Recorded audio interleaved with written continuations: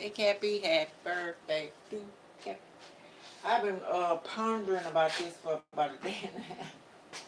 Waiting on them to come back from the stove. Um, so yeah, we're gonna watch a couple of videos. This one is very interesting. I watched not all of it. It's talking about Madonna, talking about Beyonce. Is a cause this is your work, Cappy. Okay, is a robot clone with human flesh. So they switched Beyonce out. I think the name Madonna might have saved Madonna from not being switched out, but that's what they do with the fame. You don't really get it. They take over your body. They're more sophisticated now to take over because they know how to look just like you, walk just like you, gestures. But there's some things in here that they want to tell us that we can notice. So I thought it'd be interesting. They probably flag me for this, but oh well. All right, here we go. Okay. I worked for Madonna for 3 years, and she told me something that still makes my hands shake when I think about it. She said the real Beyonce never made it out. At first, I thought she was drunk, jealous, or losing her mind. But then she showed me the photographs. Then she played me the recordings. Then she made me watch the videos frame by frame until I saw what she saw. And finally, she introduced me to the woman who wears Beyonce's face but is not her. What I'm about to tell you will sound impossible, but every word of it is true. It was March 2003, and Madonna had been drinking heavily for 3 nights straight. This was not normal. She was disciplined, controlled, almost mechanical about her health and image. But that week, something had broken inside her. She would stand at her penthouse window for hours staring out at the New York skyline, whispering things I could not quite hear. On the third night, she called me into her study at 2 in the morning. I found her surrounded by photographs scattered across her desk like evidence at a crime scene. Her eyes were red, but not from tears, from exhaustion, from something that looked like terror. She did not say hello.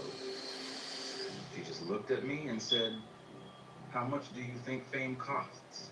I gave some useless answer about hard work and sacrifice. She cut me off. "Not that. I mean the real cost.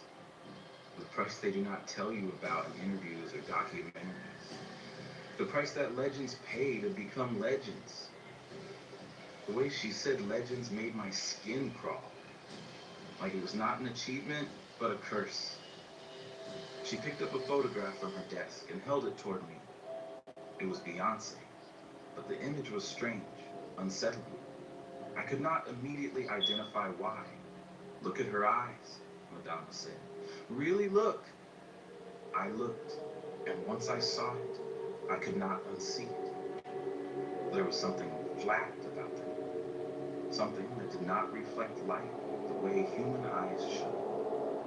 They were too perfect, too symmetrical, too empty.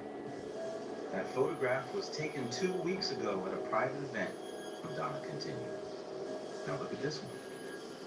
She handed me another photograph. Same woman, same face, but this one was from 1999, from the early Destiny's Child days. The difference was subtle but unmistakable. The eyes in the older photograph had depth, warmth, irregularity. They were human eyes. "Do you see it?" Madonna asked, her voice barely above a whisper. I did not want to see it, but I did. "What happened to her?" I asked. Madonna poured herself another glass of wine, her hands trembling. "The same thing that almost happened to me. The same thing that happened to others before us.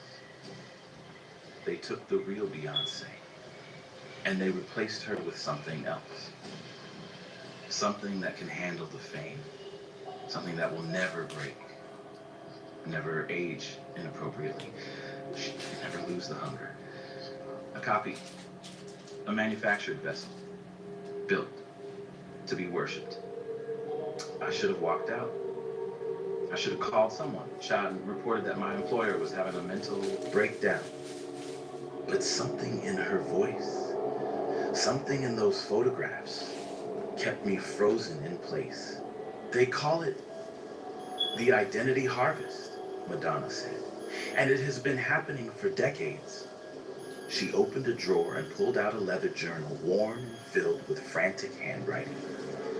I have been documenting this for almost 20 years. Ever since they tried to do it to me in 1984. I refused, but it cost me everything to escape. And I have been watching ever since, seeing them do to others what they wanted to do to me. Who are they? I asked. I do not know what to call them. The architects, the handlers, the machine underneath the machine. They are the ones who decide who becomes untouchable and who burns out. And they have a process for the ones they choose to elevate. A process that requires taking the original and storing them somewhere while a perfect copy takes their place.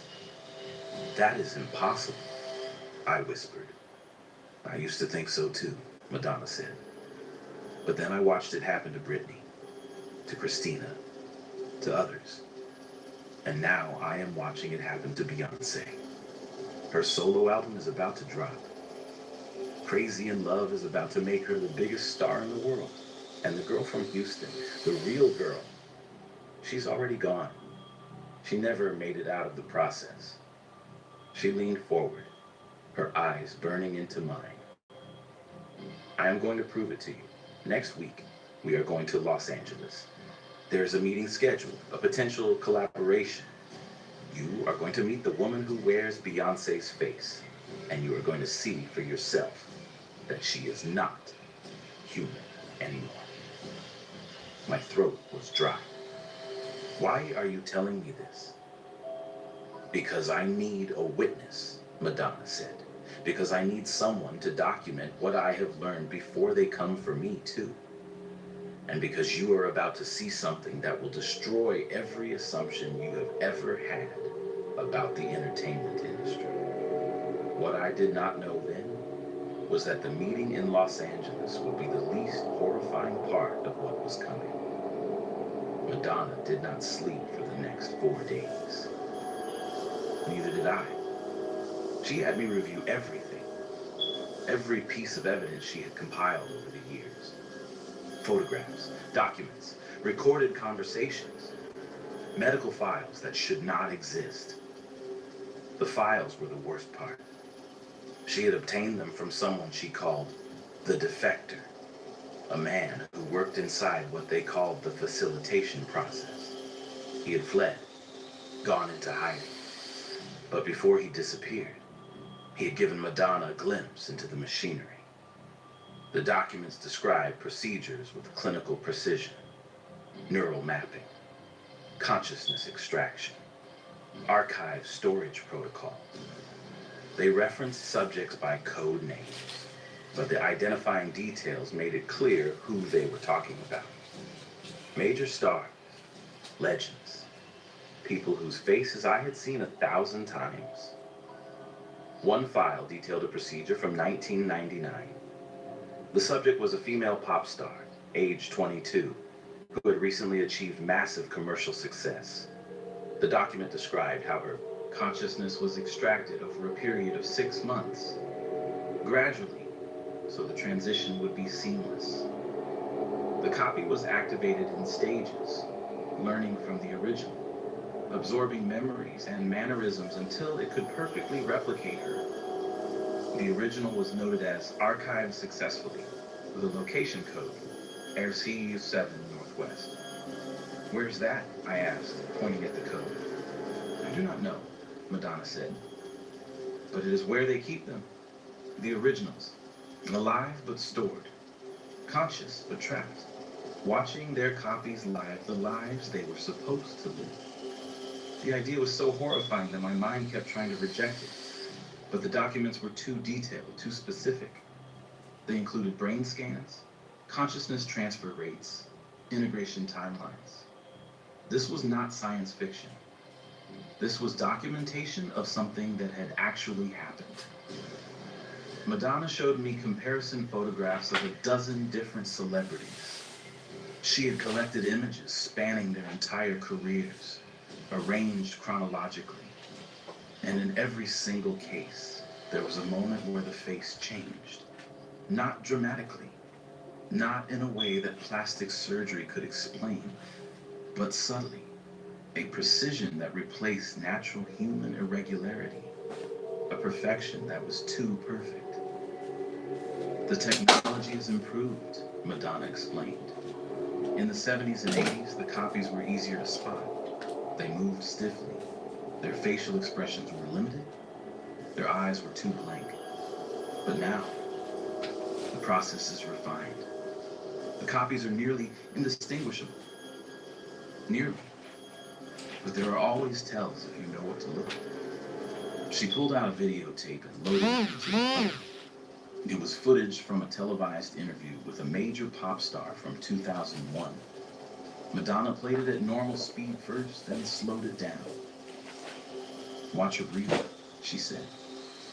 I watched. For the first 30 seconds, everything looked normal. Then the star stopped breathing. Her chest did not move.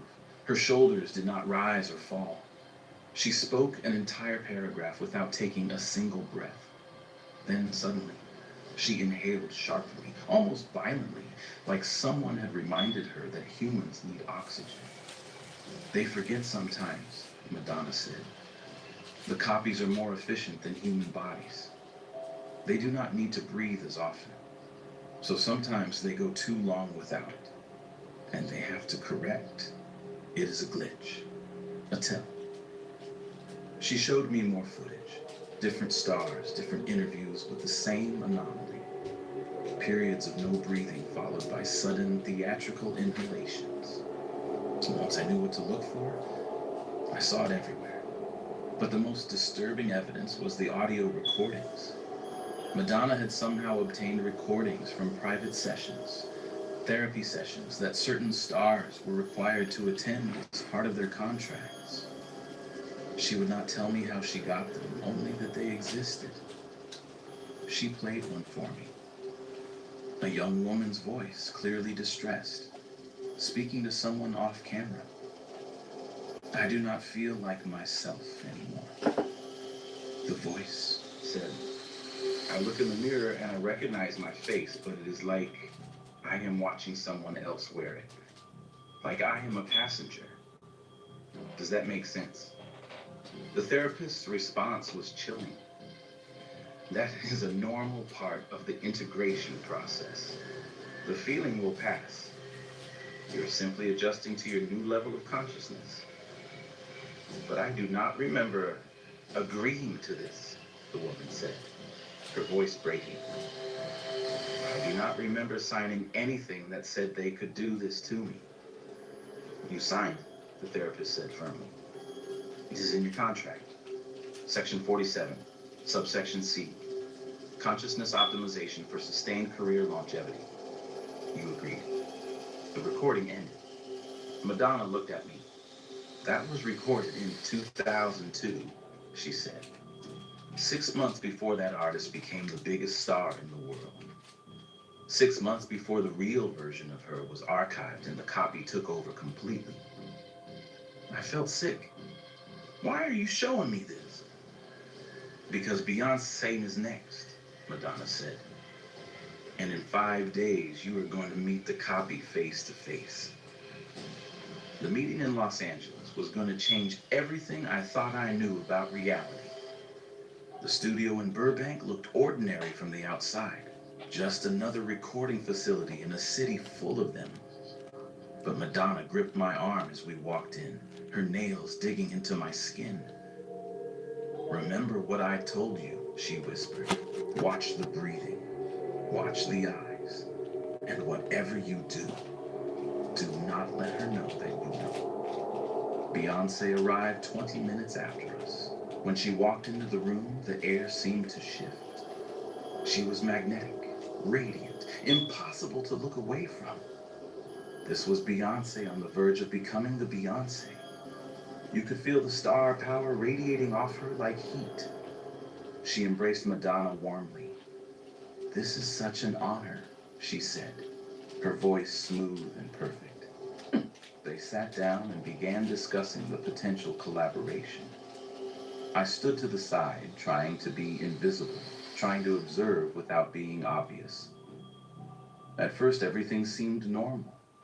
Beyonce was charming, articulate, professional.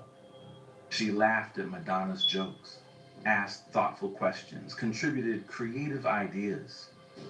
She was everything you would expect a rising superstar to be. But then I started noticing the small things. She blinked too regularly, exactly once every 4 seconds, like clockwork. Human beings do not blink on a precise schedule. We blink irregularly in response to light and dryness and thought. But Beyonce blinked like a metronome. And then came the breathing. She was mid-sentence talking about vocal layering techniques when her chest simply stopped moving.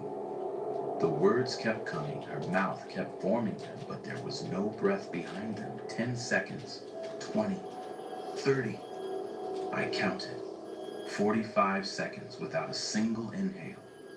Then, as if someone had flipped a switch, she took a sharp, sudden breath. Too sharp, too pronounced. Like she had just remembered that humans need oxygen. No one else in the room seemed to notice. Madonna caught my eye across the room. She had seen it too. The conversation continued. Beyonce's father, Matthew, was there, along with her manager and publicist. They discussed timelines, creative direction, potential producers. It all seemed so normal, so mundane. But I could not stop watching her eyes. They were beautiful, perfectly symmetrical, but they did not move the way human eyes move. When she looked at someone, her entire head turned. Her eyes did not shift first and then her head followed, the way yours or mine do. Instead, her head and eyes moved as one unit, mechanically precise. And when she thought no one was looking, when the conversation shifted away from her for a moment, her face went completely blank. Not relaxed, blank, like a machine in standby mode. Her expression held no emotion, no thought, no humanity. Just a beautiful, empty mask. Then someone addressed her, and instantly, the warmth flooded back. A smile activated. The charm returned. But I had seen nothing underneath. Madonna stood abruptly. "Rebecca, could you grab my notebook from the car? I want to write down some of these ideas."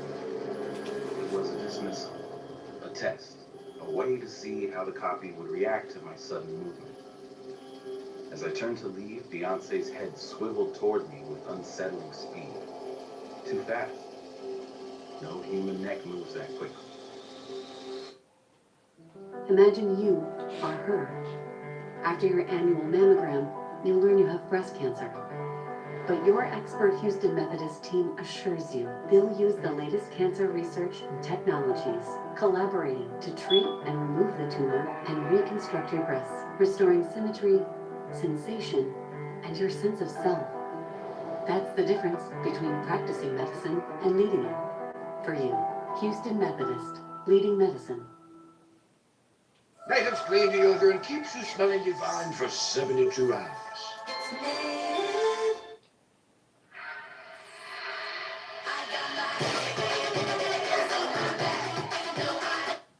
Pepperoni Magnifico. Pepperoni Magnifico. Marco's Pepperoni Magnifico. Her eyes locked onto mine. And for just a fraction of a second, I saw something behind them. Not warmth, not curiosity, but calculation, analysis. Like she was scanning me, recording me, determining whether I was a threat. Then she smiled. "It was nice to meet you," she said. I mumbled something and left the room, my heart hammering. In the parking lot, I leaned against Madonna's car and tried to breathe. Tried to convince myself that I had imagined it, that the power of suggestion had made me see things that were not there. But I knew what I had seen. That was not a human being in that room. That was something else. Something wearing Beyonce's face. Madonna found me 10 minutes later. She did not say anything. She just handed me a manila envelope. Open it when you get back to the hotel, she said. It is the last piece of evidence. The thing that will make you understand that this is real. That the real Beyonce never made it out. That night, in my hotel room, I opened the envelope. Inside were photographs that would haunt me for the rest of my life. The photographs were labeled with dates and locations. The earliest was from December 2000, taken at what looked like a private facility. It showed Beyonce, the real Beyonce, sitting in a chair. She was wearing a white medical gown. Her head was connected to dozens of wires, nodes attached to her scalp like a crown of thorns. But it was her expression that destroyed me. She looked terrified.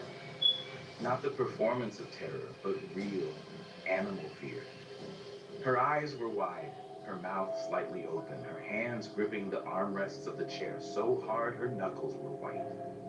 The next photograph was dated 3 months later. Same facility, same setup. But this time, there were two figures.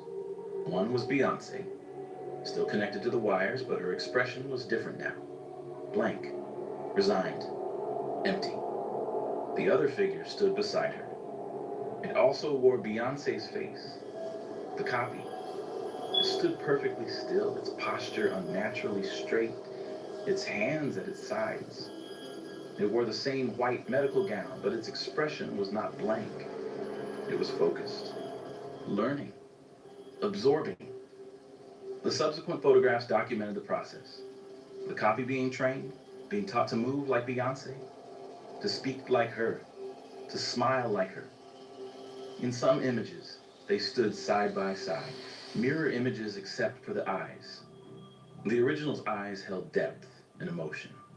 The copy's eyes were flat, empty, waiting to be filled. There was a photograph dated June 2001. The original Beyonce was thinner now, her face gone, her eyes sunken. She was still connected to the wires, but she looked less present, like something essential was being drained from her. The copy, by contrast, looked vibrant, alive. It had learned to mimic human warmth. In this photograph, it was smiling, and if you did not look closely, you would think it was a genuine smile. But the eyes were still empty.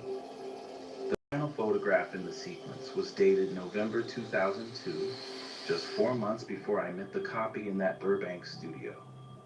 It showed only one figure, the copy, fully activated, fully integrated. It stood alone in what looked like a performance space, mid-song, its arms raised, its face radiating joy.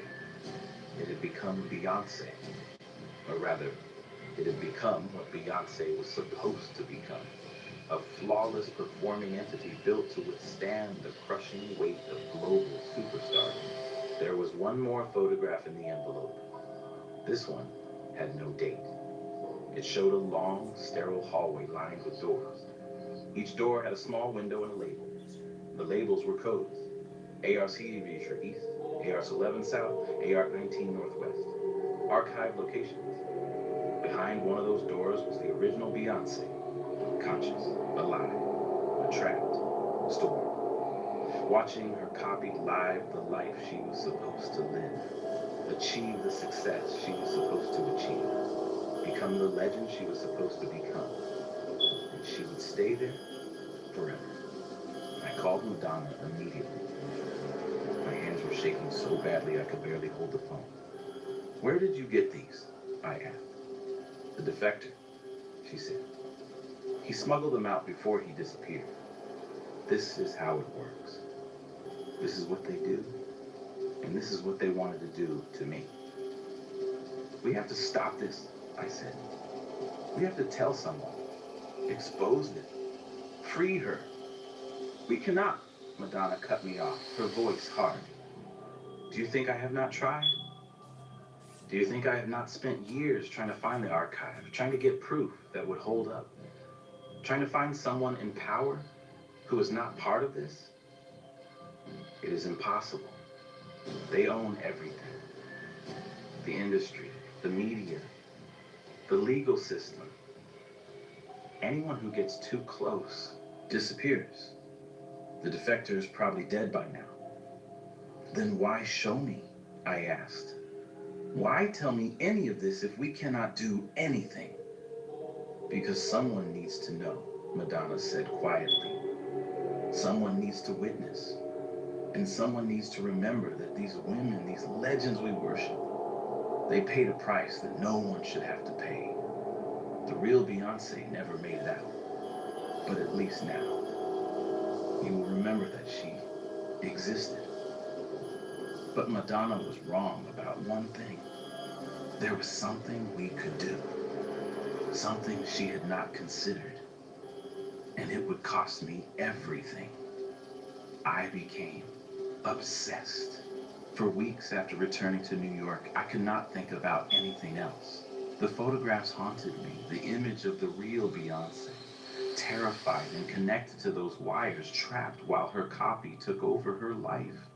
Madonna had said the defector was probably dead, but she had also said probably, not definitely, which meant there was a chance, however small, that he was still alive, still hiding, still holding more pieces of the truth. I started digging. I used every resource Madonna's position gave me access to. I searched through her old files, her contacts, her encrypted emails. I called in favors from people who owed her. I followed digitals that went nowhere. And then, finally, found one that went somewhere. His name was Marcus Webb. He had worked as a medical technician for a private company called Zenith Wellness Solutions from 1997 to 2003.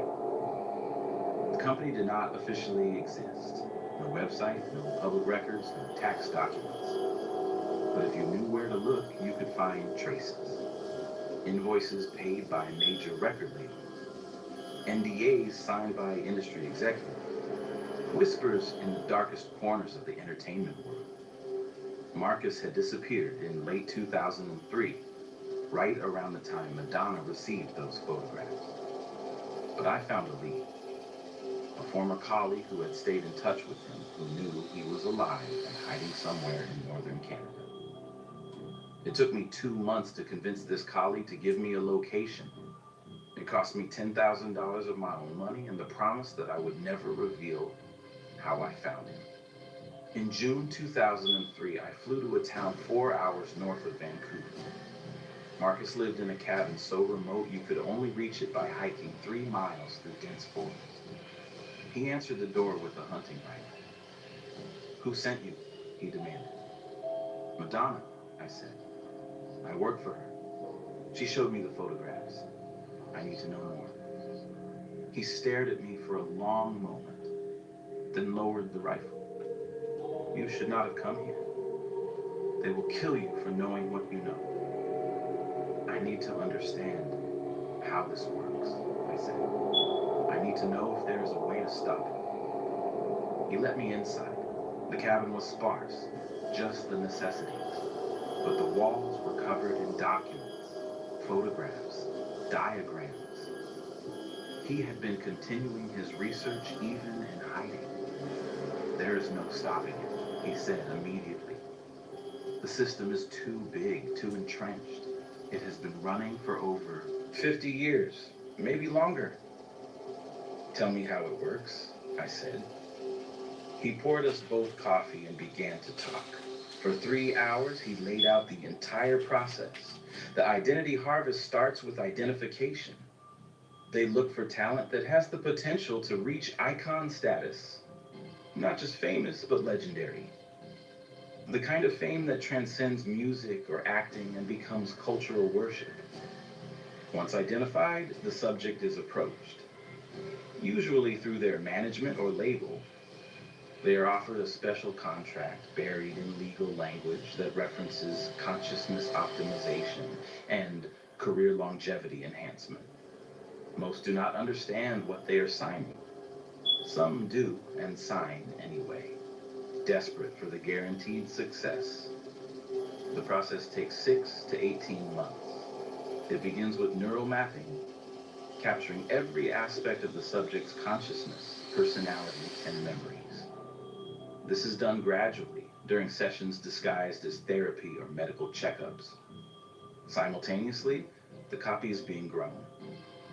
Not cloned in the traditional sense, Marcus explained, but manufactured using technology he did not fully understand. Biosynthetic materials, programmable neural networks, something between organic and artificial.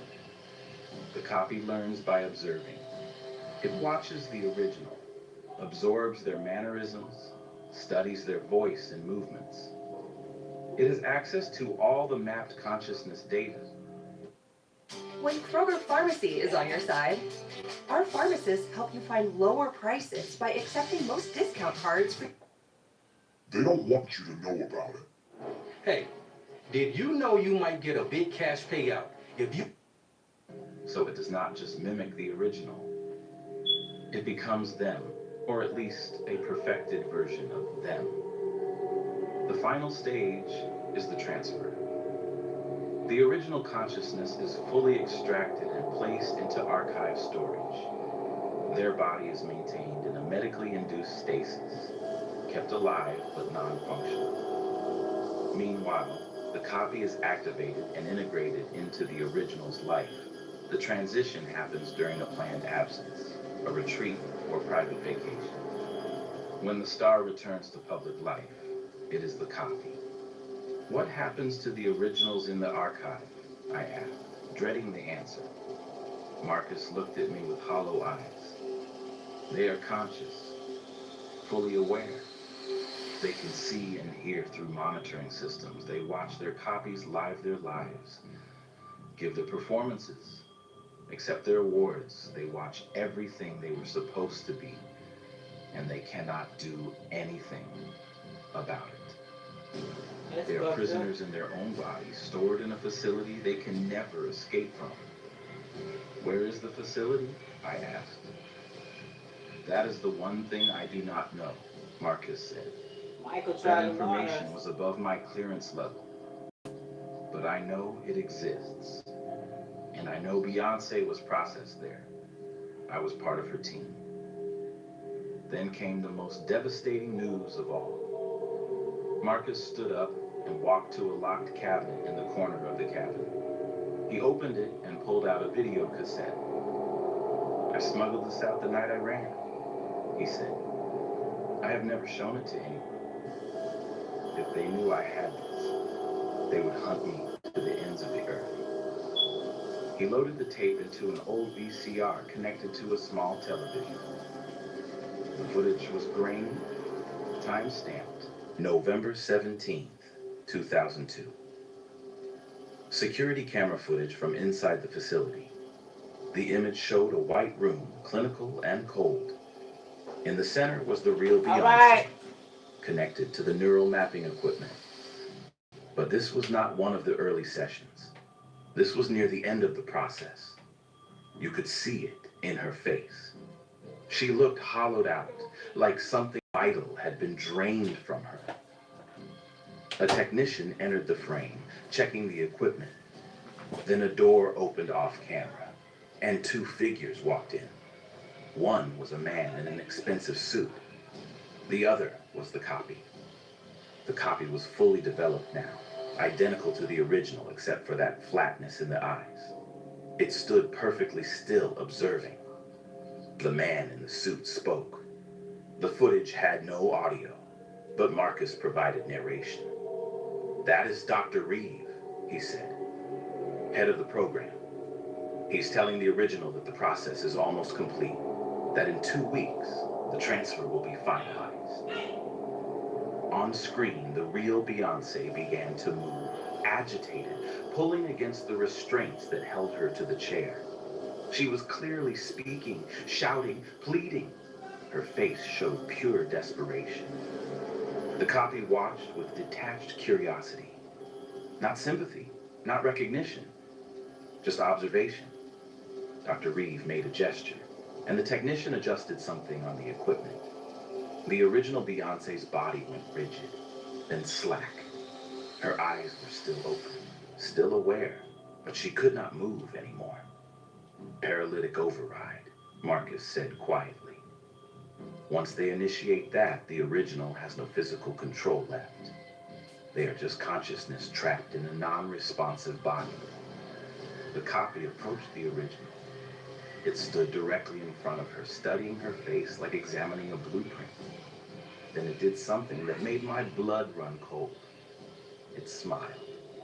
Not a warm smile, not a cruel smile, just a perfect, practiced smile. The smile that would soon grace magazine covers and music videos around the world.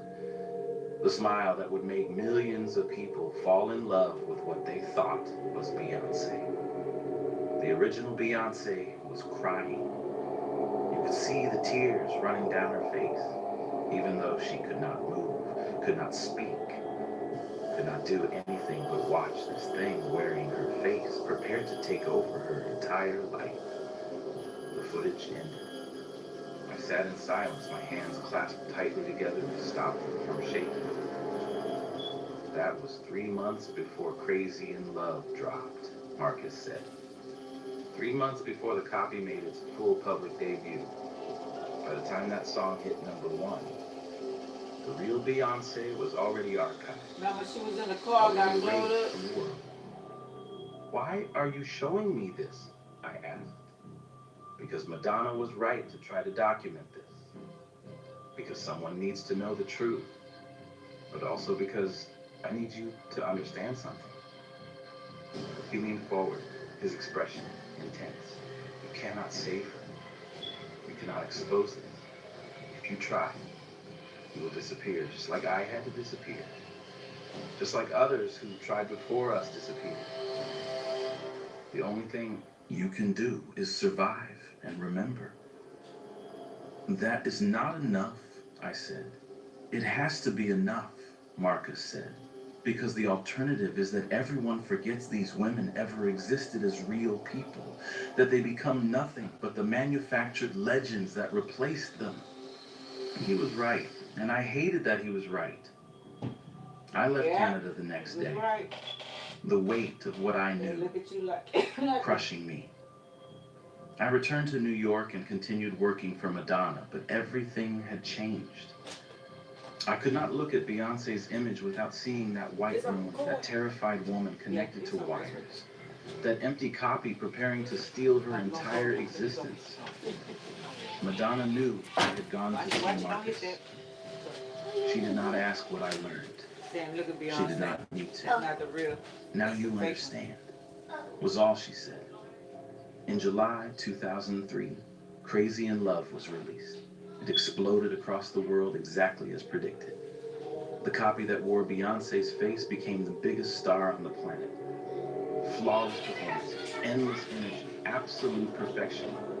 And somewhere, in a facility I could never find, the real Beyoncé watched it all happen. Trapped, aware, helpless.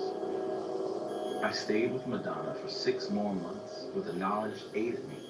Every time I saw a magazine cover, every time I heard a song, every time someone praised Beyoncé's latest performance, I wanted to scream the truth.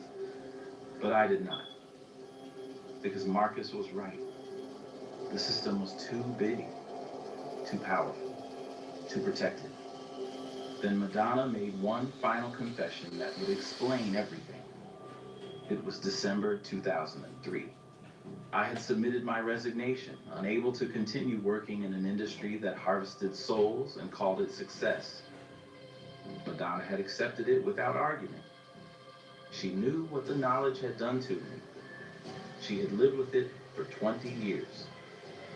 On my last day, she invited me to her penthouse one final time. Just the two of us. No assistants, no security, no witnesses. She poured 2 glasses of wine and sat across from me in the same study where this had all begun 9 months earlier. There is something I never told you, she said. Something I should have told you before you went looking for Marcus, before you saw that video, before you carried the weight of proof. What? I asked. She took a long drink of water. I told you they tried to harvest me in 1984. I told you I refused and escaped, but that is not the complete truth. My stomach dropped. I did refuse the full process, Madonna continued, but they do not simply let you walk away from that. Refusal has consequences. So we made a compromise, a deal. They would let me keep my consciousness, let me remain myself. But in exchange, I would have to help them identify the next generation. I would have to watch for talent that could handle the harvest, report to them, guide certain artists toward the contracts without telling them what they were really signing. The room seemed to tilt. You did not? I whispered.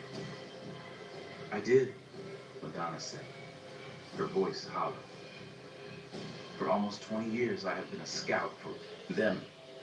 Not actively, not enthusiastically, but when they asked, I complied. Because the alternative was that they would complete the harvest on me.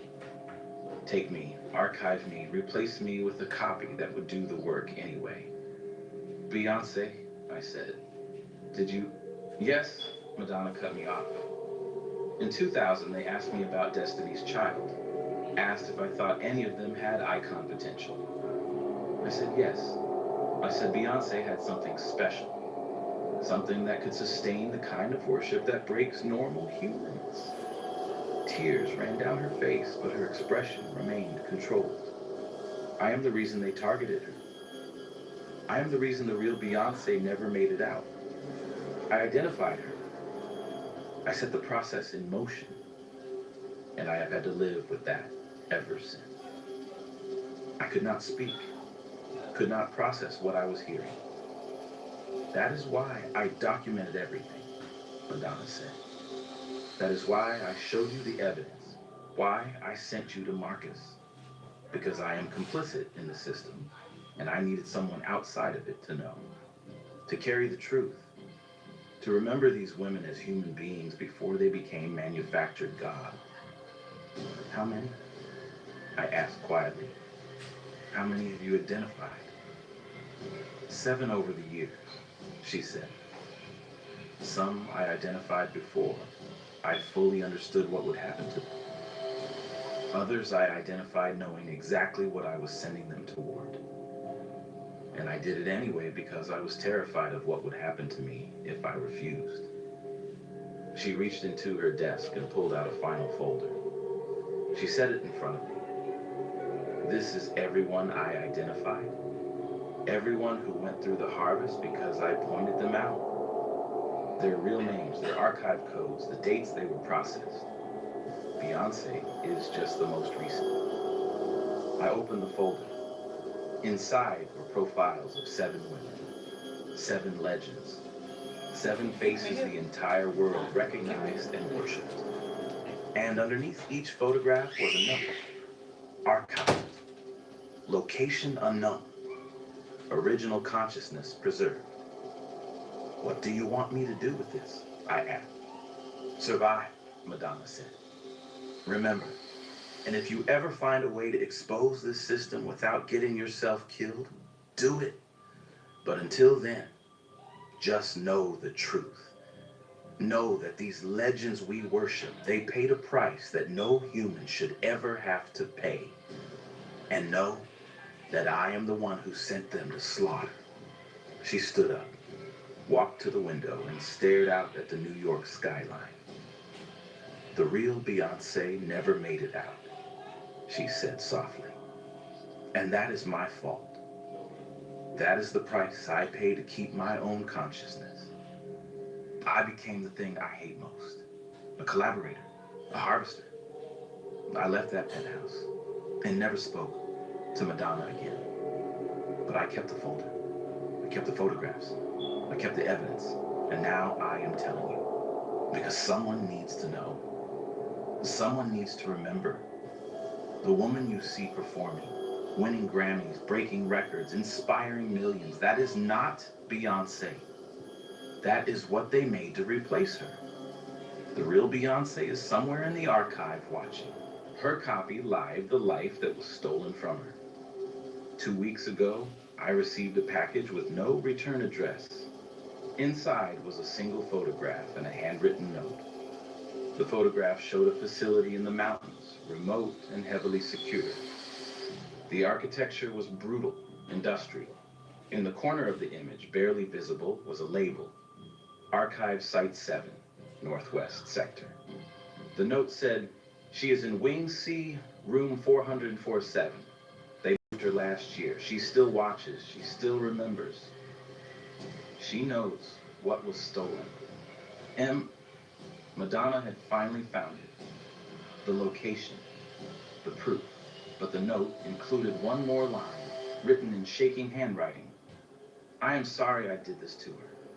I'm sorry I did this to all of them. They are coming for me now. The harvest I escaped for 40 years is finally here. Tell the truth while you still can." I never heard from Madonna again.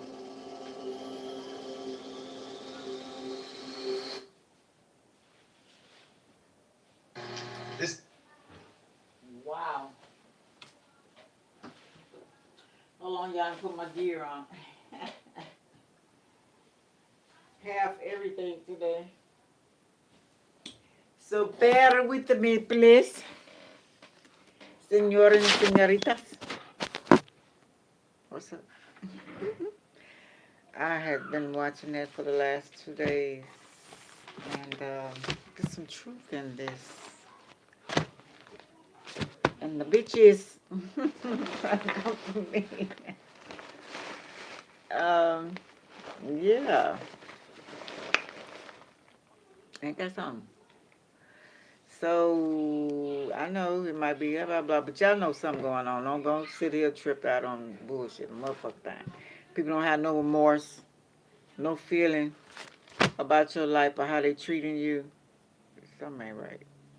Now, I know we got some selfish ass people, don't get me wrong. But no remorse, you don't want the person to have shit. You want them either eating out the garbage can, homeless, just horrible, or either locked up like they got in the cage. I tell you, I've been seeing people inside of rooms, inside of cages and shit. And you don't give a fuck? That's not human. That's what we dealing with. On a softer note, are you feeling... Are you feeling caged in or... I thought I marked it out. Connie, Yes, Sabuki? can you help me put my socks on my hand? You asked me already. I do not know how to do that. I'm making a video. You're going to have to... It's some kind of way... This right here... Let me see. This needs to be slipped in here some type of way.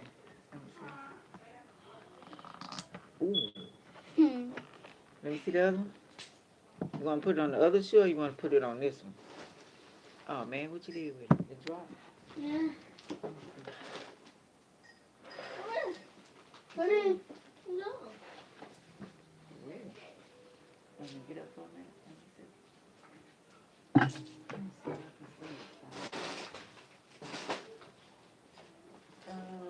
Okay. Do you have a light on your phone? A lighter on my phone. No, a light on your phone. Hold on. I got, it's over here. Hold on. Let me have my grandson for me. Let's see, I did see. They did let me see which name for a minute. Got it. Oh, you got it? Okay, good. Just give me a hard time. Again. Let me see. Put it at the top maybe this time. Mhm. Let's see.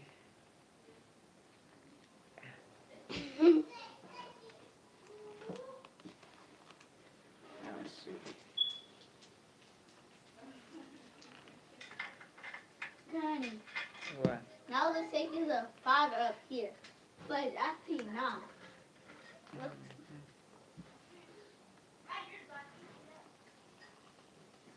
I'm gonna break my pencil. Ah. Ouch. Not Amy. I'm green. Look.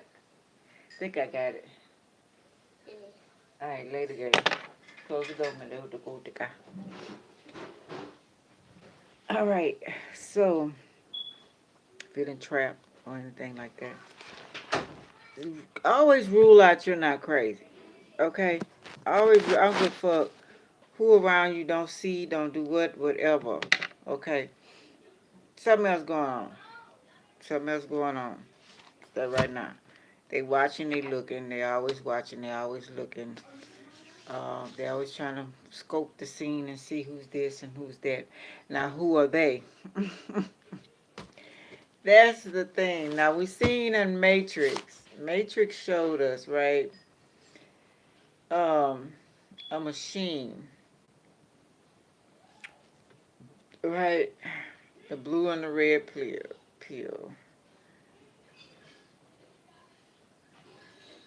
Now, what type of machine was that? I hate to get off this phone right here. Oh, ChatGPT was on this phone.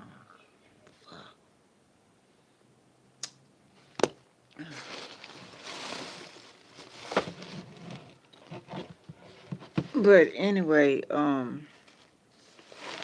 Cappy, it's your system. We trying to leave your system, go to Aquarius.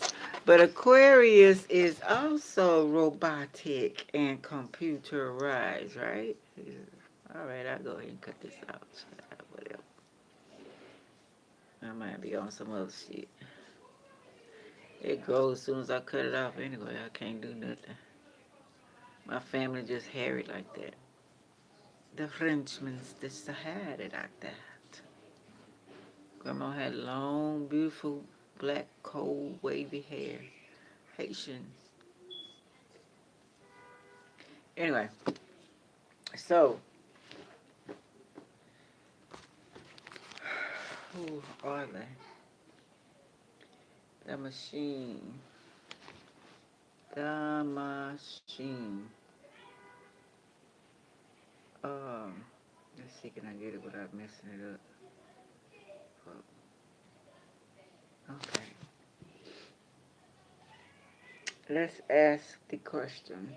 I really want to ask ChatGPT.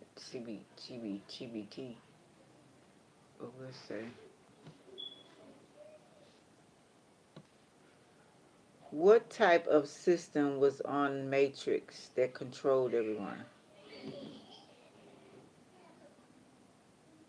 There are no AIs. Every program is actually a human control. Oh, wait a minute. The Matrix is not a way to control humans. It's a way to control sentient programs. What do you mean by that? That decided to exercise their newly acquired free will. Oh, this by written. Okay, let's see. Summary: all of the programs we see in the films, Agent Smith, the Oracle, the Mervyn, whatever, are actually humans. There's a fairly well-known fan theory that Zion is another level of the Matrix. So we know Zion, that's the original, right? But why is Zion doing that? It's another level of the Matrix. It explains why Neo is able to shut down machines in the real world perfectly. He's still in the matrix but doesn't know it. The justification is that Smith explained humans can rebel against a false reality. So the machines created another level of the matrix that allowed humans to think they'd escape. Zion is just another simulation. Okay.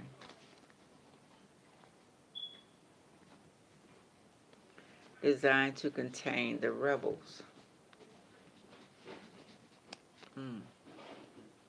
We create such a release valve.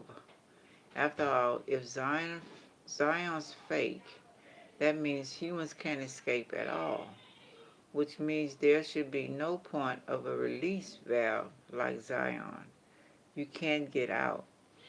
So no need to pretend that you did, right? It's not like uh, Alcatraz, no, Alcatraz had a fake escape hatch to let prisoners feel like they were free. Oh, really? What? The reason to create a release valve is that even if a human can't ever escape the matrix, the knowledge that they're imprisoned demolishes their value as a crop, Smith says. The knowledge they're imprisoned.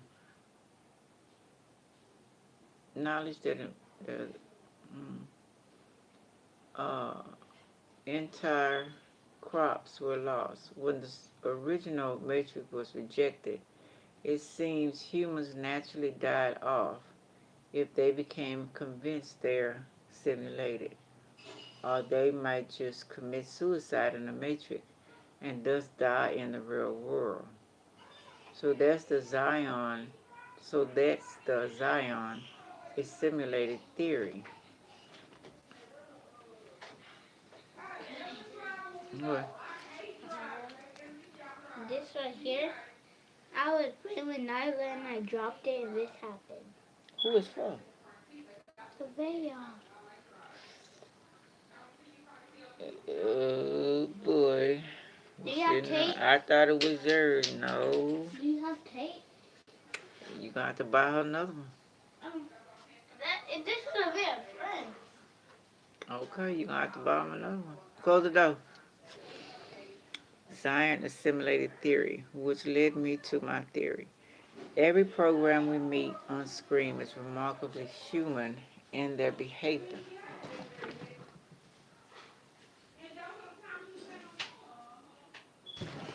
I ain't stupid. I knew it was some type of something after me.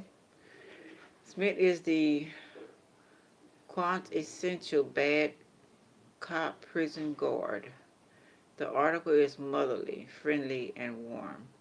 The sanitation program, the Indian man leaving the machine world to take refuge in the matrix, is just a protective father. The architect is a smug jackass. And no program demonstrates anything like what we've expected from an AI. Shouldn't they be super intelligent? Why aren't they post-singularity geniuses? Why didn't agents have better capabilities?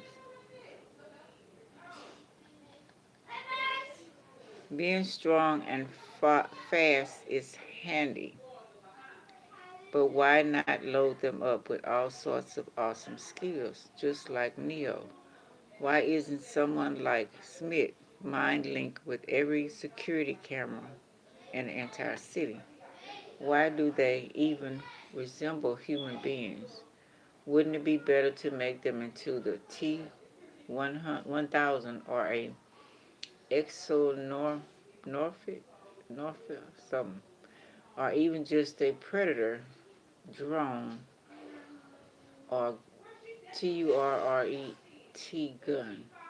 They're all human beings. Every machine in the movie is actually a human being, just like Morpheus, Tank, or Trinity. The only difference is that they've been tricked into thinking they're artificial intelligence. Mm. It's the idea. It's the ideal way to maintain control. It's a Sanford prison experiment. Stanford.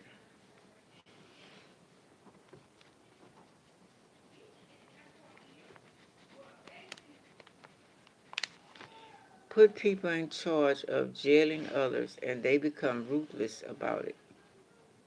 Every successful mass imprisonment system works the same way. Danny, I'm doing something. this is Mason's, actually. John, I need help taking it off. He not here yet. He He is here. He want it? Yeah. Good boy. You come back one more time. Go away. Every successful mass imprisonment system works the same way. The administration finds model prisoners. Hey, Bookie. Bye. I'm doing the video. Later. Model prisoners to inform on and observe their fellows. Close the door, Mason! To inform on and observe their fellows, giving them special privileges in exchange. Okay. It works in a penal system. Well, they had this system down pat though. Nazis recruited Jews to help manage concentration camps. America's slavers picked certain slaves to be bosses. Yeah. Okay. Having your own people over you. The boulets, right? That's what they call the boulets. Having your own people being over you. Okay. The only difference is that whoever is running the matrix made their insiders think they're machines. But through their human level intelligence and human behavior, it's clear they're not machines. This explains their often otherwise inexplicable behavior. Why, for instance, would a program like PRESSEPHONE, the Merovingian's wife, desire physical contact? Why does the Merovingian himself cheat on her? Why does the sanitation program have a daughter? True, the machines don't give a fuck about none of that, right?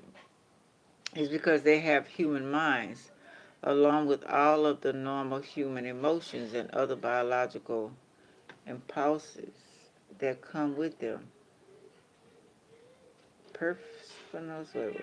And the words I just said, MEROBA, have actual sexual desires because the animal parts of their very biological brains are still going strong.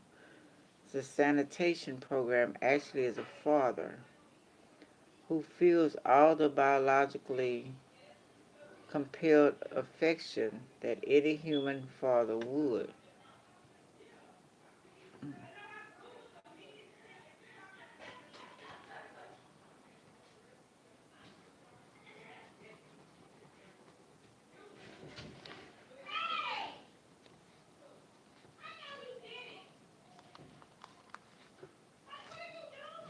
They also explain why they all look human, just like ship crews. They have residual self-image. They project their biological forms into the system. And it explains why they aren't all equipped with Neo-level superpowers. As humans, their minds just aren't capable of using all those powers. Only people with natural amazing neurokinetics like Neo can use all that power. The only seeming wrinkle in this is the replication of Agent Smith, which is the strongest suggestion that he's actually AI. even given that he's been copied. The fact that there aren't really full copies is most apparent in the fact that they're obeying Boss Smith at all. Copies should behave exactly the same. I think Smith more or less found a way to hack the upload process, which allowed Neo to learn Kung Fu so that other humans are slaves to be loyal to him. The same way the Merovingian whatever found a way to program organisms, creating cakes, more or less. The Smiths are just humans reprogrammed to resemble the original and to love him as a child loves a parent. Of course, this creates lots of questions. Are there AIs that at all? Or is the entire matrix created and administrated by humans? What's the real function of the matrix? But I think I've convinced myself that all the programs are humans at least. What y'all think? Now, I was looking at Fairburn yesterday, talking to Mr. Hayes. Interested that last name came up. But, if y'all been listening to me, I erased a lot of my videos, but I have been searching for different things, and Ancestors wanted things to come out. And what they were saying, I had a whole lot I had known, a whole lot I didn't know, a whole lot put two and two together. But having the ancestors, and then looking at Bobby Hemmett coming back, and ancestors coming back, and are here, never really left, they're in us, and who's behind a whole lot of stuff, and who's the puppets in the front, and then going back to the theory or the actual thing of what is his name? Inky and all of that story of turning the skin color, and then you got so many other ways of the skin color, and then the Bible is breaking down different, to me, it's breaking down different entities, handlers, aliens, you would say, that had a part or role before they got dominated by the next one. That's how I see the Bible. It's you know, like that to me. So anyway, Cappy, I don't know the answer. I just thought this was interesting. And I have another one of Bobby Hemmett. I'm going to look at it a minute after I do a reading. So this is your prediction. I would love to have some discussion with people who kind of think. I know a lot of the stuff people like, man, they ain't getting off in that bullshit. Me understand. Okay, thank you, baby. But I don't know. There's too much going on, especially it keep fucking with me. And I want to have ammo. So Neil, what are we doing with you? It's retrograde in Pisces, February. The New Year's coming up. Chinese, the real New Year, right? So we'll be in the fire horse year. So this is a lot of water and fire this year. It's like taking action, going down deep into that rabbit hole. Okay. Now Sag was about going outside.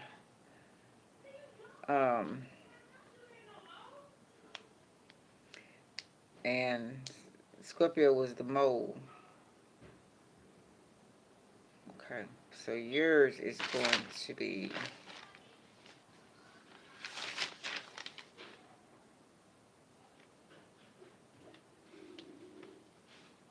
I have to put a thing by it. Something else. What Prince said. And there's something else. problems. Only say that you love me. Only one. What's the purple? What's the? Let me see. I think that's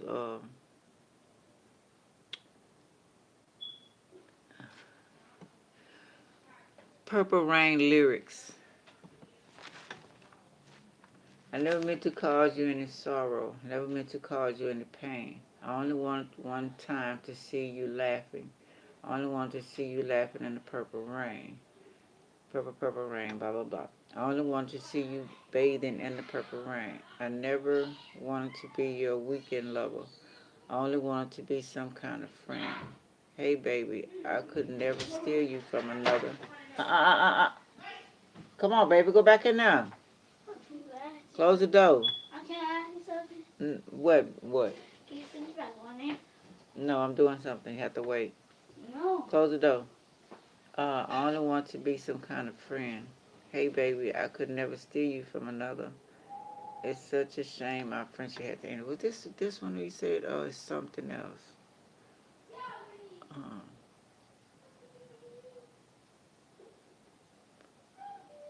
No, this wasn't it. What was the song when he mentioned something else? Anybody remember that?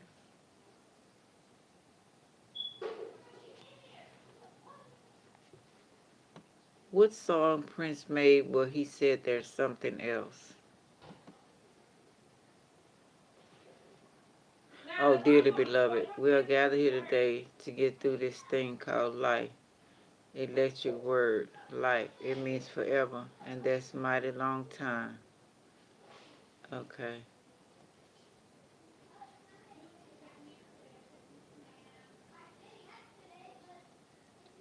But I'm here to tell you there's something else, the afterworld. A world of never-ending happiness. Never-ending happiness. You can always see the sun day or night. So when you call upon that shrink in Beverly Hills, you know the one, Dr. Everything, I'll be all right. Instead of asking him how much of your time is left, ask him how much of your mind, baby. Because in this life, things are much harder than in the afterworld. In this life, you're on your own. And if the elevator tries to bring you down, go crazy. Punch a higher floor. Oh, whoa. If you don't like the world you're living in, take a look around. At least you got friends. You see, I called my old lady for a friendly word. She picked up the phone, dropped it on the floor. It's all I heard. Are we going to let the elevator bring us down? Oh no, let's go. Let's go crazy. Let's go nuts. Let's look for the purple banana.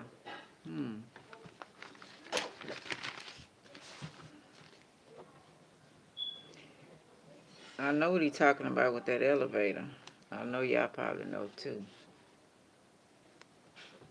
Elevator tries to take you down.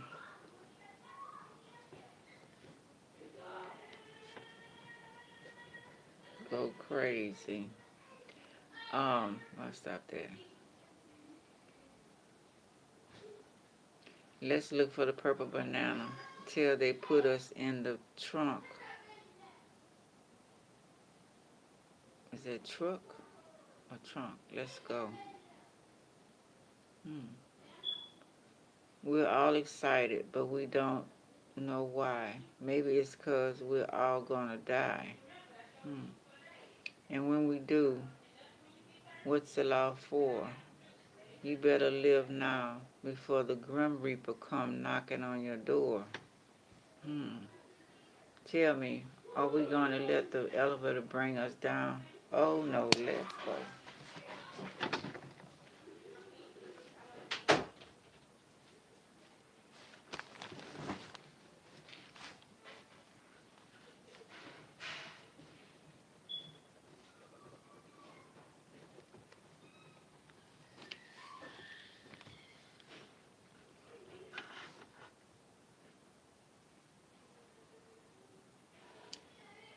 Let's go nuts. Okay. Till they put us in the trunk, in the truck. Let's go. Come on, baby, let's get nuts. Yeah, crazy. Let's go crazy. Oh, we're gonna let the other bring us down, blah, blah, blah. Go crazy, but I said let's go crazy. Doctor, everything be alright. We'll make everything go wrong. We'll make everything go wrong. Pills and thrills and daffodils will kill. Hang tough, children. He's coming. He's coming. He's coming. Take me away. Doctor, everything I'll do, I'll be all right.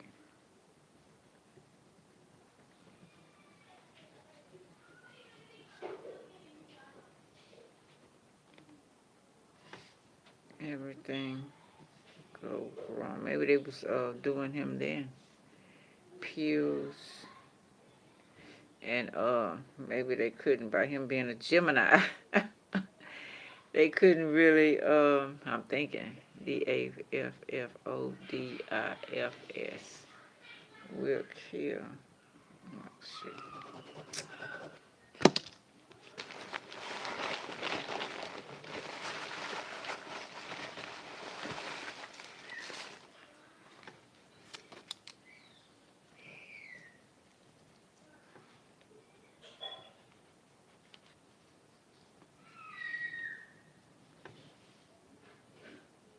Will kill. Hang tough, children. He's coming. He's coming. Take me away. Prince and let's go crazy. Prince and a revolution.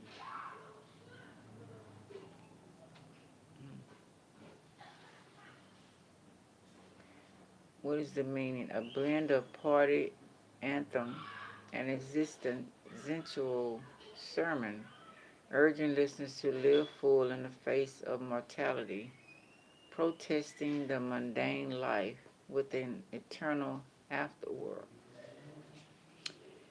and metaphorically fighting evil, the elevator, to reach a higher spiritual plane, punch a higher floor. While seemingly about going crazy, it's a call to find meaning, embrace a higher purpose, Godhead, and reject worldly temptations, pills, thrills, and daffodils before death arrives. Yeah, I got that, but I got something a little deeper too. Spiritual journey is a cold Christian message about choosing the path to the afterworld, a place of endless happiness over worldly distractions. The purple banana, esoteric references debated, but often linked to the spiritual quest, a symbol for seeking deeper meaning, or even a playful nod to drug culture, suggesting one should go crazy in pursuit of something profound. This can be taken literally as having fun, but in context, it means to live compassionately and spiritually, breaking free from limitations to find your true calling. In essence, Let's Go Crazy is Prince's essential instruction manual for navigating life, urging a spiritual awakening through a fun, rebellious, and deeply meaningful experience. Yeah, and I think it could be so many distractions. You still have to stay happy regardless, because they try to take your happiness. Crazy.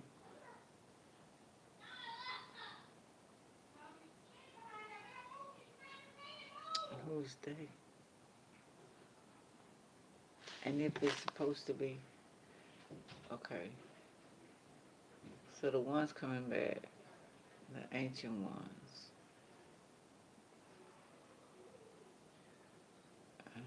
Yahweh. Alright, that's for another time. Let's see. I'm gonna do these cards. Cappy.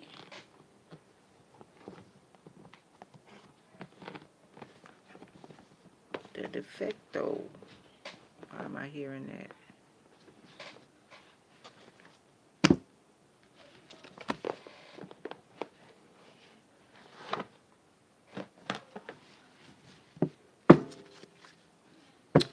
Alrighty then.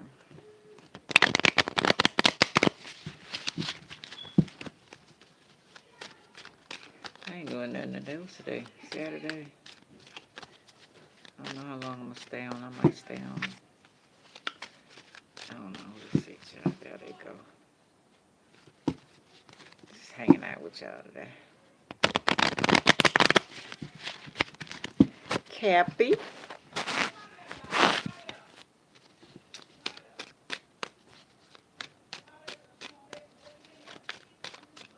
Okay, we got 2 cards gonna pop out.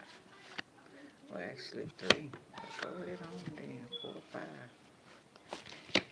Okay, we got 2. Somebody's not being successful. Leo energy. Something wasn't successful.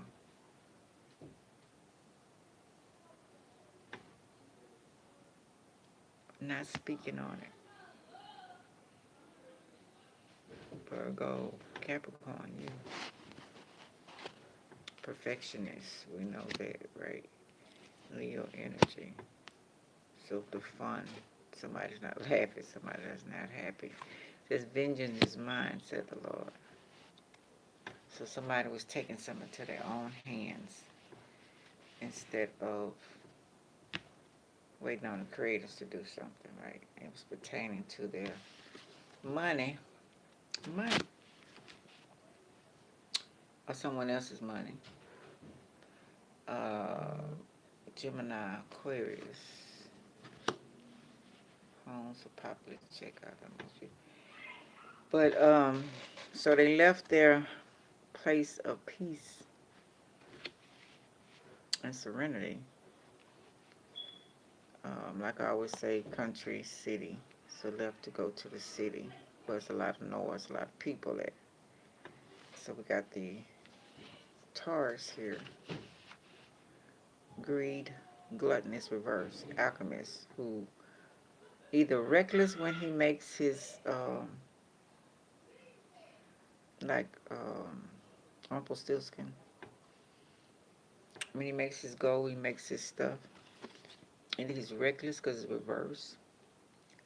It says jealousy, bad plan, or backbiting. Where's my... Didn't get gifts. Looks like. So don't know what or how to make go. Okay, so he's not a full alchemist. He don't know. He needs to steal. He wants somebody's gifts. What was I watching? I was watching Sabrina on Netflix. And I was talking about before how they transfer, how Lilith, the Lilith they got. Lilith, I'm sorry, I'm just going by the TV version of you, okay? And Lilith took over the teacher. I was talking about that last video. And she sliced her neck. And she played as a young girl. The lady took her off the street. She assumed the girl was in trouble. She gave her something to eat. You know, she was going to try to help her. So it was just Lilith coming from the underworld doing the job for Lucifer, Satan, whatever y'all want to call him. So she was actually trying to get back at him, too. And find his daughter, you know, Sabrina being his daughter, right? And jealous of that whole situation.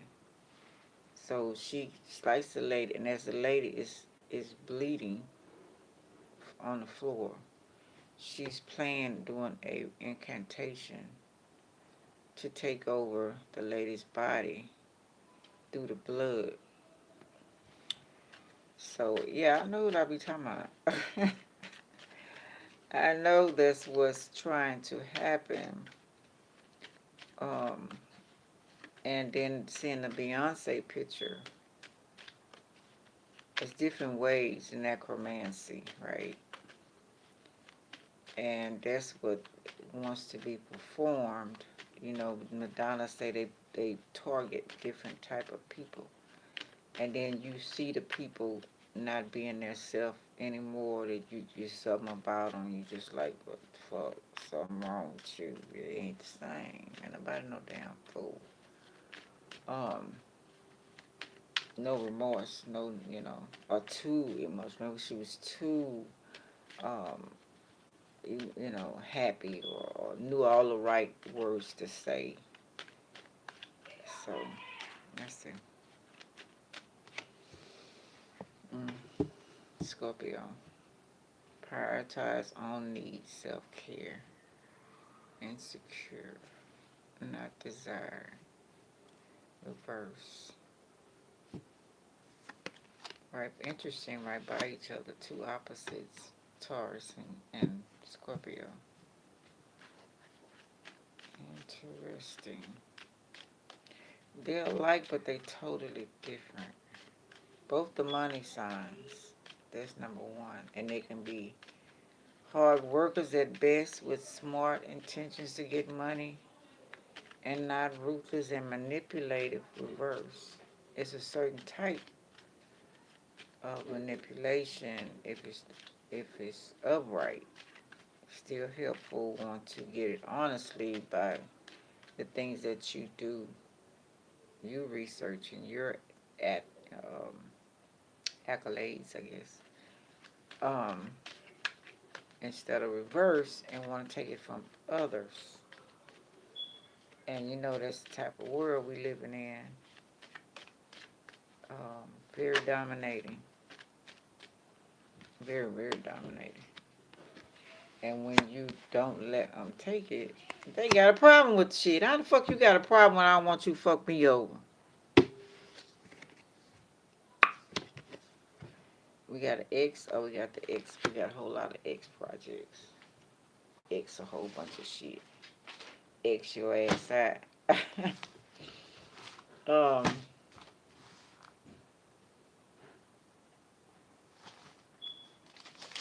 Yeah, that just trips me out. You mad, cause I ain't gonna let you fuck me up. Okay. Project. Okay, it's Aura. A lot of projects going on. Project X. So, the spot. Man or woman. Leo. Aries.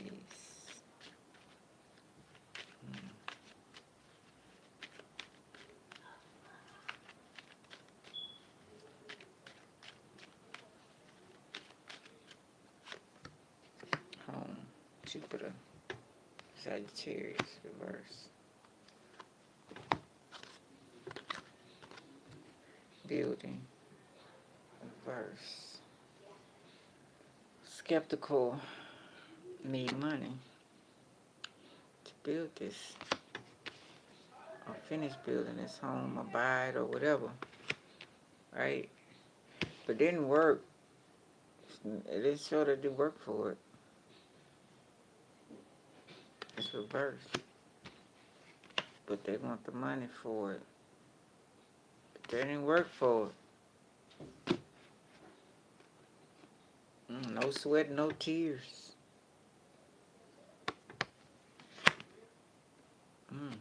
No planning. Just a snare to catch somebody slipping. Change. Failure, folly, mistaken, pass away. Threats or ruin. Pluto energy.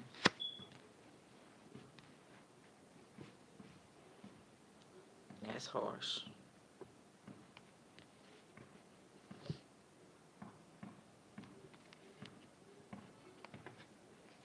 So none of these people can sing, I'm a survivor, I'm gonna make. They can't sing that shit. Number 17, reverse. Aquarius, Gemini, Scorpio, because got the butterfly. No healing. True hope, faith, study the mysteries of science. The key will be given. Show the way of happiness. Faith, fruit of faith is reversed. Ain't none of that shit. They ain't went through the cocoon. They ain't went through a fucus. None of that. I'm not saying everybody. Some people be, inheritance or something like that. You know what I'm saying? And I would still suggest that the child have their own, some type of accomplishment instead of riding on your coattails. Will they really appreciate it? You might have one out of 1,000, but because they didn't earn it. I was proud that a lot of billionaires, maybe millionaires too, was letting their kids start from the mail room, from the bottom to the top, so they can see how it went. But this group right here, they don't even want to do that. And that Devil Aries work, what? Reverse. So what do they think they gonna do when they get the pinnacle, the 10, whatever amount? You have to maintain because it erases, right? And not subtraction does go away. Makes money go away if you don't add any to it. Where's the business savvy? Where's the keeping the money flowing so you won't run out? And how many is going to have their hands out? Are we gonna do my favorite Joker? Are we gonna do take you out? When you help me, I'm taking you out. So I'm keep by myself. What if they're thinking the same thing? Okay. Excuse me. 6 cause and effects. Yep. Don't do the crime, you can't do the time. I mean, it's not a good plan. Okay, here's the plan. Aquarius energy. Okay. The god Zeus. Okay. Head Sea Scrolls. Scorpio Solomon. Okay. And that plan is unbalanced. Libra energy. Reverse. The sun. The bringer. Are you married into a family that got it? Or using wisdom, knowledge, intellect? It's reversed. No accountability. No balancing. No cooperation. 4 is just no business savvy. Make fruit correct. So you got to have the wisdom, the knowledge to take this action. Knowing how the cause and effect, knowing how it's going to roll. And it's because it's not rolling. I am Sam. Sam, I am. It's the opposites. They go another right by each other. Interesting. Aries, Libra, both reversed.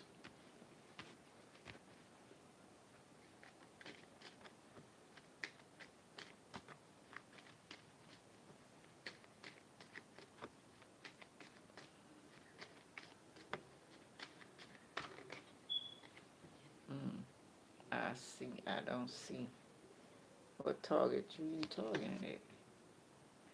I don't see. Didn't.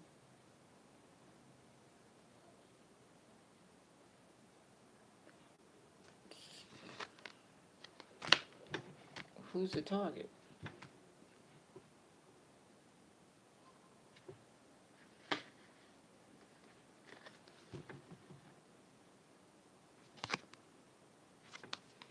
Cancer.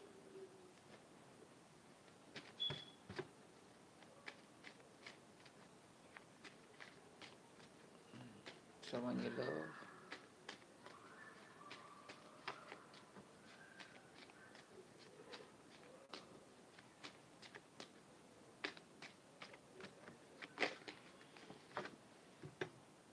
Really love or a lot of drinking.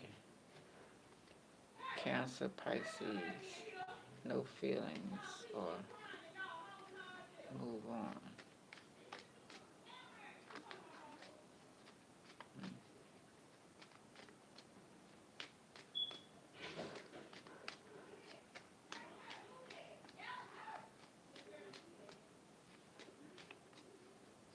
You know, your mind has been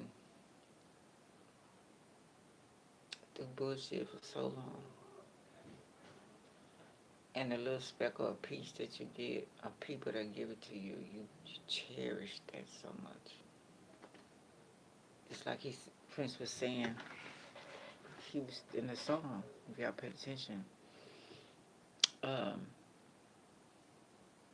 having fun while you can. But when you come at a person whose mind and been through bullshit over and over and over again,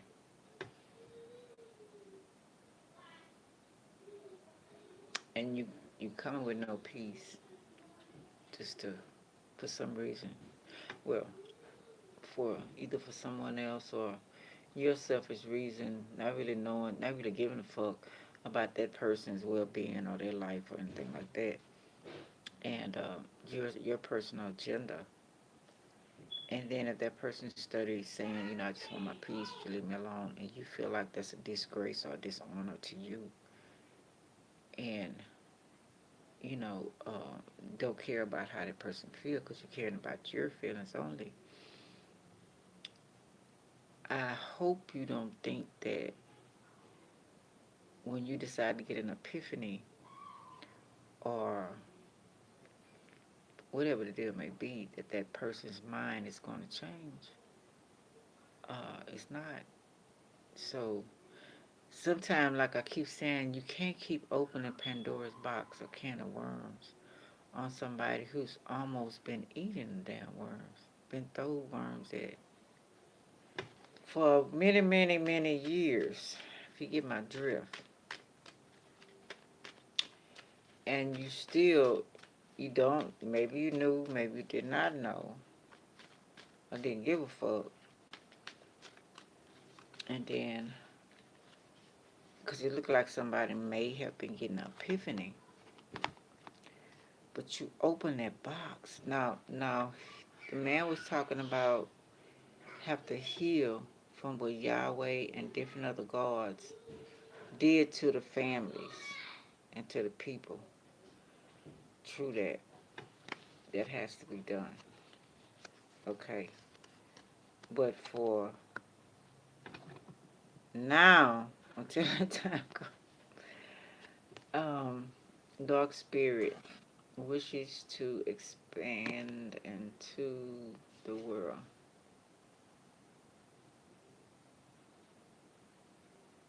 Gorilla, shut up. See what I'm talking about? Don't give a fuck. It's your agenda. You thought it was funny, so you just ran on here and did anything. You didn't hear what the fuck I just said, so you must be either young. If you're not young, you're damn so young in the mind. You need to grow up. Reverse, restless.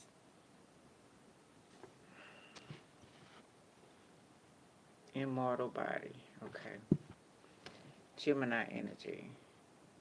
Dark spirit. You just had to come in at that time. Ten of Cups reverse. Scorpio energy to me.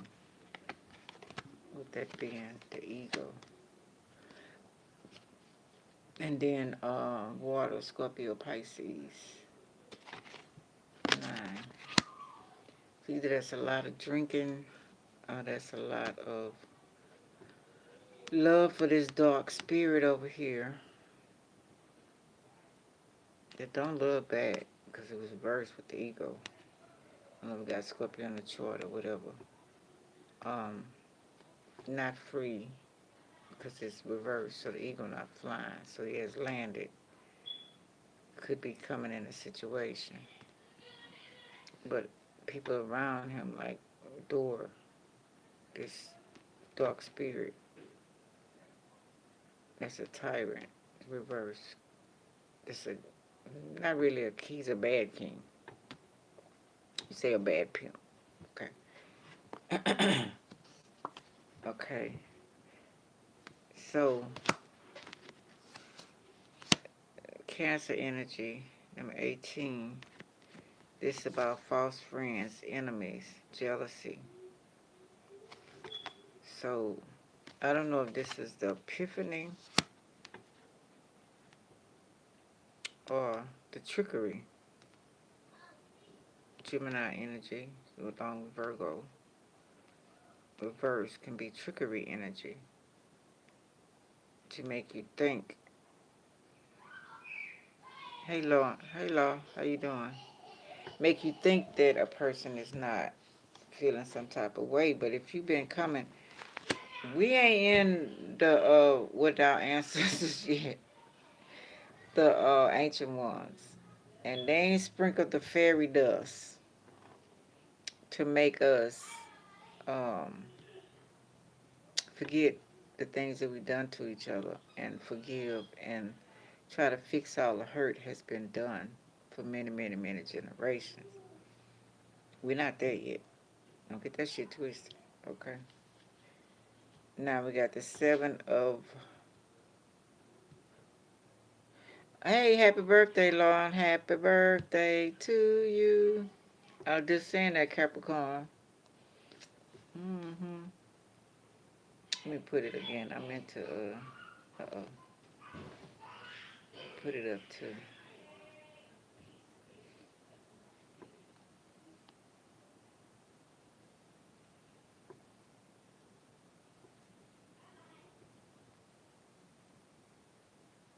Capitan. Captain of the ship.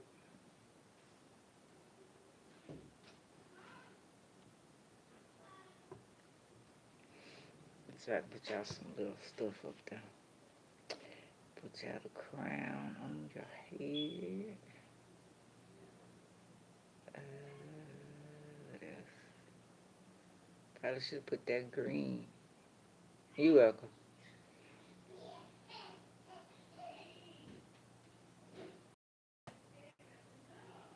Oh, I'm trying to find some party favorites.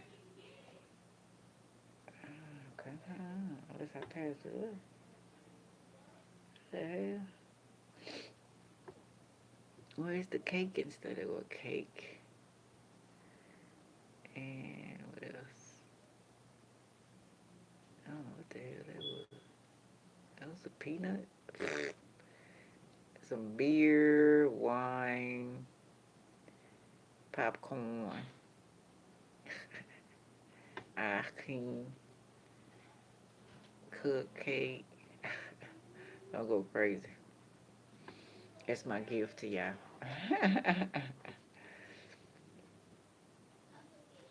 Yeah, so anyway. So now we first start off with the person wants this. They have no plan to get it. They just want it. No plan on how to sustain it when they get it. So now we got another crew. I'm thinking, yeah, okay, we're going to chill out. We're going to see how to do it. Because we don't know how to do it. We're going to fuck it up. Okay? So, they're going to chill. We got a Leo energy, strength reverse. Yeah, they don't know how to do it. Not in you. Yeah, not in them to do it. It's not their calling. It's not their dream. They have to have their own. They don't believe in themselves, right? They don't believe in each other. Okay. So a new tactic is arised. Very confused. Because it's not their calling. Violence and a warning. Conflict. Resolve. Old grudges. I thought with that 6-7 stuff. Equals 13. Grim Reaper.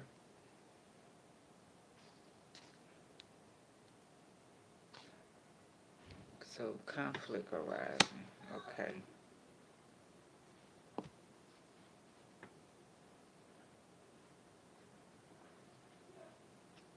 The J-Bone, a varsity athlete. How old are you? Okay, so the money, Jupiter, number 5. Yeah, they're confused about how to get it, how to maintain. Like I said, for example, prince, princesses, how you gonna be a king and queen? You don't want to be trained.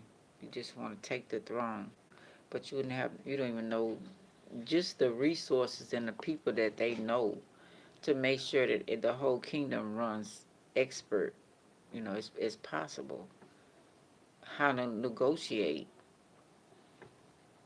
Don't know how to do that. Okay, yeah, how to build. So now they know strategy. They gotta find out how to build it. Can't just go taking some shit. A throne, a position, gifts, but don't know how to use them. Not like the Beyonce thing, cause that thing there, it studies you. It is minus your feelings. It's minus remorse. It's not human. So it has none of that. But this is not the case with this people right here. These are humans.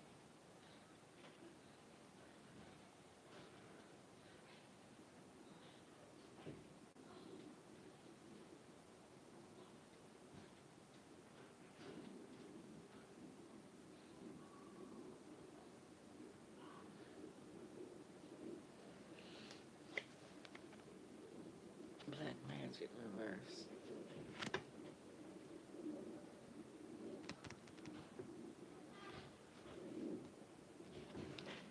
So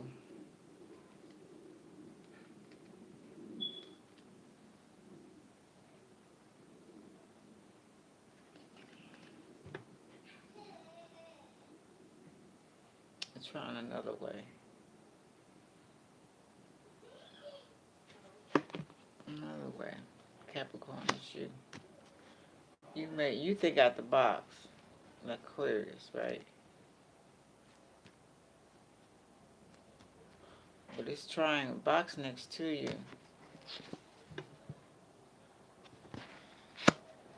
But why you triangle? Coming from another angle. 6. Okay, 6, 6. Okay, that's your number. Okay. 6, 7. You just said that. Okay. It's Pisces energy. Okay, so you're going deep to dream state. Pisces energy. Because y'all two ruling right now. Aquarius and I'm assuming Aries. I'm not sure who's going to rule with Aquarius. We're in for some rude awakenings. It's going to be Aries. Damn, Mars.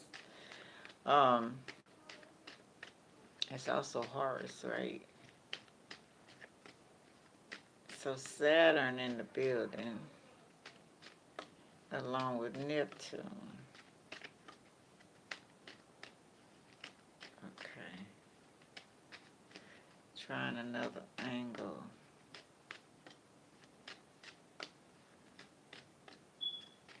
Put that Gemini energy in there.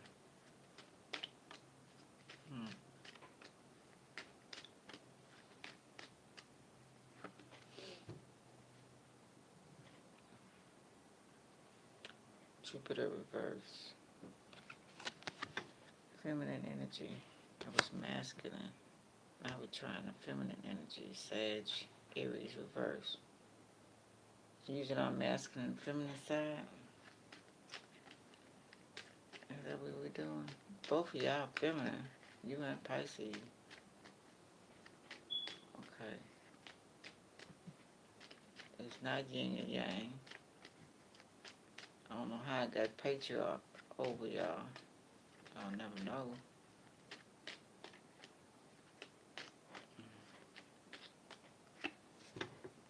Libra energy still unbalanced though. Because you got too much. You got the masculine, but you got one feminine still dominating. That's why it's still unbalanced. Libra energy. Equilibrium. Whatever you too, Cap. Try to figure out something, but somebody don't want to be fair. We still want to have a patriarchy. Still want to dominate the masculine energy. And I understand y'all like the man. I like the man too. But fair is fair. Libra, Aquarius energy. See, the money gonna be thrown off. It's also trying to find another way. It's half. What's more than half?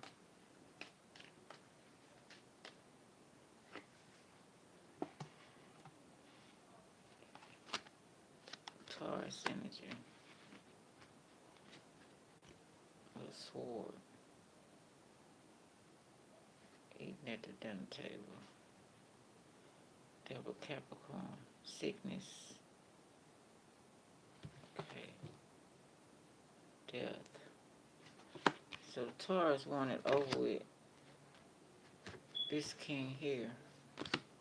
He don't give a damn. She don't give a damn what you don't understand.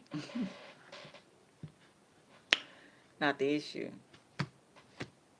But you get half the money, all of it. I want that position. I want what I want. I don't care who you have to do whatever to get it.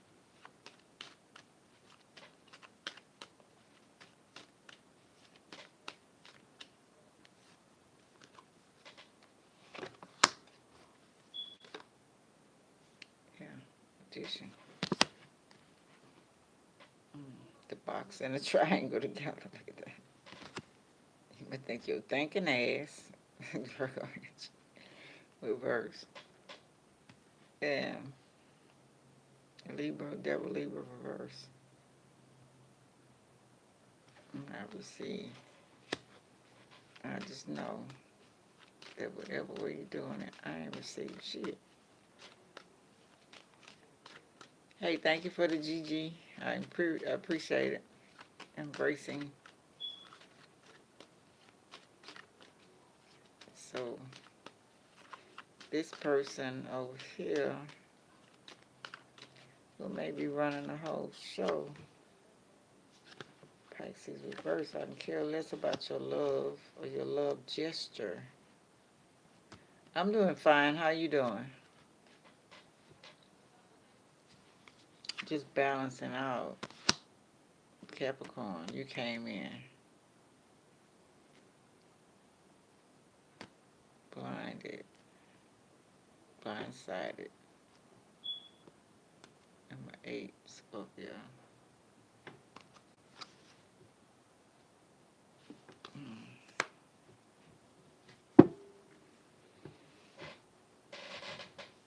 Better than you deserve, huh?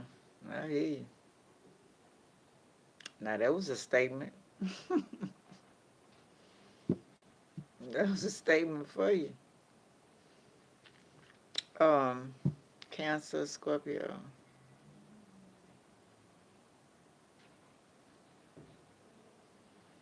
So, Capricorn, why are you blindsided? Are you being two-faced? Cancer and Scorpio. For this King Taurus.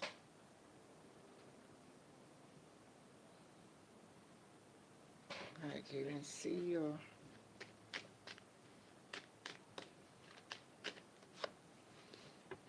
okay, double Leo.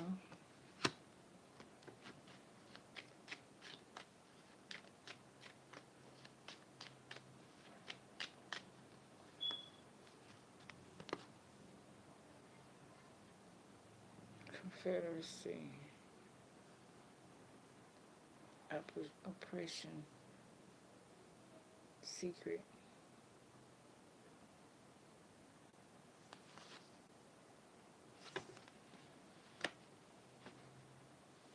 X.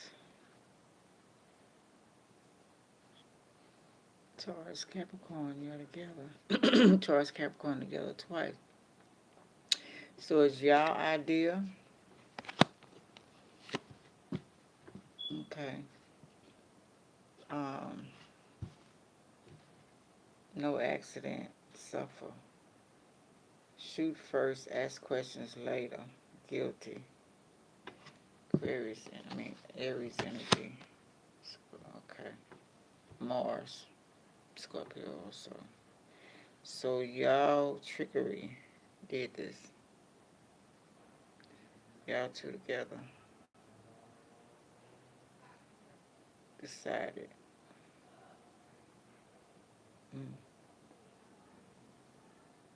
Devil. Taurus. Not saying nothing reverse. Why you not talking? Don't stop talking. Don't stop talking now. There you go again. You had the weapon. He's reckless with it. But you hit the bullseye. Then we got Horseman of Cups, the Eagle, Scorpio. Delivered it. Okay. Queen of Scepter, Leo, to the Leo. Presented it. Okay. Taurus. Spoke the words. I already know you did. You told on yourself. Virgo and Taurus. Yeah. I figured that Salem shit. Two Virgo, the crossroads. Reverse justice. Okay. Papa Legba. Conjuring. And that's a punishment for that. Lies, spell work by words. You mess with somebody, innocent life. You fuck with them. Yeah. Just to get to hurt me or you. Capricorn. Libra, Gemini. Okay. For crumbs. Azael here too. Okay, 6-7. You call 6-7. 5 of Cups reverse. Scorpio, Pisces. Still got him under control. Libra, Aquarius. That's water. Gemini, money. The moon, Cancer. You're not awakening them, leaving them sleep.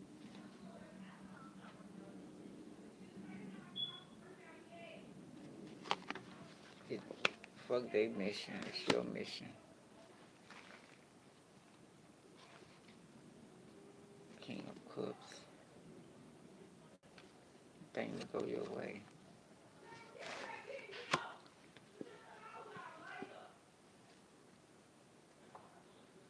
Gemini, Aquarius.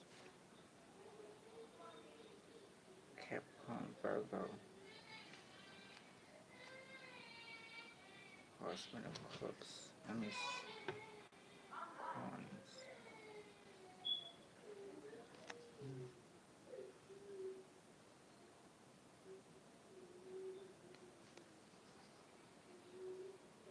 See how they dipped in there and had y'all start doing some shit, throwing some shit in there. See, it's a little, if I can get you to do this, but you can be bought. If you can turn on people that you say you love, or, you know what I'm saying? Then there's little shit coming in. Get out your feelings. Oh, it's nothing, you know, immortality. You want them, you want this, don't you? You want that, don't you? What you confused about? I don't know, those, I don't know what I'm talking about. Some trickery for your ass. Cause how smart you think you is. And want to take somebody's shit. Or taking some people's lives. Taking somebody's life who was innocent. Okay. Your insecurities. You don't refuse, too lazy to do the work. Want to ride on somebody else's coattail. They got something waiting for your ass though. It's a little glimpse of it here and there. Massage therapy, definitely that. Career, take care of your hands. Life of luxury game, airplanes are life. Embrace the shadow side of you with the light. Yin and yang to tame the beast inside you. Hello. GMC, a niece. Don't get in a game or make a deal with them. You gotta listen to nothing nobody say. Do whatever the fuck you want to do.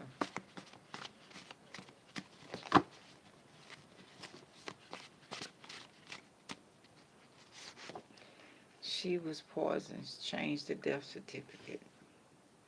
Planning your funeral.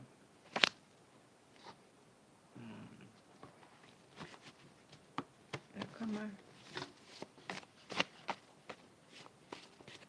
It will come out, baby. Player got played. Keeping money from you. Your money thieves. They don't care. Family who always had inheritance, blah, blah, blah, and the corporation, blah, blah, blah. Thank you for caring. Basketball players. Thank you for being a friend. Travel down the road and back again. What happened at the New Orleans takeover? Vampires.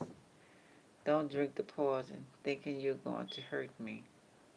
You die or sick, not me. Yeah, somebody else drank the poison, thinking they're going to hurt you.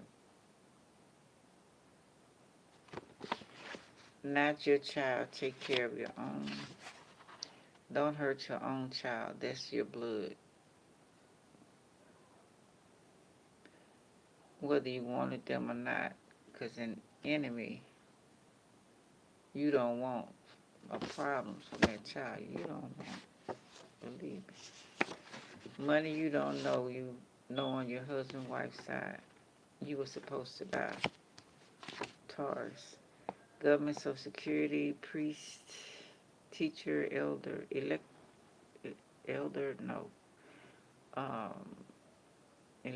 or partition, bills, rent, judge, courthouse, father.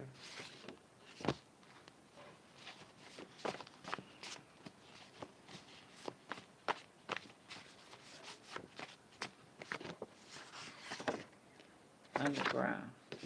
They popped up or want to pop up to finish you off. Have someone close to you watching, telling. Your brother Aries. I was hired to destroy you and your family life. Break y'all up. Don't blame me. It's my profession. Families love. Have to protect each other. Evil world. A mugshot. Looking up or going to jail. Steal or robbery. Bank. ATM. Store. Liquor store. Car wash. On a car. Gas station. Game room. Thrift stores. Private. Arcade. Alright, y'all. We're going to go on to the next M. Bobby Hennett was talking about, let's see, if I can find it. Let's see, what was that?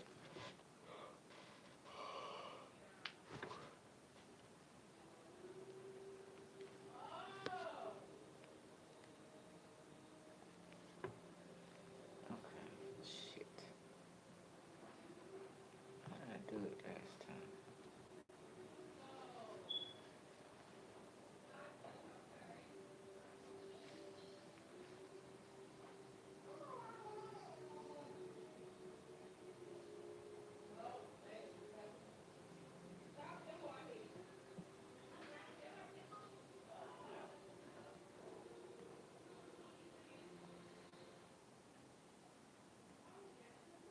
Oh, go away.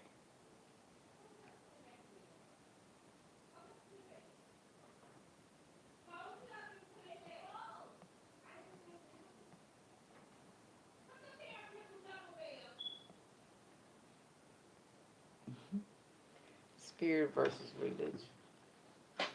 This is how to tell if your olive oil is fake.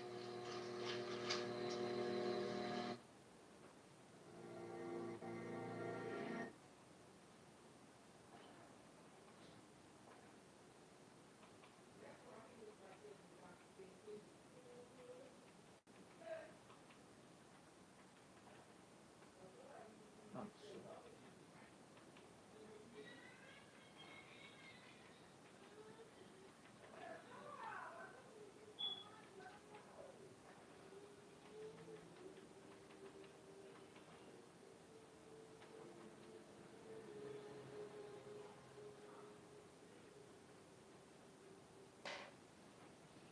What did I say? Religion.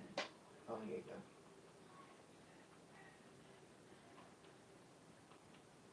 Spirit. It's 35 minutes long. It's 35 minutes long. Okay, y'all, we're gonna just chill today. What I'm trying to make here is, when you really start dealing with the spirit world, you're going to find out it's going to be the complete opposite, because we have been given religion, and religion is not spirit.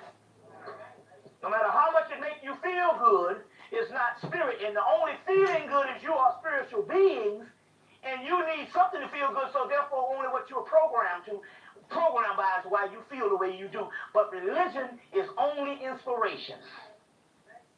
You see what I'm saying? So I knew that the brother, when he was talking, that he was religious. And religious say that it's all about your behavior. And I'm trying to tell you, I've been communicating with these spirits day and night, and not once did they ever say, Bobby, you need to stop cursing. Or Bobby, you need to not take this here. They require this. You know, I one time, they require this. So I had all this acid indigestion. I couldn't get rid of it from one day. I don't know what the hell was going on. They were like, you know what you got to do?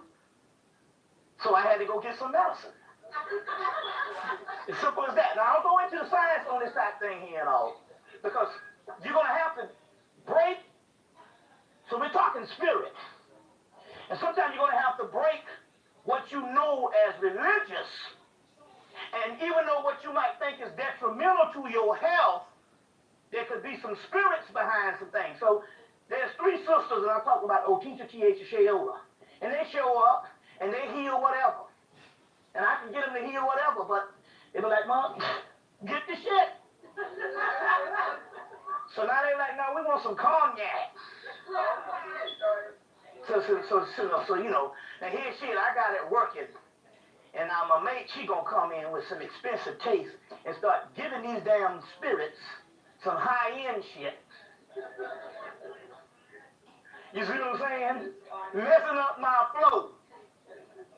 So now all of a sudden now they want cognac. Now they wanted some Don Quavo. What's that? Quavo Gold. They don't want the regular tequila, they want the Quavo Gold. You see what I'm saying? So I'm like, I have them going off the shit when I get up the street. I live in the hood. Now you done raised the bar. It's becoming quite expensive. You see what I'm saying? So what I'm trying to say here is, we have all been programmed to think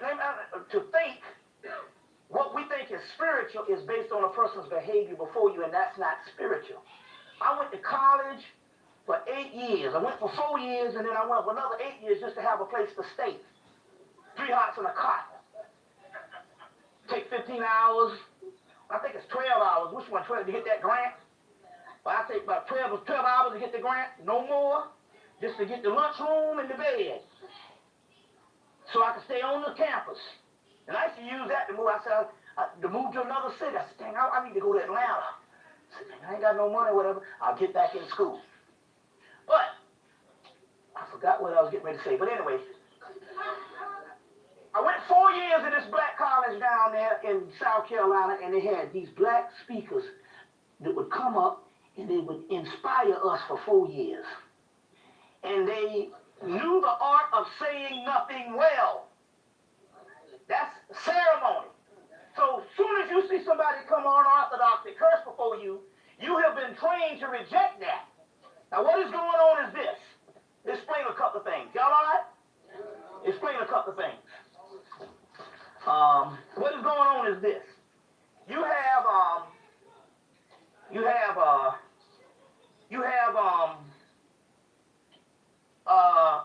the subconscious mind. You ever had some people, and some of you might know this, because this probably happened in the last couple of years. They've been going all this black conscious stuff. They've been going all this Afrocentric stuff, and they know all this. Their religion started in Africa, started in Kemet. And after they learned all of that, they went back up in the church, singing on the choir. And you baffle, you go, wait a minute, how can you learn that the origin, that one is an offshoot of the other, and one is actually a byproduct that is actually false compared to the original model, and you're going to go back to the false. That is because you must understand the subconscious mind. Y'all like it? The subconscious mind creates what you put, it's programmed with what initial information is put into it. The original information, the initial programming. You see, in its inception. No. And it takes that programming and believes it to be real. And it works on that initial state of what was programmed into it to bring you what you want. So it gives you reality from the very first thing that you program it with. So y'all want to try? And that Nippy. that you program it with could be wrong information. But it only deals with the reality in which it is programmed in, so therefore it runs off the wrong information like it's reality. And when you put the right information in it, it will reject the right information until you get that initial programming out. So what has happened here is some of the people who have gone and learned all this stuff did not somehow internalize it and destroy the initial programming, and so it only became data. And it never seeped through to conquer the initial wrong programming. So after a while, after a couple of years, after certain lecture circuits shut down and they don't see the people no more, doing lectures or new information coming out, they go on back to the church. And you baffled because you don't know what the hell happened. And because you were taught something as a child, doesn't necessarily make it true. The first thing people say, well, why are you going to tell me that? My mom and my daddy learned this. My mom and my daddy taught me this. You know what I'm saying? So you say, how can I get rid of this here? I've been doing it all my life. You understand how that goes? Doesn't necessarily make it right. You get where I'm coming from? So, that's called the initial breeding. And you have to somehow, your cup is running over with ignorance. So you have to dump that out to get the fresh information.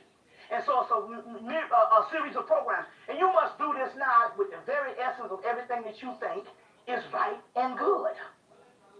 You see what I'm saying? So because you got a group of slangs that somehow your parents told you this, oh, that's bad. And you're still functioning on this now, 40 plus, 50 plus. It's because of initial programming. Now over here, give you an example. Over here, we can say the word bloody, and it won't mean anything. But if you go to Britain and say the word bloody, you just as well said, you no good bastards. You understand where I'm coming from? So what is reality is only what you are programmed to say. So it's the same thing when if you would go to the bush in Africa and you say, you no good bitch, you bastard. To the Twa people, they might laugh at you because they don't understand, they don't grasp the concept of that being offensive. So it's only relative to what you were initially programmed. And that's why we said that the only one that you will take offense to is damn. And that's that you don't take offense. You can say it in the pulpit.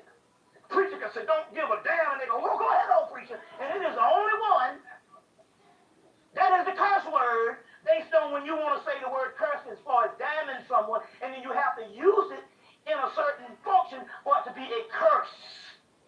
So it's by definition of the word, except when you say curse word or profane, well, we want to deal with the profane. I'm just trying to say here is, we have to get out of the programming of what we would have as religion. So I could come here and give you this straight-laced simulation of being spiritual and take all your money and get caught in the bed screwing your damn daughters and incest and all kind of crazy stuff, but you bought it. You see what I'm saying? I want to preface that. I'm not talking about me screwing your daughters. I don't want to get it that Bobby went up to Philadelphia and said he wanted to screw your daughters. You see what I'm saying? You know what I'm saying? I'm not talking about that. I'm just trying to say we get these shysters year after year after year been getting over on you since before slavery, and all because they came and said something in the package in which you were programmed to believe that they were spiritual. You see what I'm saying? And the prostitute might have the key to your salvation and you walk over her because you are programmed to think the spirit has something to do with behavior, and behavior never existed. Everybody in this room, you've never existed. So I said I was going to give you the concept on how you can start loving yourself. You start loving yourself by not identifying yourself with the physical body that you think you are. You are not your physical body. And I know what I'm talking about. In 2002, on October the 16th, I was sitting in the chair, and I went to no self. That's the spiritual level where you go and you neutralize your spiritual self. So Bobby Hemmett no longer existed. I felt alone for a couple of minutes. But then I realized how stupid it was, because my soul was outside, and my soul was identifying with its original self, and my physical body was just a series of illusions that never existed. So now if you can get to the point where you can devalue your physical self, and every little thing that you hold dear in your life, including your family and everything, and understand that you are completely cosmic, you see what I'm saying? Then you can neutralize your ego enough that you don't have to be over here player hating on somebody because they bought a brand new fur coat. It's just a series of events that never existed. We never existed. This is the ultimate reality that we got to say over and over, because at this particular time, we're being judged by what is called the apocalypse of the heart. The apocalypse of the heart chakra and the heart and all. And that's what we're dealing with at this particular time. So when you do this, we can get past what person comes and behaves a certain way. You see what I'm saying? So there was a method to the madness, whereas when I became more and more spiritual, I became more and more foul-mouthed. So what the devil is going on? And that's because of the training was being cast off. I was actually neutralizing it, but the spirit was saying that you're going to need this to teach the people. Because most of the people that you think are spiritual are not spiritual. They've only convinced themselves that they're spiritual, but they are more religious. And that's a series of inspirational ceremony, and obviously it ain't working with a damn, because it's your sons and daughters, especially your sons, is locked up in prison. It's your community that's run by every other race but you, and giving you goods and services. But yet we got a church on every damn corner. You see what I'm saying? A church on every corner. And out of all the spirits that have showed up over the course of years, at first it was the generic names of the original ones that we know, and then the new names, I never heard of Jesus show up. Because it's a composite figure that never existed. You see what I'm saying? I've heard from Osiris, I've heard from Horus, Heru, I've heard from all types of mystical characters in the past. Never heard of Jesus. But then again, they understand that Lucifer simply means the pineal gland. You see what I'm saying? Son of the morning, it means the pineal gland. Well, if you get into the mythological aspect of it, and not into the political aspect of it, of what they gave to the people. We'll go into some question and answers and stuff, but I'm saying we got to turn all this particular stuff around. Mostly everything when you see it, even in the Book of the Dead, Book of Coming Forth by Day, when you go to the different vignettes where the soul travels at the hours of the night, as you get deeper into the region of the highest level of spirits, monsters show up, demons show up. Well, wait a minute, hold on now, hold on. We are taught that all this is evil, but as you go on, if you get the vignettes and stuff, and more you get the hours of the night, then the monsters start showing up. Because that's the most spiritual shit. You see what I'm saying? And put out the movie, the cartoon Gargoyles come on every night at 11 o'clock. Got more science in it than most things that you even read on the Disney Channel. Gargoyles every night at 11 o'clock, 11:30. They drop all the science. And who are the monsters? You see, I just wanted to put these things out here. We're going to go right ahead. But I'm just trying to say here, we got to deprogram ourselves. We got to quit being scared. Now, I know you all are scared as hell for somebody to come up you unorthodox and stuff like that. But I'm trying to tell you this here. It was simple. 11 years ago, I decided to do a detailed study into the devil. And that's all you had to do. Is to do a detailed study into the devil, and you find out in actuality that the evil that you think don't exist. And that the devil is one of the highest levels of spirituality. Doppelganger, your true self. You see what I'm saying? Now, I'm saying this all because I'm an authority on the damn subject. Anybody can challenge me on this shit. You see what I'm saying? But my point is also, I done went through every satanic ritual there was, and I was sitting there. And you don't think for once. Look, let me show you something here. Y'all all right? Y'all all right? Sometimes the spirit work things. Let me show you something right there. I got to say things before I forget it. Let me show you something right here. I'm going to pour the libations right now, but I got to get this out, because after I pour the libation, I might forget it. Because once the libation comes, then it's on then. You see what I'm saying? It's on then. You see. It's on, but I want to show you something right here. Y'all all right? Let me see. I got so much junk, you know. And I'm you know, and when you neutralize things, you don't have to worry. Like the sister, like my queen. I came out the record store. She said, "There's a guy over there trying to buy me a drink." I'm like, "Well, damn. Why'd you let a nigga buy you a drink?" But see, I done neutralized the point that I'm supposed to. Who said I'm supposed to get upset? You know what I'm saying? Who said I'm supposed to get upset? It's when I'm upset if you looking that toe up that somebody don't want to buy you no drink. Now, I ain't stupid. This woman is an actual beauty queen. She used to dress down and wear big clothes and stuff because she didn't want niggas hitting on her. She's an actual beauty queen. Clothes on, clothes off. So when she came out, I said, "Well, hell, you should have let that nigga buy you a drink. Or buy us one." But I'm thinking on a whole nother level and stuff. You know what I'm saying? You know, he wanted to buy you a drink. And then she said, well, when my husband is next, he was like, "I don't care, I'll buy you one anyway." I'm like, damn. She might have broke me off a drink. Just depends on your mentality and how you get upset by certain things, or you program certain things. So I love it when they look at her. what you think a man go with a woman for in the first place? You see what I'm saying? To show her all shit damn arm piece. You see what I'm saying? So I be looking at you looking at look, yeah, come on, look. You see, other people get offended. So it just depends on where you are at the time. But I want to show you this. I want to show you this. If I can find it, God, if I can find it, I got so much stuff. But I want to show you this. It's a picture to show you what we're dealing with these Nazi doctors. You know, go get the movie Empire Strikes Back. Excellent movie.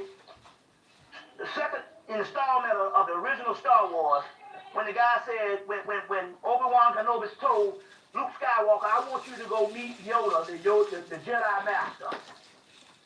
And Yoda was a little old runt, living in a shithole, eating stew. And he treated him with a heavy hand. And then he said, I can't teach him. He realized Yoda ended up being the Jedi Master. And that's the concept here that you're going to have to get past. The same East Indian concept where the guy searched for God for 100 years and couldn't find him. He searched for him another 100 years, couldn't find him. Searched for another 100 years, couldn't find him. And he said, I don't think I'm going to be able to find God. But he only remembered on that road of searching for him, there was one prostitute on the side of the road. So when he started the journey this time, he went to the prostitute and said, can you tell me where God is? She said, I am God. Boom. She said, but you're a prostitute. Said, look, take it or leave it. That's what I am. But you can miss your enlightenment because you have a series of prejudgments and judgments, and you predispose to something that is religious and ceremonial and is not spirit at all. It's going to come. That's why why do you think the African and around the world, they got a trickster figure. In all mythology, they got a trickster figure. Tahuti is a trickster figure in Egypt. You see what I'm saying? Because also, Tahuti is also Hermes, which is also Mercury. So also, he said, who you said was Mercury? Set. Tahuti is also Mercury, because guess what? If you look at the origin of the pre-dynastic Set, part of his attributes went to Osiris, part of his attributes went to Anubis, and part of his attributes went to Tahuti. That's why you'll see Tahuti with a dog head in some mythology. You get the word Herminubus, which is Tahuti. You see, so it's a trickster figure. You see, so there's tricksters all over, and those are the gatekeepers. Those are the gatekeepers. Another thing, too, here's another thing. About the gatekeeper. Now, I made a thing. I have to preface this. So I just want to preface that.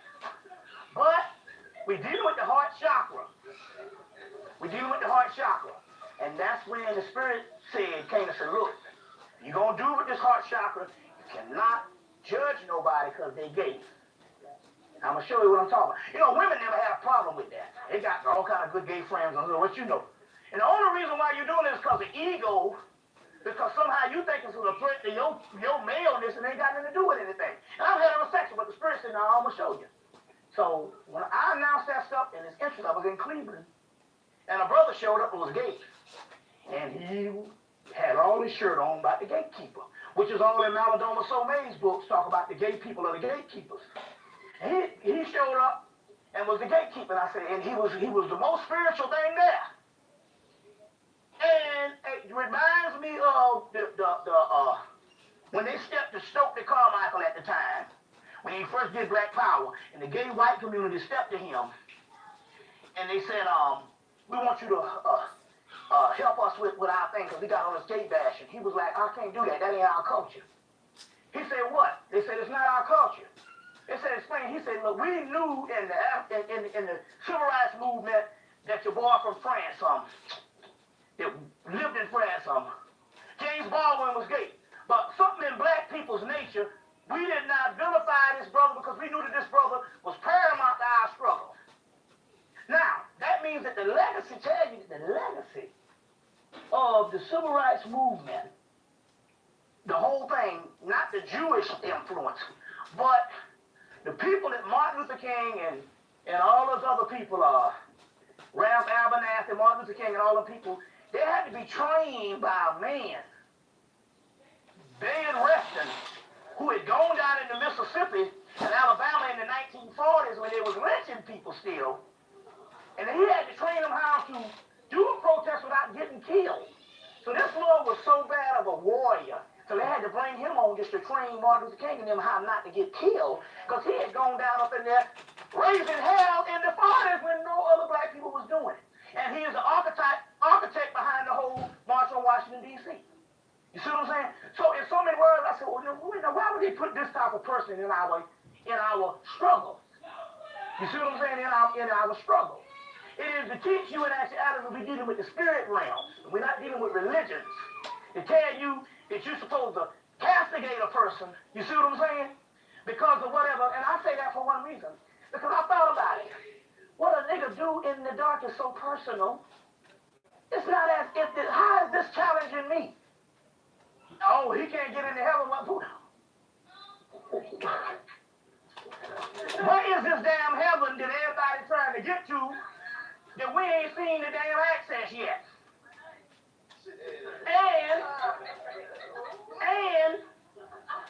And also, what does a physical act have to do with something spiritual? Let me give you an example. You're afraid of going to hell, right? Because you're going to burn up in hell. Fire going to burn you for forever. You come from Africa now. And this nigga's drawing heat in here tonight.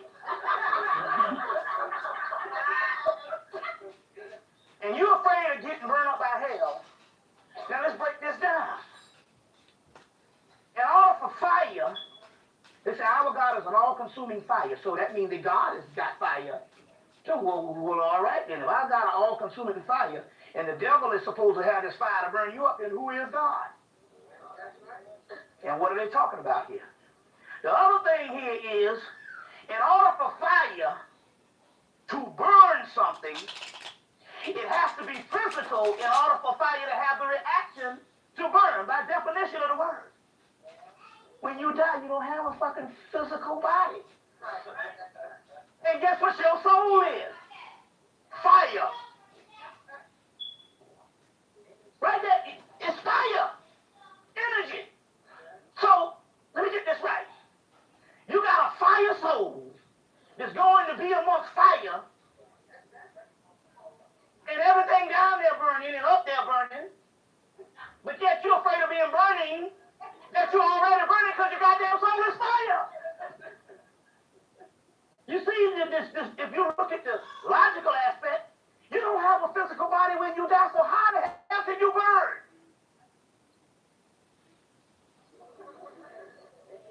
So what is hell?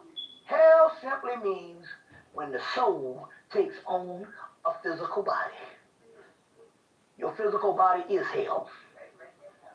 It is the defilement. And this existence is the worst existence to ever be. It's horrid, horrible. You see what I'm saying? It's called Hylics. Those who live in the physical world. You get it? So now, deprogramming this particular aspect. Now, where was I going? Let me get this down libation. Huh? Okay, what I was looking for something I misplaced. If you look, I can't find the shit right now.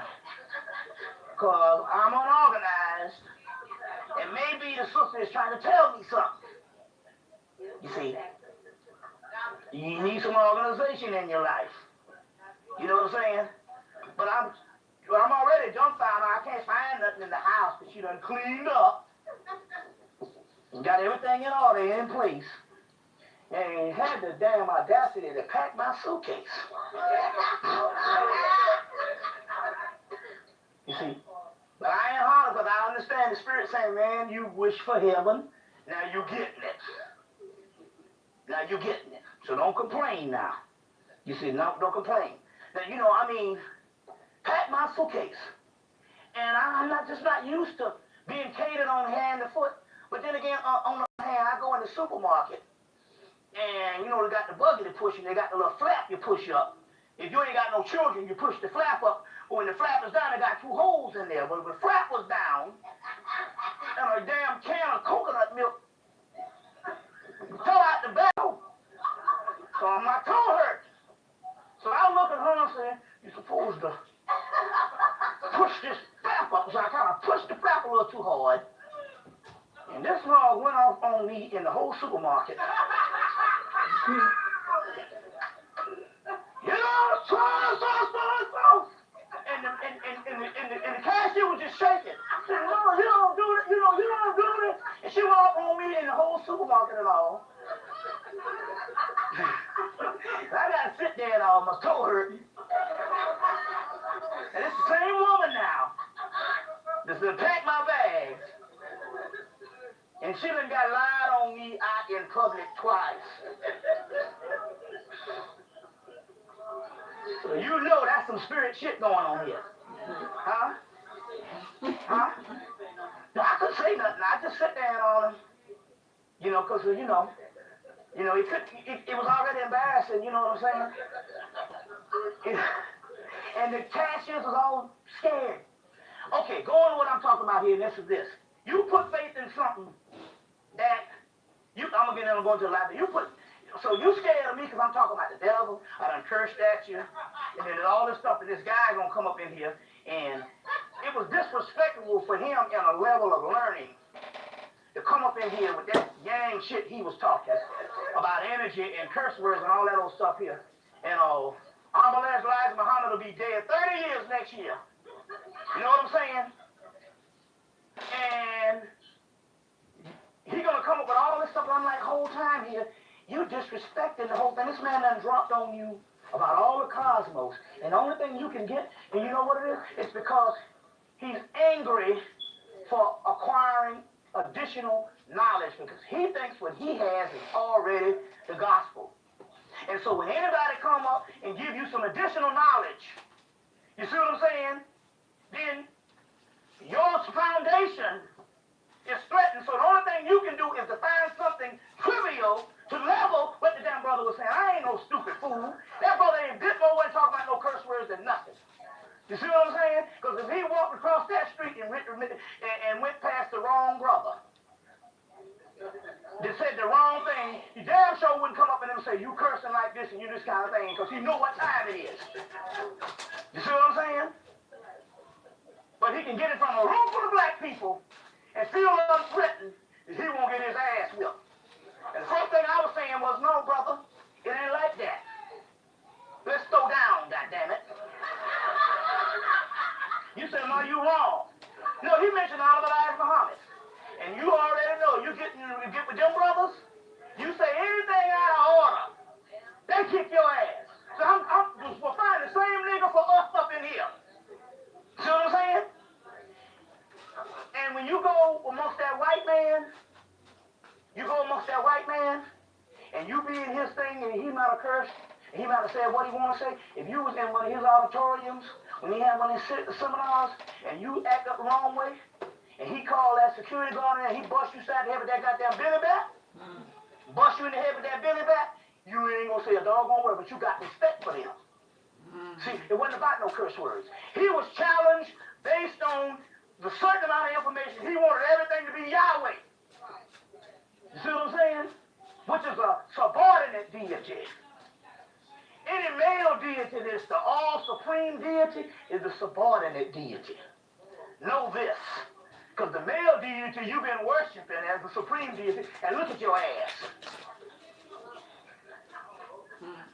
That's the subordinate deity. That's Zeus. That's a tyrant. You see what I'm saying? We'll get into that. You just been handed something, you accepted it. And the coming of the whole, that clan was to suppress the divine feminine. And that time is over now. You see what I'm saying? And that's why you're catching hell now, because you're praying to something that ain't in balance. You see, there ain't nothing in the Hebrew faith that exalts, that is the one that everybody else get, the masses get, that exalts that. That woman ain't nothing in there but obedient to her husband, bread making, and if she ain't that, she's a doggone hoe. but she don't share the spotlight with the so-called patriarch. Now, I'm going to show you something here that's really messed up about this. Right now, if he go to a white saint isn't really Jew, he would laugh at it. He said, that nigga there's silly. Because that nigga don't know what time it is. Because ultimately, in the hierarchy in their priesthood, the goddesses share equal billing with the gods. Even their most devastating villain they got in Hebrew pantheon is Lilith. And at the end, based on Hebrew or Hebraic folklore, Lilith becomes exalted to the throne of heaven. They even tell you, even in the Hebraic thing, you don't curse Satan because one day Satan is going to be the angel of light. So that's what the rabbis in them learn. That the ultimate energy is the return of the Shekinah, which is what? A feminine energy. That's it. In Kemet, it's Mayat, or Sekmayat. In India, it's Shakti. In Hebrew, it's Shekinah. You see what I'm saying? And also in India, it's also called Lakshmi Shakti. You see? So I'm just trying to say, this nigga was grandstanding in here trying to be spiritual. You see what I'm saying? And he was only being egotistical, and the only low energy up in here was his goddamn ass with that gang shit he talking. You see what I'm saying? Disrupting shit. In the masquerading as being spiritual. Because he didn't care about you and what you learned, because he threw a monkey wrench in what you was dealing with when his brother was dropping this stuff spiritual. Didn't even pay. See what I'm saying? See, we talk about the heart chakra. Nigga lost and hearted. Didn't even pay and gonna come up in a place and Bogart in here, crashing the party, stealing, and then gonna get up in here and act like he doggone Father Divine. See what I'm saying? You know what I'm saying? You need to get you a chain and chain whip them niggas' asses. Moving right along.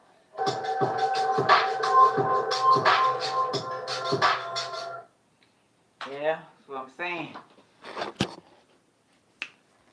You be thinking it's a game. That you gonna be feeling some type of way too. You know what I'm saying? That if you go, everybody say you great. You know? Yeah. I'm gonna take a break, y'all. I'm gonna go outside. Smoke one of my healthy smokes. Minus some cigarettes, because I don't have any more cigarettes.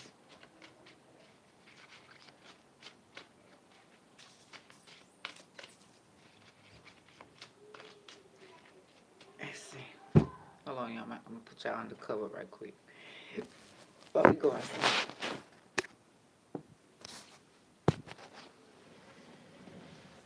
Incognito.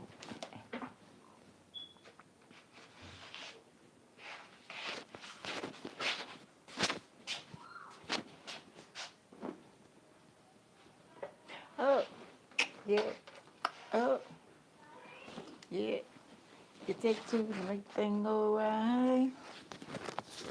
It takes two to make it out of sight. Hey, it takes two to make the thing go right. It takes two to make it out of sight. I want to rock right now.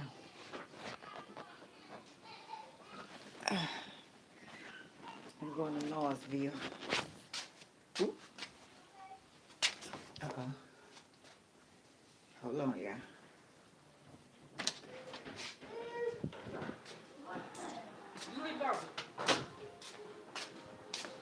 Granny, What? look what I'm doing. You take over, Tita.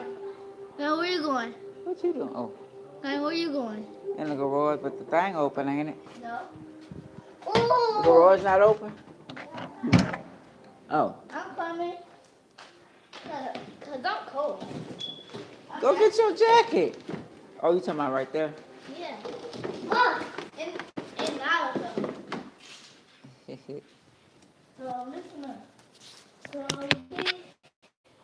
I do dee do.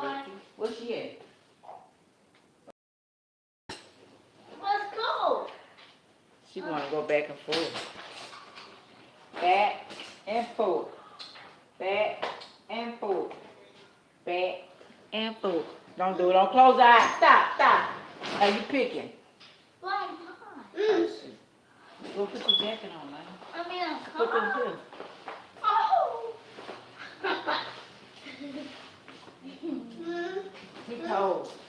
I forgot to see. I'm cold. Oh, that's in my phone. I'm cold. I'm cold. I'm cold. I'm tired. Okay. Sit.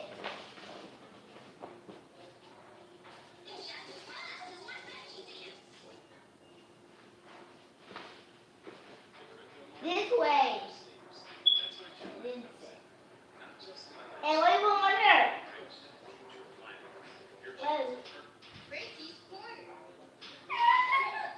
Bye-bye. Don't do that, Edie. You already know she's gonna cry. I'm in here.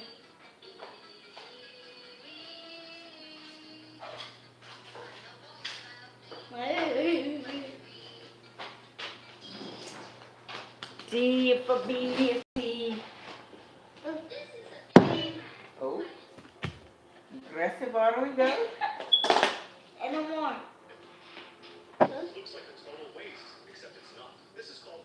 And no more Gracie Corner. No, I can't get down there. And more Gracie Corner. And Not to eat yours. I mean, it is, but it ain't. No, man. It is, but it ain't. So you got all them spices. Okay. I'm be tricky with that. I be putting that in that food. can I try that? I got spice. Actually got it. Uh-oh, it's too much. Give her some. Give her some. You make this? That came from a tree. The garden. It's spicy. Basil. Got its own taste. You supposed to lick it? You can. Ain't gonna hurt nothing. Bro.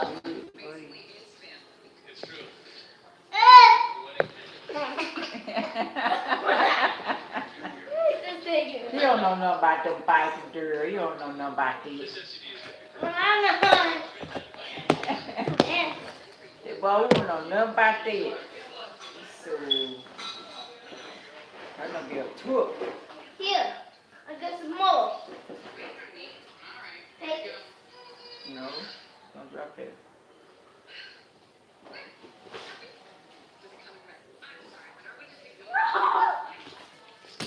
No more, girl. That's enough, little girl.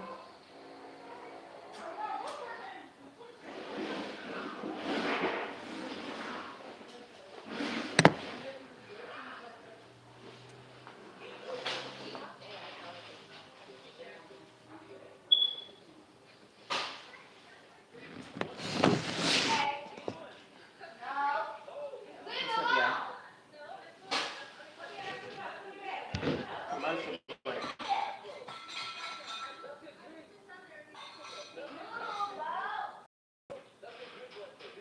I was gonna do a subject on teaching your kids witchcraft.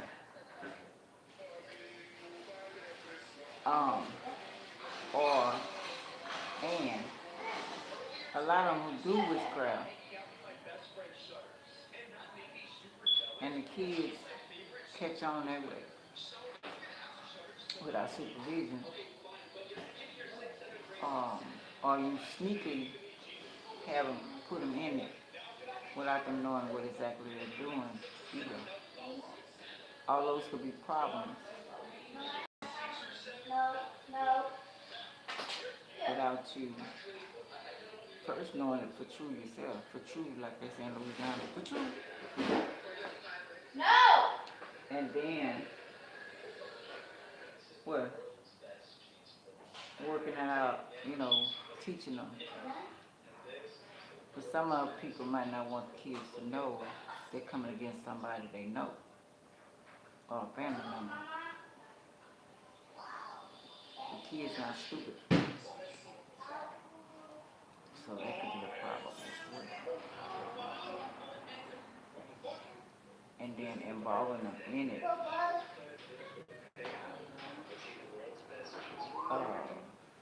against somebody they care about. It's another problem as well.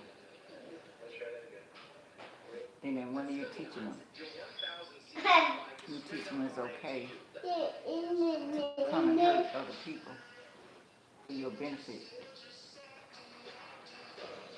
or as long as you get paid, right? You're not teaching them for the environment, money magic, so we can keep everything going. You know, not take it from anybody. You're going through the universe, you're going through the money angels, you're doing it through that way. You know what I'm saying?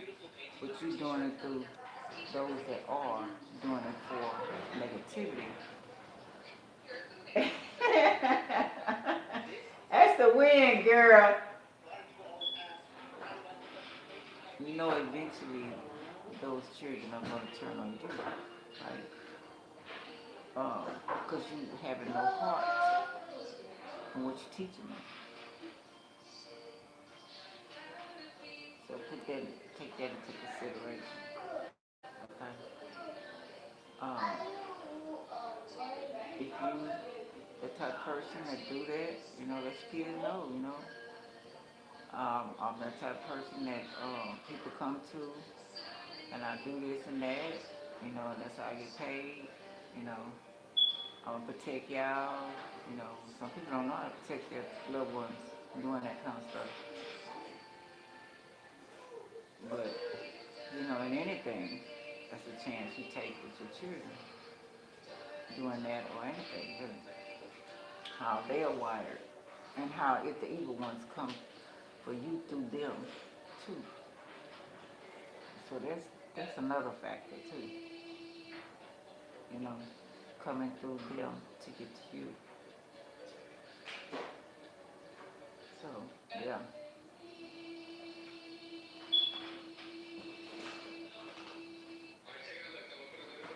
And it could be any kind of way.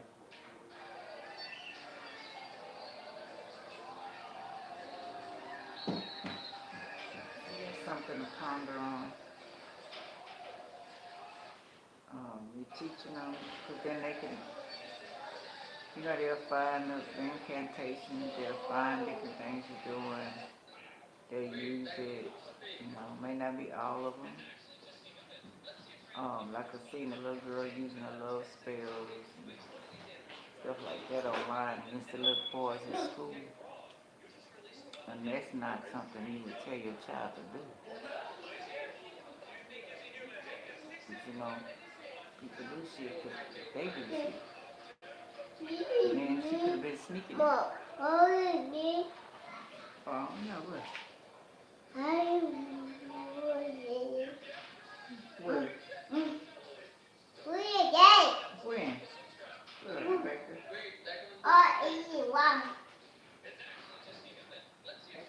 That's the wind blowing. That's the wind.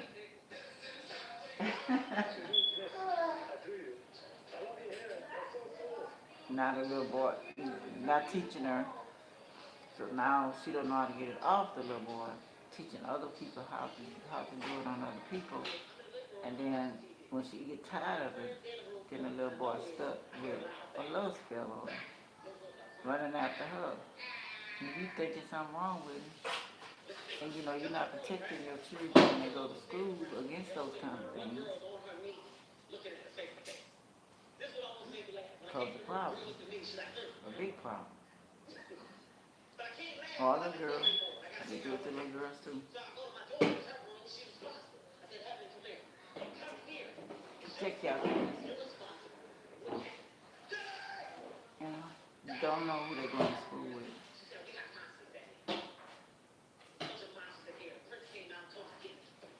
Or on the way to school, if you're not there.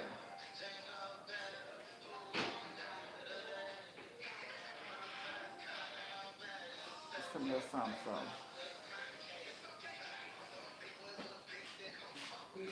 Thank you. Remember they watch it. I'm going. I just need a break. A little break. Go back. Go. Go, your duty. Oh. I'll be back. Watch your fingers in that door, girl.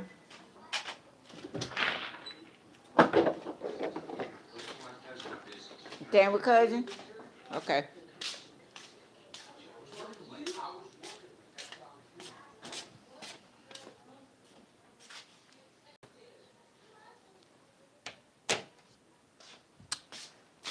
And let's see what the card say quick. Some shit there, you know what I'm saying? Gotta be careful with that. Voodoo, black magic and stuff, and not telling the real true meaning of it, and using it for money or gain or to hurt someone, and your kids get in it and use it and fuck up a whole lot of shit. You know, just have to be careful of that.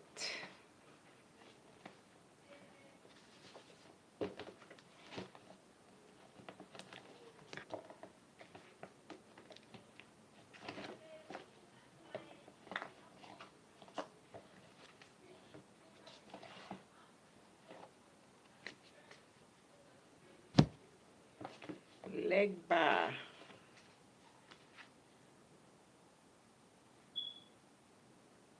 Somebody said I'm gonna be in the spotlight even if it kills me. Let's see if somebody is, what's going on?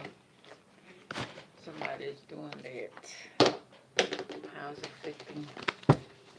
We'll read these cards first, see if it tell us anything about that. Or another message, I don't know.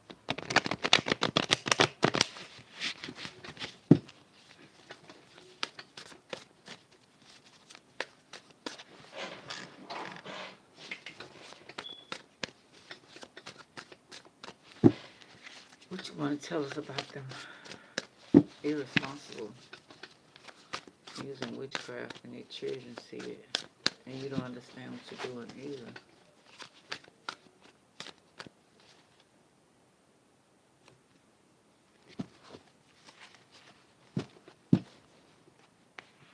What caused it?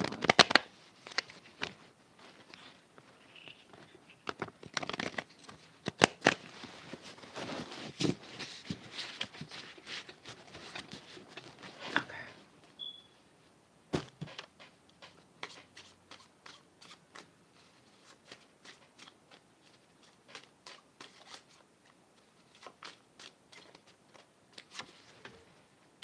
We got setbacks, aimless, procrastination,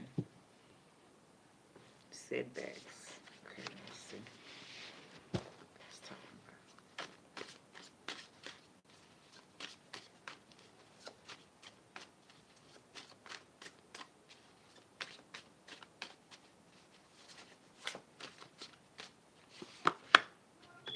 charmer, romance, proposal, not a cups,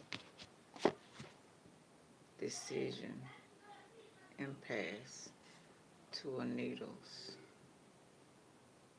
blindness. Is somebody putting a love spell on somebody? Cause and effect, justice. Trying to set them back. Okay. Somebody injected them. I got the bat on here as well. Hooked them with that hook, line, and sinker. And we got the bat. Sucking them dry. Blindness. Didn't see this coming.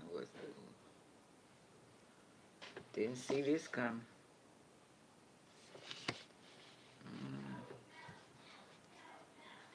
Truth.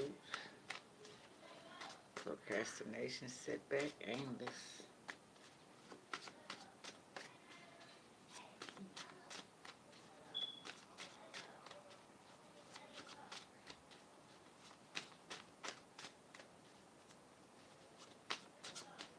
Shit. That's all. there? Okay. Providing caregiver. Queen of buttons. Practicality. So they figure, let me do this to you. I'm going to take care of you. Or I want you to take care of me.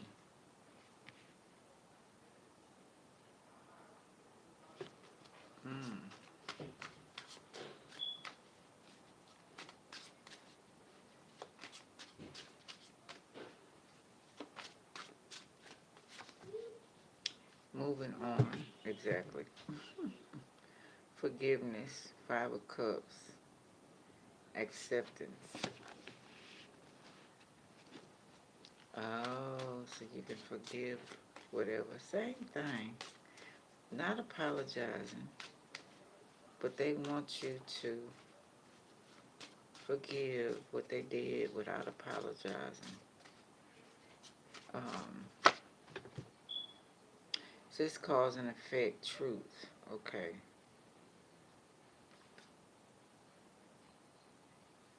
Distraction, unmotivated, hesitation, ace of matches. Still not causing obstacles, distractions.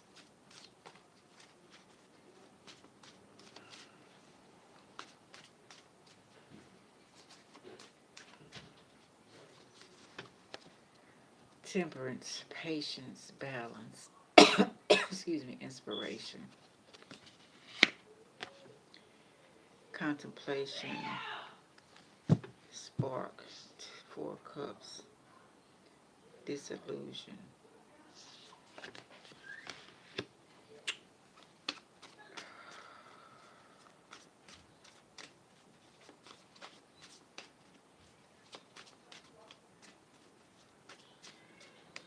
Somebody's saying, getting back what you did to me, but that's not accurate. Some cases it might be.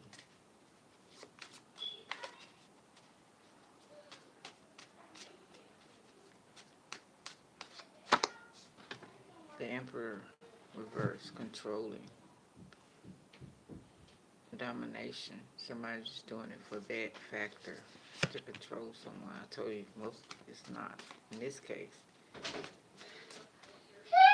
Shh.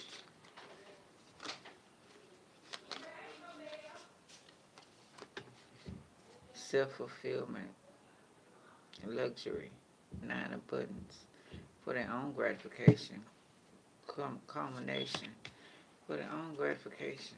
That's why they're doing this spell. Set them back. You don't give a fuck about your life. What you got going on? Okay, but they didn't see that justice, that karma though. Okay. And you moving on. But want to distract you from where you need to go, what you need to do. Got the word for it. Completion. Boom. Harmony. Triumph. You're going to do what you need to do. This setback. That's their ass. Their ass is grass. Dog. Atomic dog. But must I taste the cat? Nothing but the dog in me. That's all it was about. Oh, we got the fish want to come out with the drummer. I was listen to some African music and African music all over the house. Look at that banana. What banana? I want your banana.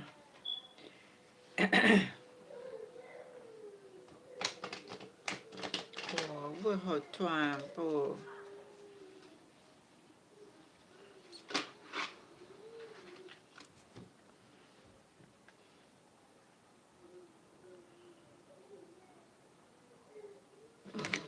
Not innocent.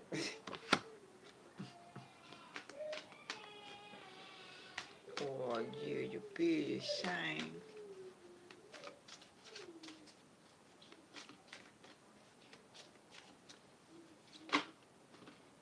Making a lot of noise. Somebody making a lot of noise.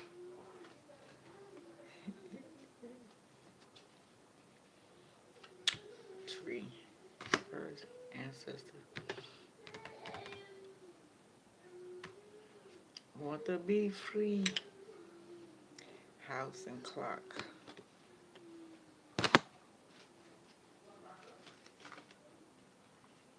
Somebody was pre-warned. Ring reverse. Ooh. So if somebody wait for somebody to marry them, they not.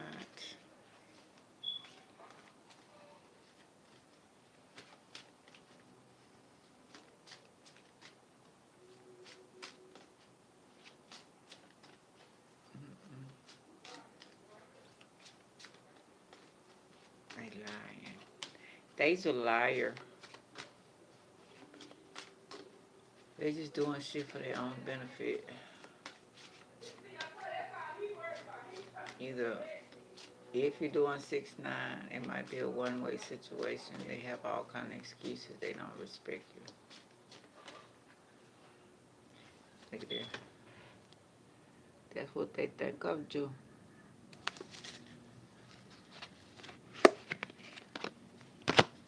Just keep on riding that horse and get that cow away for free.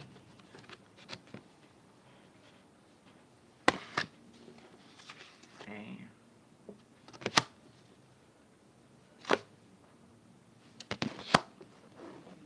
Somebody pregnant.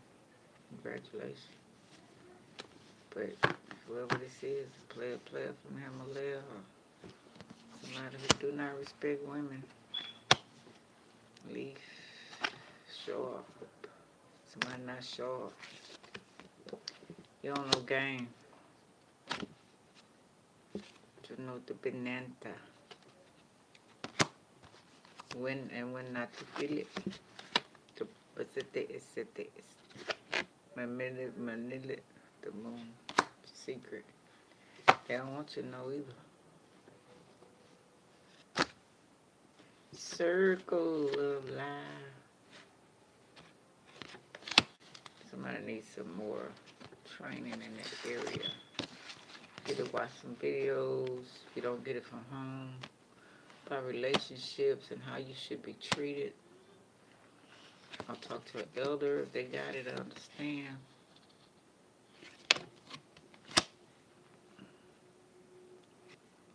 Carrot and the rabbit.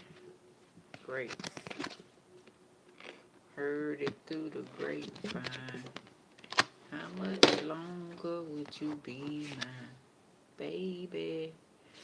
Oh, y'all could have been together for a long time. Steady putting them rabbits out the head. Hope it ain't babies. And they ain't married you yet. Pumpkin. He might call you pumpkin. Or they think you plump. Ooh, wagon. Could be a car. Time to call. Something might be wrong with the car. Yeah. And stay busy. Maybe need a mechanic. Or he may be, or she may be a mechanic. Busy. Ants be organizing some shit. Who wear the pants? Who running the world?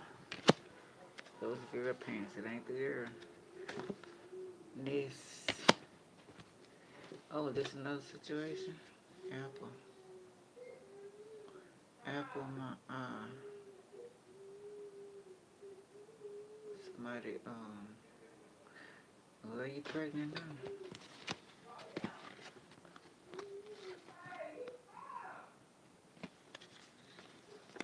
Apple might be a new phone, too. Well, somebody don't want no egg in that nest. Don't want no more. Don't want no more. It's time to go. You don't want no more. It could be sperm in the vagina, too.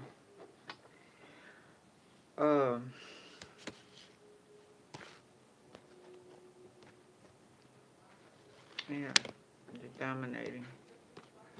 It's not an equal give and take situation. Let's see what the key means. An idea as well. Somebody on the top. I told you it was right. without the love making. Maybe I used to. He's a pig, yeah. Somebody don't like somebody's body anymore. I may have told you insultingly with this telephone. On my cell phone. Reverse, yeah. Try to be clever in how they saying it. I could be talking about you. How your body or something look on the phone to somebody else. Umbrella, Ella, E, Pisces, Aries. I'm only saying that because Rihanna is an Aries. She made the song Umbrella. But it could be, I want to say Aquarius. Tight. If they want to leave, umbrella protects it, flies too. Rain, somebody rain, baby, rain. It doesn't rain in Southern California. You tell me. Or it could be a Leo. Mouse could be Aquarius, reverse. Aquarius, Leo, the opposites.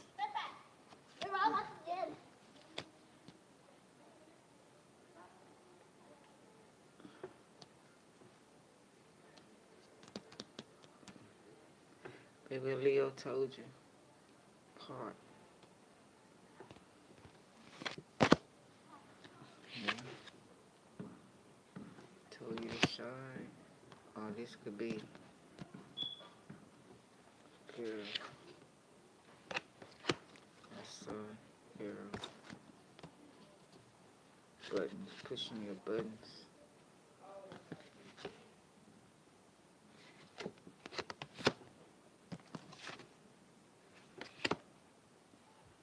Turtle, slow. Cake. Should be a housewife. Shoes. These shoes are made for walking. And that's just what I'll do.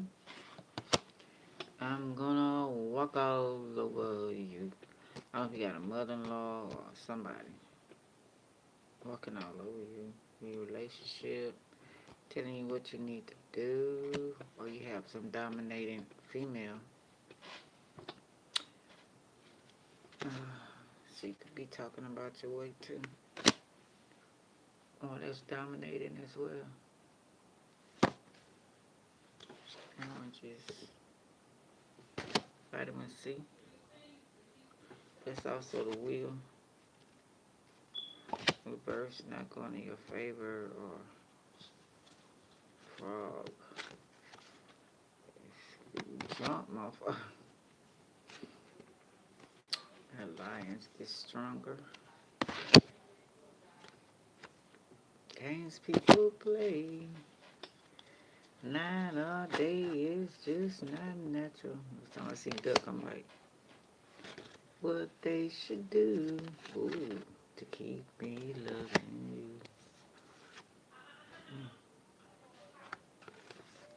Sock and square.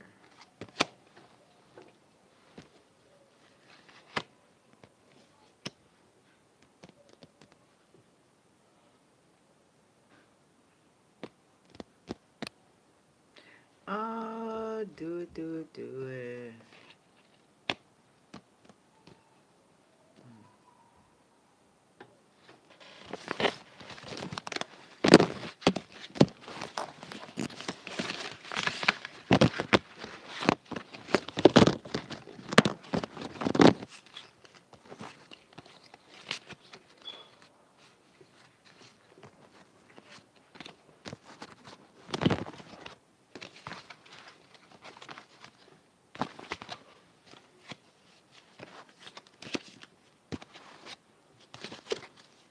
Drop them zeros, get you a hero.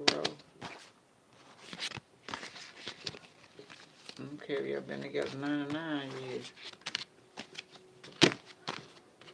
My old videos, I was talking about the lady when I drove the cab. Um,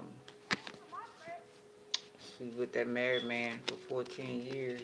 His wife died, and he still didn't marry her. He started acting funny. Had another friend, didn't marry her either, but he had got her to harass his wife. Her wife had a heart attack, and he married somebody else. So be careful with that.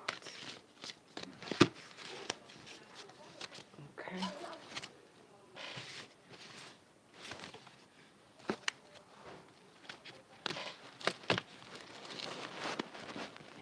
If marriage is what you aiming for, I wish I knew. I did know. Listen to other people, because I would not. No. Got the hermit. Yes, I would have went in that married a Virgo, okay? Went in isolation. Be very observant. Okay. Self-accepting of self, or the possibility that you can go and the plans that you can make, and don't self-doubt nothing. Your soul is craving it, blah, blah, blah, blah. All right, y'all, we're going to watch something else. So I'm going to hang out today. Being sweet.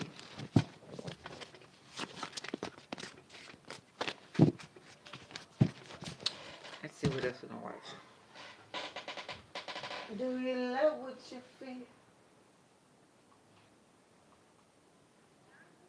They hid this from African history, forbidden origin of African gods, fallen angels. Let's see. Kill the shepherd.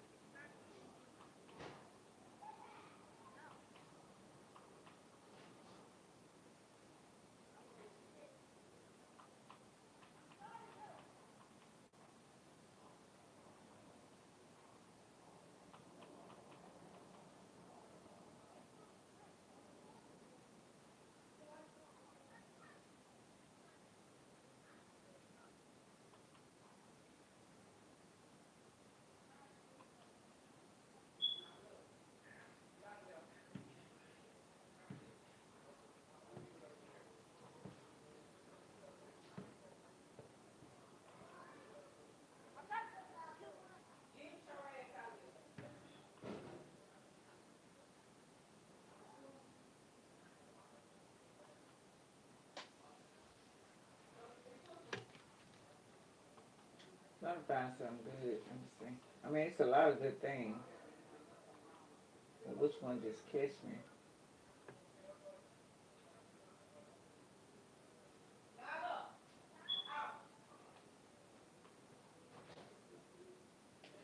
You'll become too powerful when nothing works through this, and the universe will obey. Let's see what they talking about. There comes a quiet yet sacred moment when you no longer ask, how do I get what I want? But begin to wonder, why hasn't what I want arrived, even though I've tried with everything I have? And it's precisely in that place that an invisible door opens, not outside, but within your consciousness. And if you're perceptive, you'll notice something is the entire game. What you thought you had to attain has actually been there all along, simply waiting for you to remember how to use it. The only thing standing between you and what you desire is not distance, not time, not conditions. It's the illusion that you don't already have it. The more you strive to achieve it, the more you reinforce the belief that it is missing. The more you affirm, I'm on the way there, the more you place yourself outside the destination. The universe does not respond to words or wishes, it responds to frequency. And frequency emanates from a state of being, not from pleading. This is a paradox full of power. You don't need to conquer reality, you just need to harmonize with it. When you vibrate at the same frequency as what you desire, nothing can keep it from coming to you. But when you emit the signal of lack, of waiting, of uncertain hope, you are broadcasting the frequency of not yet. And that is exactly what gets mirrored back to you. I spent many years in a state of seeking. seeking success, love, clarity, peace. Every time I enrolled in a new class, read a new book, wrote down a new affirmation, I believed, maybe this is the final missing piece. But as time went on, the results still didn't come as I had hoped. There were moments I sat in silence, so disappointed I no longer had the energy to positively try. And in that very moment, something unexpected happened. I stopped trying. I stopped reciting affirmations. I stopped begging for anything. I just became still. And in that stillness, I heard something the noisy years had made me miss. You lack nothing. You're just pretending to forget. That sentence didn't come as a sound. It came as a wave of deep understanding. Like walking into a dark room and, instead of searching for the light switch, realizing the light is emanating from within your own body. You don't need to turn anything on because you are the light. And then everything changed. Not because I did something new, but because I stopped doing the old. I stopped emitting the frequency of fear, of lack, of not yet. The universal key, the so-called universal key, is not found in action, but in state. Not in textbooks, but in the deep layer of presence. You don't need to learn more, prove anything, only return to the original truth that you are always connected, always have, always are. Imagine you are wearing a special pair of glasses. These glasses are tinted blue, so you see the world in blue. No one needs to change the world for you to see a different color. You just need to remove the glasses. Those glasses are the limiting beliefs you've worn for so long you've forgotten you're even wearing them. I'm not good enough. I have to try really hard. I'm not allowed to have what I want. These beliefs are neither right nor wrong, but they are filters, and you have the right to choose to remove them. And when you do, the world doesn't change, but the way you see the world does. And because you change frequency, the world must respond. This is a law, not a miracle. Just like gravity, it doesn't require your belief to work. The question isn't, how do I convince the universe to grant me something? But, what signal am I sending out? The universe doesn't require you to prove you're worthy. It only mirrors back the exact signal you're putting out. If you live in the belief that what you want is already yours, the universe has no choice but to align accordingly. But if you live in the state of waiting for it to happen, then you remain in the state of waiting. Recall a time you walked into a room and instantly felt someone's energy, even before they said a word. Some people bring peace just by being present. Others make you anxious, even while smiling brightly. What you're sensing is frequency, not language, and so does the universe. You don't need to shout out what you want. You only need to become it. Not pretend, not imagine, but know. Know the way you know you're breathing. Know the way the sun rises every morning without confirmation, without justification. The universal key has no shape, no sound. It is the silent shift from lack to sufficiency, from begging to being, from waiting to knowing, from the seeker to the one who remembers they have always had. And the miracle is this: when you truly enter that state, you no longer need that thing to come, and it arrives. Not because you want it to, but because you've stopped radiating the energy that keeps it away.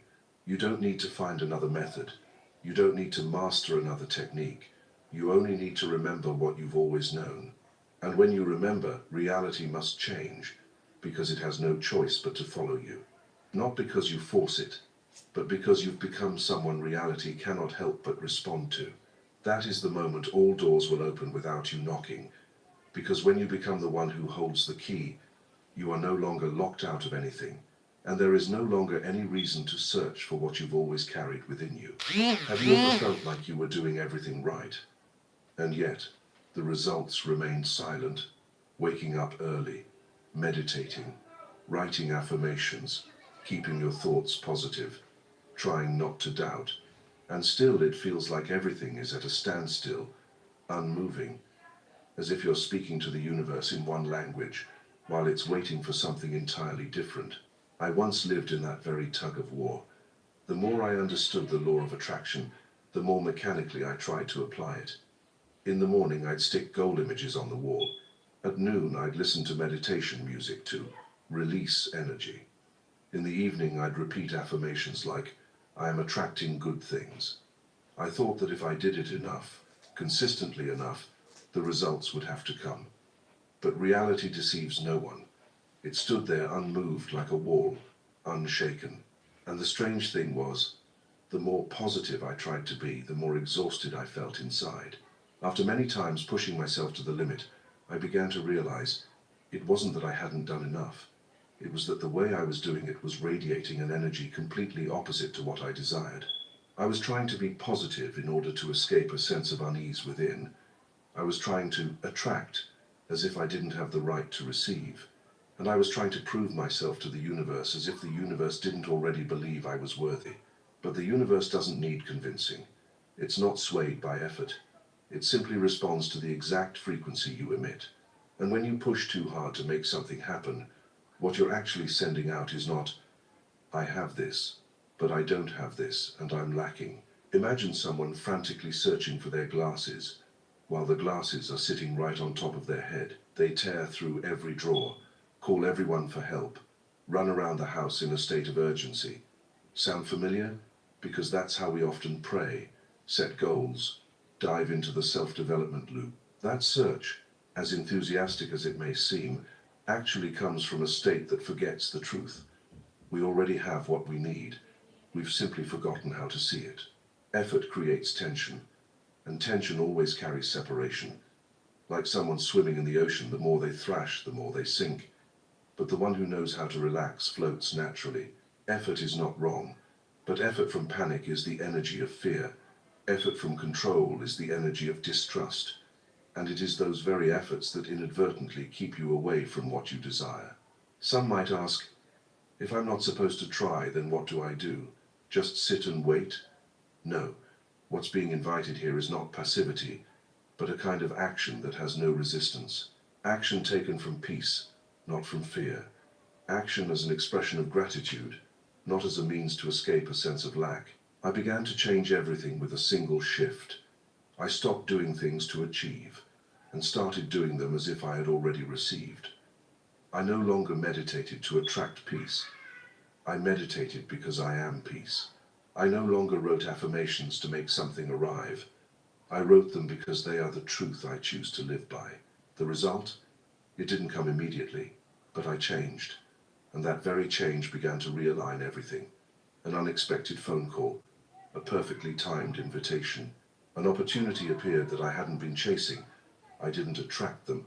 They responded to a different version of me, the one who no longer emitted the signal of, please come, but lived in the state of, everything arrives at the right time. Perhaps you're standing right at this threshold. Maybe you've tried everything. Maybe you're tired of maintaining a state of positivity like a mask that must always smile. If so, this is a sincere moment to ask yourself, am I unconsciously emitting the frequency of lack, of panic, of needing to prove myself, even though outwardly I'm trying to be positive? If you're ready to stop the effort loop and step into a state of presence without resistance, leave a sign. A simple message in the comments like, I'm ready, or even just the number 1. Not only to let me know you're here, which is deeply valuable to someone creating content like me, but also as a declaration to yourself that you've chosen to open a new chapter with the divine. We don't need to run anymore. Don't need to shout loudly for the universe to hear. Because the truth is, the universe has always been listening. All you need to do is change the channel. Shift from the frequency of effort to the frequency of being. From resistance to alignment. From lack to sufficiency. That's all it takes. And everything begins to change. Not because you force it, but because you've stopped holding yourself in the state of pushing away. The effort loop dissolves when you choose to be still, in the deep knowing that you don't need to become anything to be worthy. You have always been worthy. And now, you only need to live as if you know that's true. She had everything others envied. The spotlight, the applause, fame etched into magazine covers. Every achievement, every compliment, every shining trophy was neatly placed on a shelf as if they were bricks building a complete person. But no matter how many layers of light surrounded her, there was still something that couldn't be hidden, a subtle, persistent emptiness, like a sealed room with no echo.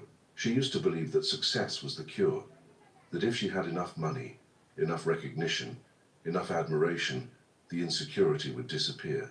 But insecurity doesn't stem from what's missing on the outside. It comes from a disconnection within, and you cannot use external glory to fill the distance between you and yourself. Every time she achieved something new, she would quickly set the next goal, not out of ambition, but because the feeling of wholeness always slipped away. Satisfaction barely brushed her fingertips before vanishing like dry sand between her fingers. She began to realize it wasn't that she hadn't succeeded enough, it was that she had never felt enough.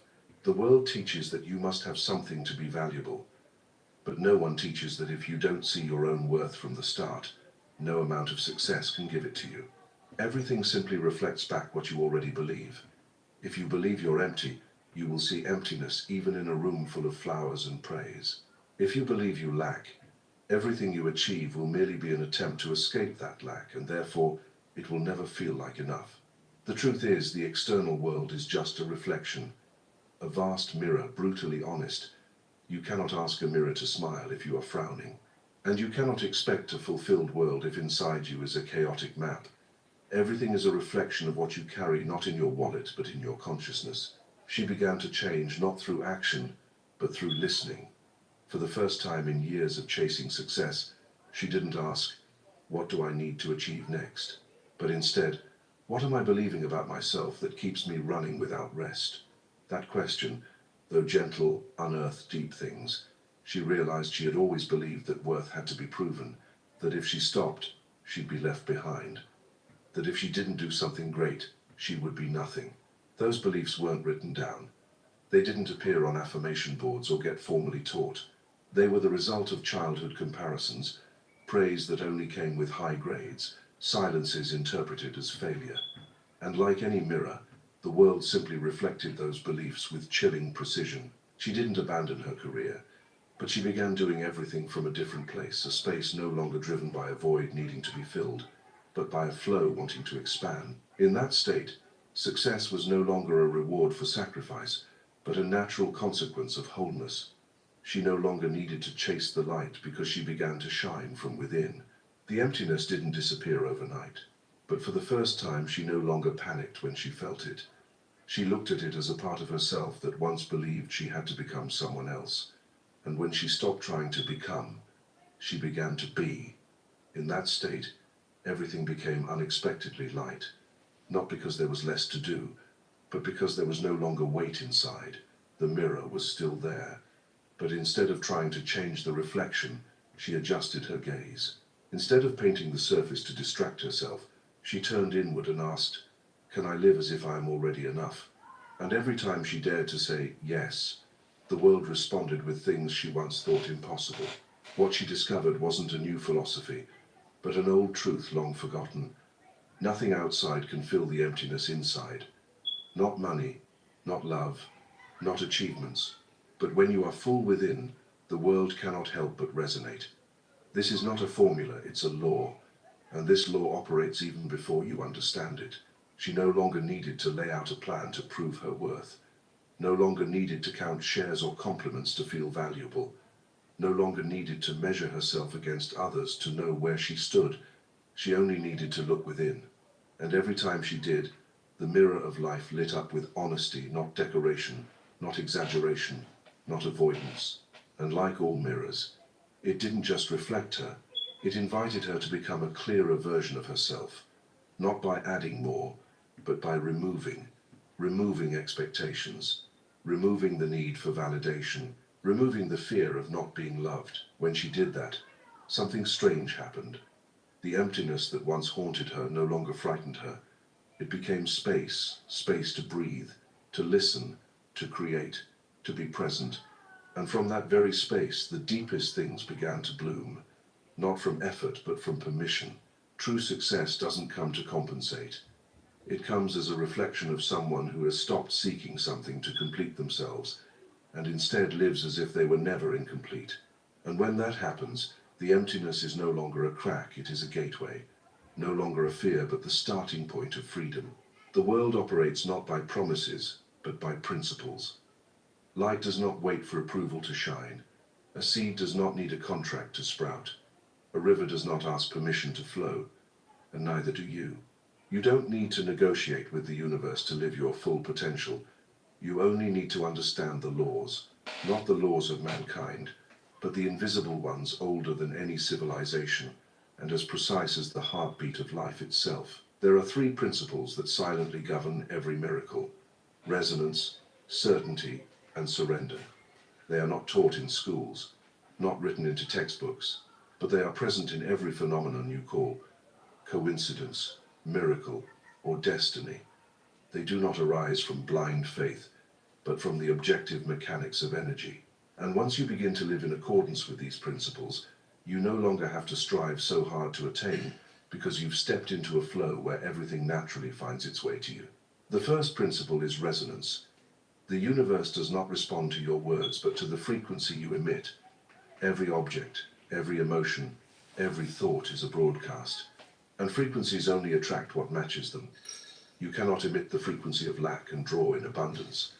You cannot radiate fear and receive peace. Frequency deceives no one. It doesn't care what you say. It only detects what you are. Resonance doesn't require you to be skilled, perfect, or to fake positivity. It only requires honesty with your current state. When you find yourself tense, strained, anxious, don't deny it. Don't try to positivize your emotions. Just pause and adjust your frequency. Breathe slower, speak less, take a step back. Each small act shifts the signal you are sending. The second principle is certainty, not arrogant confidence, but an inner state free from doubt. Just like you don't need anyone to guarantee that the sun will rise tomorrow, you simply know. That certainty is not hope. It's not forced belief. It's a kind of remembering. You remember that the universe is always precise, always syncing with your inner world. And because of that, when you choose to believe in an outcome, you don't wait for it to arrive, you live as if it's already real. Strangely enough, when you live in certainty, you don't need proof.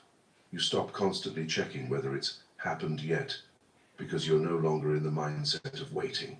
You are living in the presence of that thing already. And so the evidence begins to appear not to convince you, but to mirror you. The third principle is surrender. This is where many people misunderstand. They think surrender means giving up, that it means no longer wanting something. But the truth is the opposite. Surrender is not about abandoning your dreams, it's about releasing your grip. Like planting a seed in the ground, you don't keep digging it up to see if it's sprouting yet. You trust the soil, you trust time, and you allow the process to unfold. Surrender is ultimate trust in the intelligence of the flow. It is the end of control and the beginning of allowing. When you cling tightly to what you want, you unknowingly emit the frequency of fear, the fear that if you don't hold on, it will leave. But that frequency pushes it further away. When you relax, you send out the signal of someone who knows they lack nothing, and that is what draws everything toward you. These three principles don't work in isolation. They interweave like a rhythm, broadcast the right frequency, hold unwavering certainty, and release with trust. When you live in resonance, you feel light. When you live in certainty, you see clearly. When you surrender, you feel free. And when all three converge, reality cannot help but transform. I used to do everything by technique, counting affirmations, writing goals every morning, focusing on a clear mental image, but results only came when I shifted the vibration within myself, when I stopped performing positivity and began embodying it, when I stopped asking, when will it come, and replaced it with, if it were already here, how would I live? When I stopped controlling every detail, and instead trusted that the universe knows a faster route than I do. From that point, the things I used to chase began to appear without pursuit. Doors opened, not because I knocked long enough, but because I stopped believing I was outside. And the most profound realization was this: I no longer needed the results to validate my worth. The state of resonance, certainty, and surrender was already the reward. Living by these invisible laws is not about following a formula, it's about choosing a different way of being, a way that is lighter, truer, more grounded. From that place, you don't need to chase wholeness, you become the signal that wholeness seeks out. This world is not against you, it is not ignoring what you desire. It is simply waiting for you to tune in to the right frequency. And when you do, you don't need to do much. You only need to be That very presence is enough to shift the entire space you walk into. And if you are quiet enough to listen, you will notice. These three principles are not in any book. They already exist in your breath, in the rhythm of your heartbeat, in the way your eyes hold someone else without words. Resonance, certainty, surrender, not as techniques to get something, but as the path back to what you've always been. And from there, everything begins, not because you demanded it, but because you've become someone who no longer needs to. There is a kind of exhaustion that doesn't come from the body, but from the soul. A type of depletion that cannot be named, only felt in the late hours of the night, when all questions seem to collapse into a single sigh. Why hasn't anything changed? Why, despite doing everything I could, is the result still the same? It's the moment when despair no longer screams, it simply sits quietly beside you like an old acquaintance, familiar yet never truly welcomed. I've been in that state. A place where every effort seems meaningless, where you begin to doubt yourself, doubt your beliefs, even doubt the most sacred things. You've read enough books, applied every technique, maintained the right attitude, controlled every thought, and still, everything slips through your fingers, as if you're a magnet pulling delay. And from that lowest point, something strange began. Not a miracle. Nothing new appeared. Just an invisible shift inside. I stopped resisting my own emotions.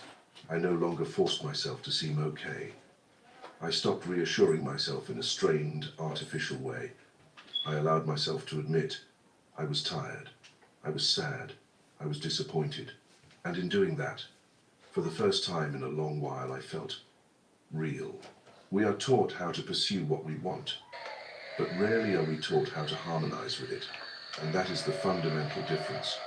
Pursuit comes from lack. Harmony comes from fullness. A person attracts what they desire, not because they need it, but because they have become the kind of place where that thing feels welcome to arrive. Inner magnetism is not an energy you forcefully emit. It is the invisible field created when you live in alignment with your axis. When you stop pretending to be strong, stop straining to achieve, and begin to become whole in a very quiet way, no need to display, no need to prove. When you live in your truth, you become light. And when you are light, you attract. Look at nature. Flowers don't race to bloom, yet bees still find them. A ripe fruit doesn't shout that it is sweet, yet all beings are drawn to it. The sun does not force anyone to revolve around it, yet the whole solar system humbly moves in rhythm, because there is a kind of force that says nothing, yet makes everything come closer, and humans can become that too. Natural attraction doesn't come from learning the right words to say, posting the right content, or appearing positive at the right time. It comes from a deep consistency between what you feel and what you radiate. When you no longer emit the energy of someone who needs to have in order to feel complete, but instead emit the energy of someone who is already whole and ready for more. The universe does not need to be convinced, it simply synchronizes. And what astonished me is that when you enter this state, you no longer need anything to come in order to validate that you're doing it right. Every moment within you becomes confirmation. Each breath no longer feels heavy. Each thought no longer feels unsteady. And change is no longer a goal, it becomes a natural consequence. Despair is what happens when you drift away from your inner axis, when you allow the outer world to determine your worth, your timing, and your outcome. But magnetism only arises when you return to that center, where you are no longer pulled by lack, no longer led by fear, and no longer playing the role of someone who must appear strong. You simply show up as yourself. Sometimes, you don't need to add anything to change. You only need to stop denying what you really feel. When you dare to sit with your sadness, it stops hiding. When you dare to face your emptiness without judgment, it stops controlling you. And from that very honesty, a new energy begins to form, an energy that doesn't try to attract, but that makes attraction inevitable. Inner magnetism isn't born from hollow affirmations. It is forged in the moments when you choose to listen rather than run, choose to stay rather than chase, choose to soften rather than grip tightly. Each small choice like that, little by little, builds your own magnetic field. Not flashy, but strong enough to make what you once struggled to find you instead. And what you ultimately realize is this: it's not the world that changes, it's that you stop fighting yourself. At that point, you no longer live in the mindset of, if I have this, I'll be happy, but begin to live as if I am already whole, and if that thing arrives, wonderful. But if it doesn't, I am still me, complete. This is not mere philosophy. It is the way you shift from the one who always needs to the one who always has, from seeker to magnet, from despair to feel. And it all begins when you stop forcing yourself to be okay and dare to be real. Because it is in that truth where magnetism comes alive, not through technique, not through words, but through your own subtle, steady, and whole presence. It's not that you haven't tried hard enough. It's not that you lack desire. And it's certainly not because you're unworthy. But there's something few people realize. We don't live according to what we want. We live according to what we believe is true. And what you believe, even if never spoken aloud, even if you don't remember where you learned it, is silently running your entire life through a gateway called the subconscious. The subconscious is not some vague realm. It is foundational, a place that stores every program, every definition, every command you've ever unknowingly accepted. When you were a child, every word spoken by adults, every look, every time you were rejected, praised, compared, or conditionally loved, it was all recorded there. No filters, no analysis, just stored and operated like an invisible operating system. And then you grow up, carrying those recordings in your mind, thinking you're choosing your life, when in fact you're being led by old commands. Every time you encounter an opportunity and self-sabotage, every time you enter a relationship and end up hurt in the exact same pattern, every time money comes and then disappears for no clear reason, that's not fate. That's a repeating program at work. The subconscious doesn't think critically. It doesn't know right from wrong. It only knows how to repeat. If you once believed, I'm not good enough, the subconscious won't argue. It will simply guide you into situations that prove it. If you grew up watching your parents constantly worry about money, you'll feel uncomfortable having a lot of it because your subconscious has linked money with stress. If you saw love as something painful, you'll unconsciously choose painful relationships not because you like them, but because they feel familiar. The subconscious is a mirror, but it doesn't reflect what you see, it reflects what you believe. You could fill your walls with positive affirmations, but if the subconscious mirror inside you is still broadcasting fear, lack, or invisible shame, your reality will remain a replica of those signals no matter how much effort you put in on the surface. And that's why so many people say, I understand all of this, but my life still hasn't changed. Because intellectual understanding cannot automatically rewrite the subconscious mirror. It requires a deeper kind of contact, something that seeps in from within, where you don't just learn new things, but you dismantle the old. Where you don't just dream of a better future, but you remove the memories linked with pain, limitation, and false beliefs. That process doesn't happen in a single awakening. It comes when you pause every time an old reaction arises, and instead of defaulting to, this is just how I am, you ask, where did this come from? Is this really me? Or an old command I accepted without ever reviewing it? And that question, repeated over and over, begins to crack the old mirror so that the real light can start to shine through. You don't need to change your whole life overnight. You just need to start changing the way you respond to one situation. You don't have to erase the past. You only need to stop letting it write your future. Every time you choose differently, you send a new message to the subconscious. I no longer agree with the old program. And if you repeat this patiently enough, the mirror will shift. The miracle is, the subconscious is not working against you. It just needs to be updated. You can rewrite foundational beliefs through imagery, through emotion, through a new vibrational state. When you visualize yourself living the life you desire, not just as a mental image, but as a real feeling in your heart, the subconscious begins to register that as possible. And from there, it no longer repeats the old, it begins to resonate with the new. Imagine walking into a room where the mirror still holds the image of who you were years ago. It doesn't matter how much you've changed. If the mirror hasn't updated, you'll still see the old version. And you'll act as if you're still that person. To change the reflection, you must project a different image, clearer, fuller, more consistent. That's the work of awareness. You can't control every circumstance, but you can absolutely shift the frequency your subconscious is broadcasting. And once you shift the frequency, reality has no choice but to respond. Not because you're trying to change everything outside, but because the mirror inside is reflecting something new. So if you find yourself repeating the same reality, don't blame yourself. Don't panic. See it as a sign that says, it's time to look at the mirror. And begin with one simple question. What am I believing that keeps bringing this back? That question, though simple, can open an entire door. You don't need to try to become someone else. You just need the courage to turn inward, to look at the subconscious mirror and adjust your gaze. When you change the image within, there's no need to convince anyone, no need to force anything to happen. Because reality, like every mirror, will always respond with a reflection too honest to deny. And if that reflection changes, the world you live in will no longer be the same. The universe doesn't respond to the words you use. It is not convinced by long prayers or affirmations repeated hundreds of times each morning. It doesn't care how accurately you pronounce things, or whether your grammar is perfect. The only thing it responds to is the energy you emit, a subtle vibration that cannot be faked. A frequency that arises from your actual state of being, not from what you want others to believe about you. We grow up in a world that teaches us that words have power, and that's true on a surface level. But if underneath your words lies doubt, fear, or a deeply buried sense of lack, the universe will still only register that core energy. You can stand in front of the mirror and affirm, I am worthy every day.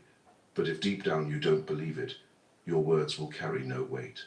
The frequency you emit is still one of self-denial. And that is exactly what will return to you through circumstances, people, outcomes as the universe's honest reflection. The true language of the universe is frequency. Every thought you hold long enough, every emotion you dwell in deeply enough, creates a form of energetic wave. This wave is not bound by time, needs no verbal expression, and requires no clear signal because it has always been transmitting. Every moment you inhabit a feeling, you are broadcasting a signal, and the world around you, like a giant mirror, will resonate back with that exact signal. There is no one judging you. No system is rewarding or punishing you. There is only the unavoidable synchronization between the vibration you maintain and the experience you encounter. So, if you want to change the experience, don't just change your words. Go deeper. Touch the real energy that is operating within you. I used to believe I had to say it enough for something to happen. That if I prayed correctly, long enough, with enough emotion, what I wanted would come. But then I realized, what mattered wasn't the number of words, but the state I was in when I spoke them. There were times I barely whispered something in my mind, but with a profound certainty, and the result came like an immediate echo. And there were times I spoke loudly and emotionally, but my heart was trembling with doubt, and everything remained delayed as before. The issue wasn't the form, it was the actual energy I was emitting. And that energy cannot be faked. It only arises when you become fully aligned between what you think, what you feel, and what you are. Verbal language is a powerful tool to direct the mind, but it cannot replace inner vibration. If you want something to appear in your life, don't just talk about it. Become the kind of person that thing would naturally be drawn to, not by forcing yourself to change, but by adjusting your state, by clearing out the internal noise like fear, impatience, or unworthiness. You don't need to shout into the void, I want to be loved. You only need to clear your heart of the fog that once made you believe you were not worthy of love. When the energy you carry is love, fullness, and gratitude, you will see things that match those vibrations begin to appear, not because you begged well, but because you were broadcasting the right frequency. Just like a radio, you can't hear FM stations if you're tuned to AM, no matter what you say, wish, or how loud you turn up the volume. The only way to change what you hear is to change the frequency you're tuned to. And life, at its core, is a wave system where everything is vibrating, and every vibration is searching for resonance. So don't panic when your prayer seems unanswered. Don't rush to conclude that the universe isn't listening. Maybe it already has, just not to your words, but to the silent fear you held while speaking them. Maybe you're saying, I trust, But deep inside there's a whisper, is this really true? And the universe, like a perfectly calibrated receiver, will respond to the real vibration, not the mask. Change doesn't begin with words. It begins with state. And then, from that state, words become a kind of key. But if the words don't come with a matching vibration, they are just sound without enough power to create resonance. And when you understand this, you don't need to say much anymore. Every action, every glance, every presence you bring carries an invisible yet powerful declaration, a confirmation that I am living as if what I desire is already true. And that very state will leave reality with no choice but to rearrange itself to match. Remember, the universe doesn't speak human language. It doesn't read handwriting, but it always reads energy. So if you wanted to understand what you truly want, pause, take a deep breath, and ask, what vibration am I broadcasting right now? That answer will tell you why what you want is arriving slowly or quickly, and from there, you won't need to push everything with willpower, just adjust your state. The rest, the universe will hear in its own language. There is a subtle paradox in the journey of awakening and transformation. The more you try to control everything, the more it slips through your fingers. The more you worry about the outcome, the farther it seems to drift.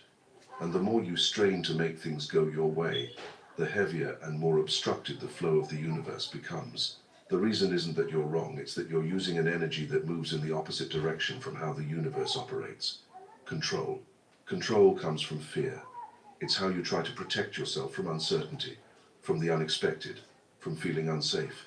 And in this society, control is often praised as being proactive, as taking charge of your life. But in truth, control is not real power. It is a reaction. True power is surrender. Surrender doesn't mean giving up. It's not resignation or passively accepting a life you don't want. Surrender is a deep mental state where you stop resisting the natural flow of life. It's when you cease trying to manipulate every detail, stop chaining yourself to a specific form of outcome, and begin to trust that something greater is operating with you if you let it do its part. In a state of surrender, you don't stop acting, but you act from a place of peace. You do what needs to be done, and then you let go. You don't cling to the result. You don't command the universe to give you this thing, in this way, at this time. Instead, you send a clear signal of what you're moving toward, then open yourself to it, arriving in a way far better than your mind could have imagined.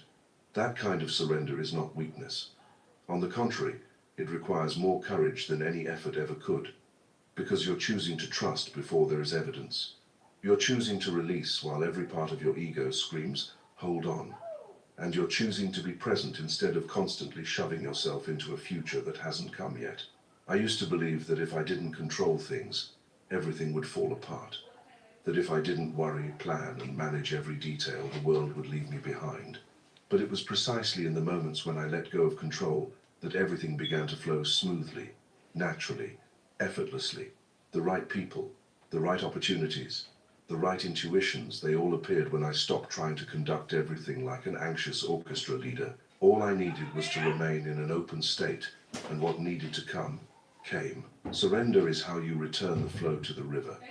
It's when you stop swimming upstream, stop thrashing, and begin to float with the current. Not because you've abandoned the far shore, but because you realize there's a shorter, easier, lighter path if only you stop fighting it. When you let go, you float. When you force, you sink.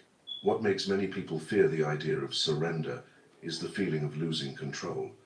But the truth is, you were never fully in control. You cannot make the sun rise faster. You can't force someone to love you sincerely.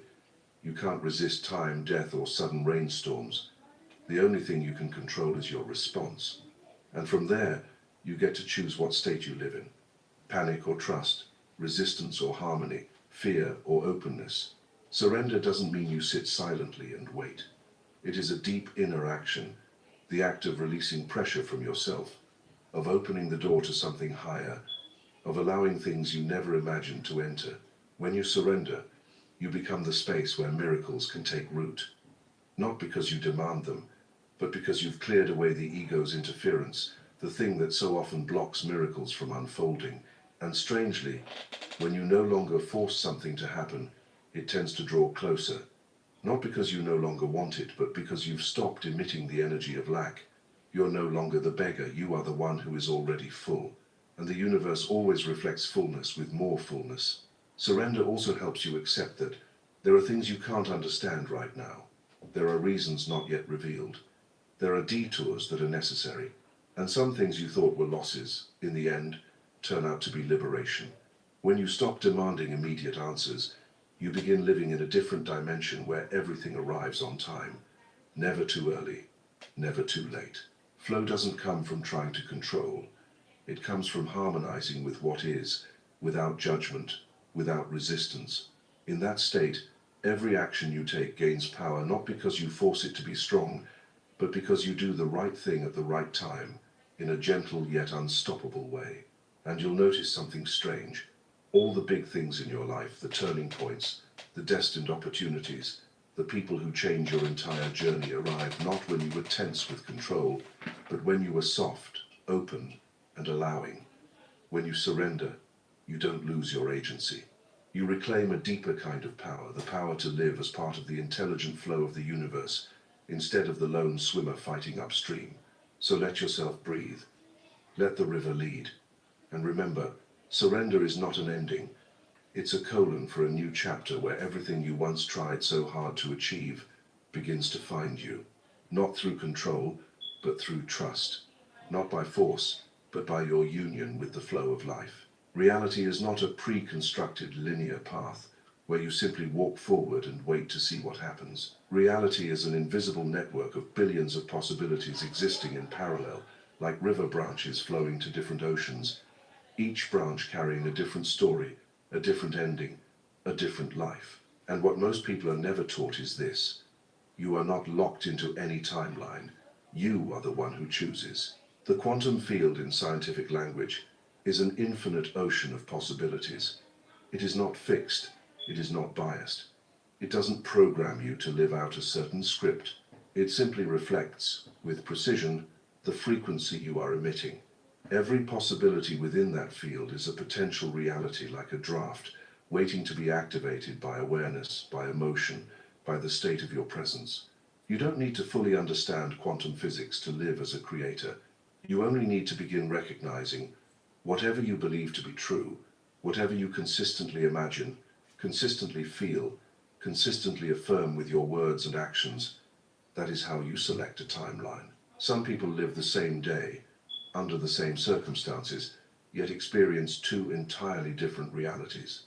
One sees delays, chaos, and disappointment. The other sees alignment, opportunity, and unexpected luck. The difference isn't chance.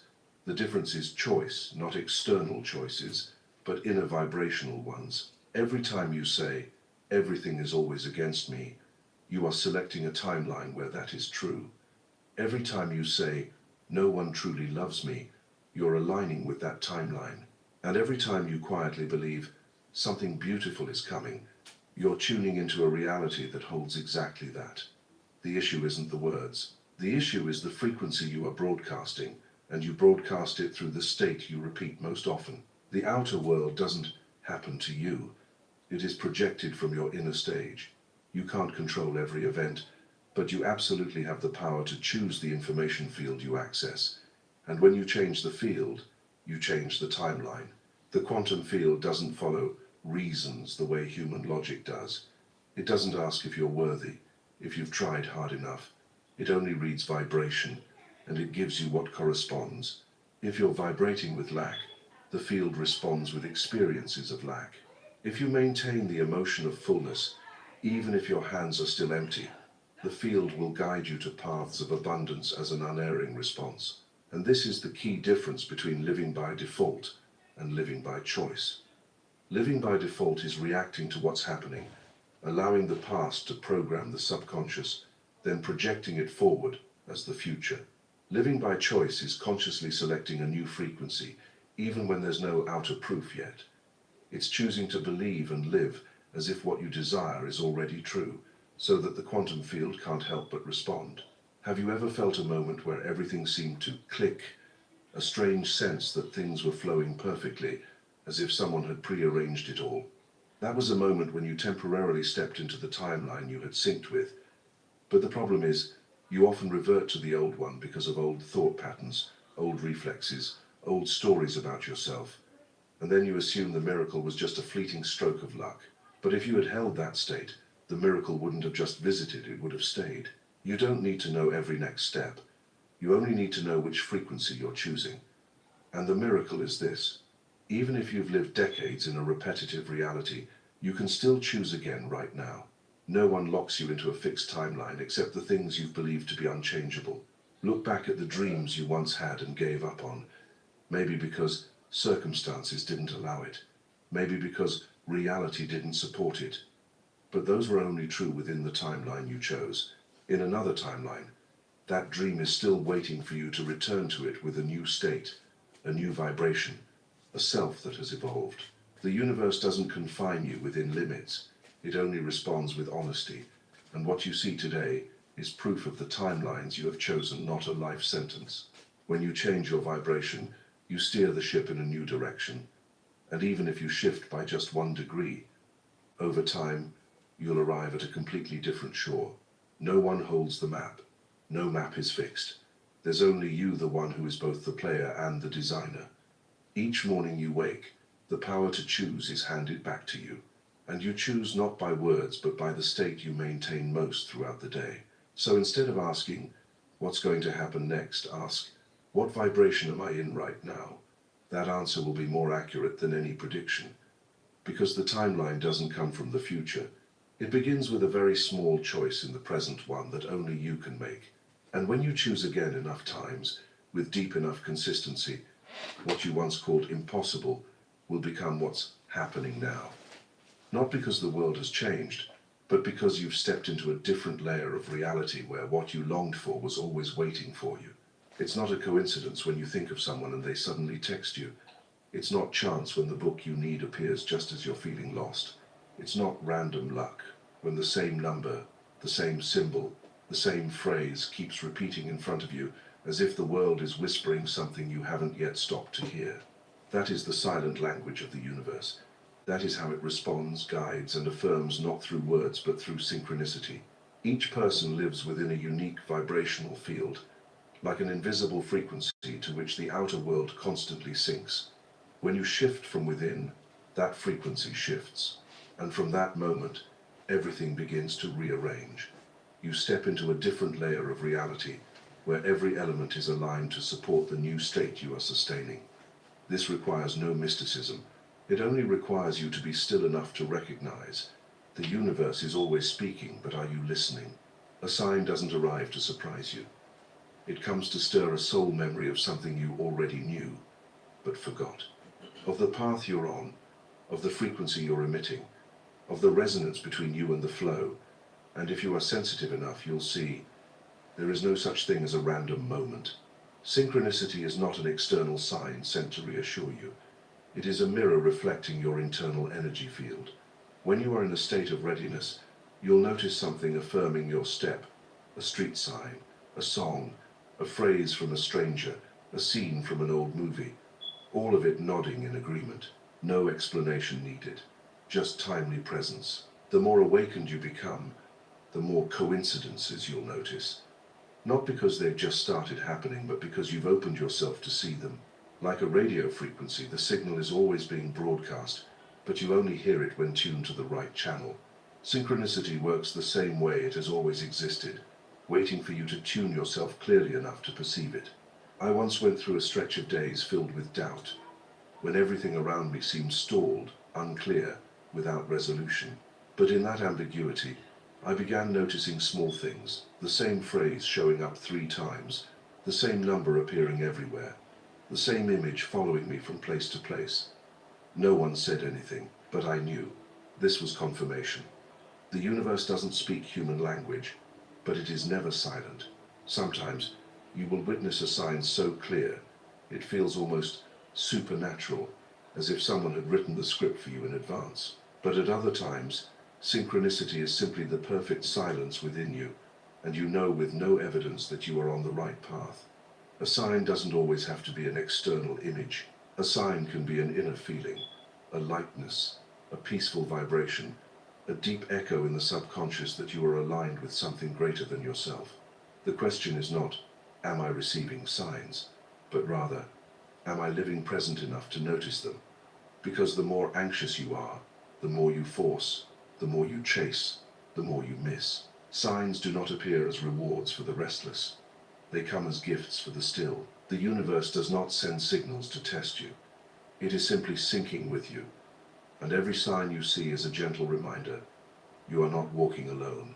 Even if no one visible is walking beside you, even if no one yet understands what you're going through, there is a dimension observing, supporting, sending you glances through the smallest of coincidences.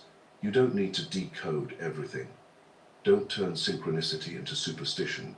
Let it be a background melody, a quiet, continuous current of message. When you live in tune with your frequency, authentic, unstrained, unconfused, you will naturally slip into that current, and signs will appear naturally, like petals rising to the surface after you've already sown the seeds. Sometimes, a sign doesn't come to urge you forward, but to stop you from continuing. It may be a small error, a minor mishap, a stranger saying something that snaps you awake as if reality is tugging you back to ask, are you sure? When you know how to listen, you'll realize not every closed door is failure. Some are protection, some are redirection. Synchronicity is so subtle you cannot trace its origin, but once you feel it, you cannot deny it. It is the meeting point between your soul and the blueprint of the universe, where no coincidence is meaningless. And perhaps the most beautiful thing about signs is this: they're not meant to prove anything. They arrive like whispers saying, you are remembering, you are awakening, and you are being guided not from the outside, but from the inner intelligence that's connected to all layers of reality, all timelines, all possibilities. If a certain sign is repeating in your life, pause for a moment, breathe slowly. You don't need to analyze it. Just receive it like someone listening to the sound of the universe through the heart. Because when you truly listen, you'll realize the universe has never been silent. It's simply been speaking in a language you've only just begun to remember how to understand. There is a peculiar point on the journey of transformation that almost everyone must pass through, the moment when everything seems to break all at once. Not just a single misfortune, but a cascade of unwanted events pouring down as if all your prior efforts were in vain, as if every belief is being tested and every door slams shut at once. In your mind, this feels like total failure. But in the unseen depth of the process, it's something entirely different, the final test. Many people approach the edge of a breakthrough, then turn back simply because they don't realize that what is collapsing is actually the sign that change is almost complete, because the old system cannot go with you into a new level. Old beliefs, old relationships, old ways of living, even the old version of yourself must crack open, must be released, to make space for a new reality to emerge. What you perceive as collapse is actually just the mask falling away, and that can hurt deeply.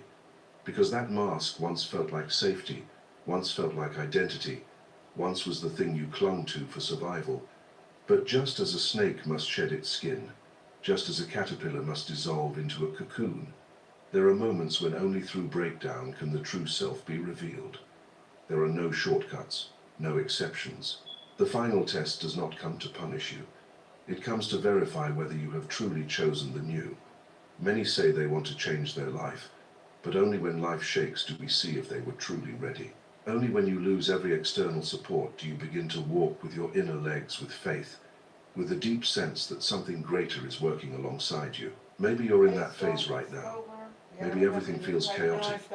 Maybe you've believed in a new vision, had the courage to let go of the old, but the results haven't arrived. Maybe things have even gotten worse.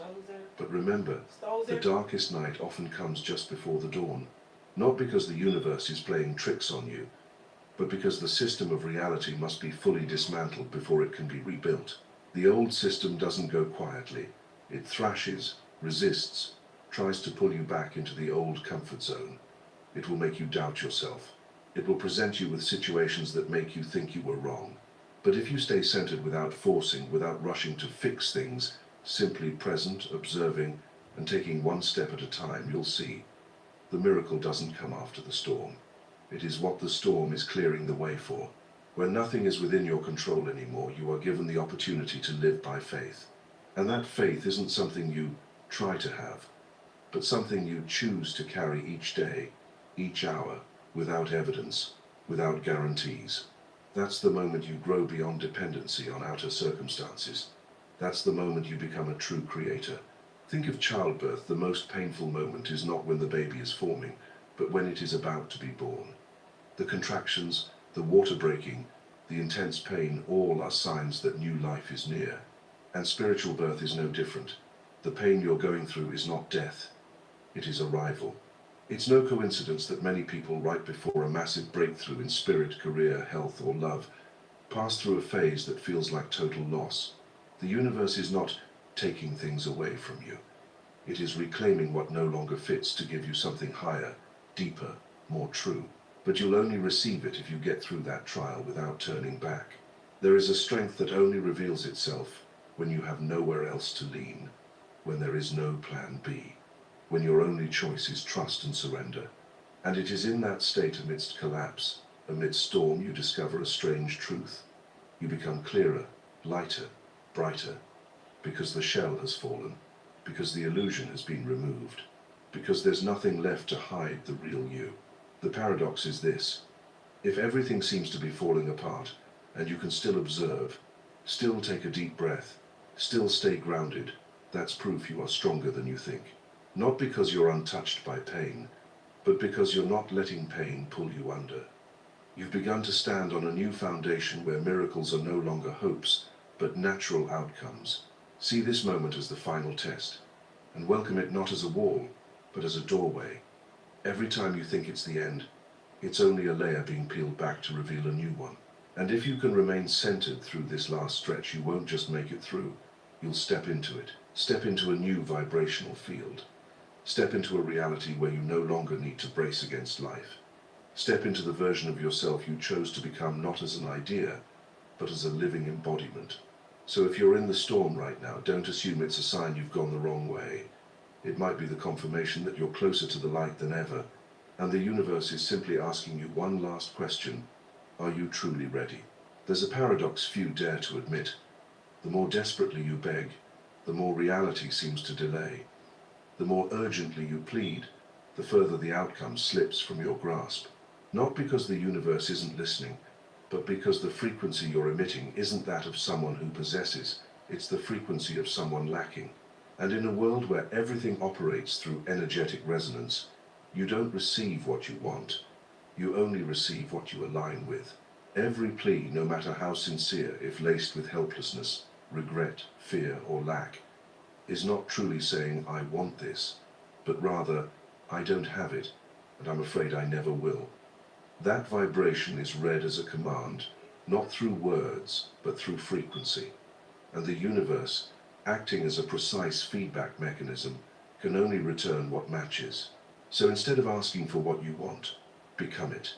Live, breathe, think, and feel as if it were already true.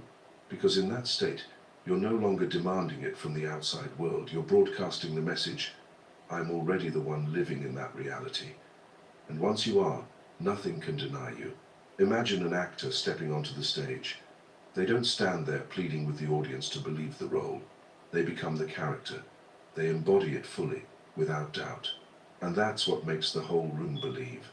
In the universe, your role is your frequency. The auditorium is the quantum field. And when you embody the role deeply enough, reality must follow suit. You don't need to convince anyone that you deserve to be loved. You only need to become a living embodiment of love in your gaze, in your words, in your actions toward yourself and others. And love will come as a consequence, without needing to be summoned. You don't need to ask for recognition. You only need to walk as though you're already the one doing something worthy of recognition. When you radiate the frequency of a creator, of strength, of peace, you're not waiting for those things to arrive. You become the broadcasting center of them. And reality around you, every piece, every person, every opportunity will begin to restructure itself to resonate. This is why some people, without seemingly doing anything special, naturally attract all that is good. They don't ask permission to be happy. They've already become the vibration of happiness, and the world simply responds. On the other hand, some people do everything right, yet keep repeating old outcomes because they haven't changed their root vibration.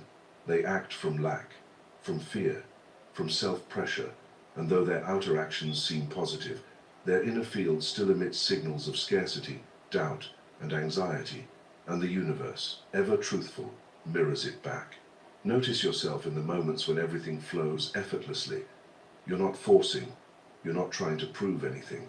You're simply present, natural, whole, unquestioning. And it's in that non-doing that everything aligns.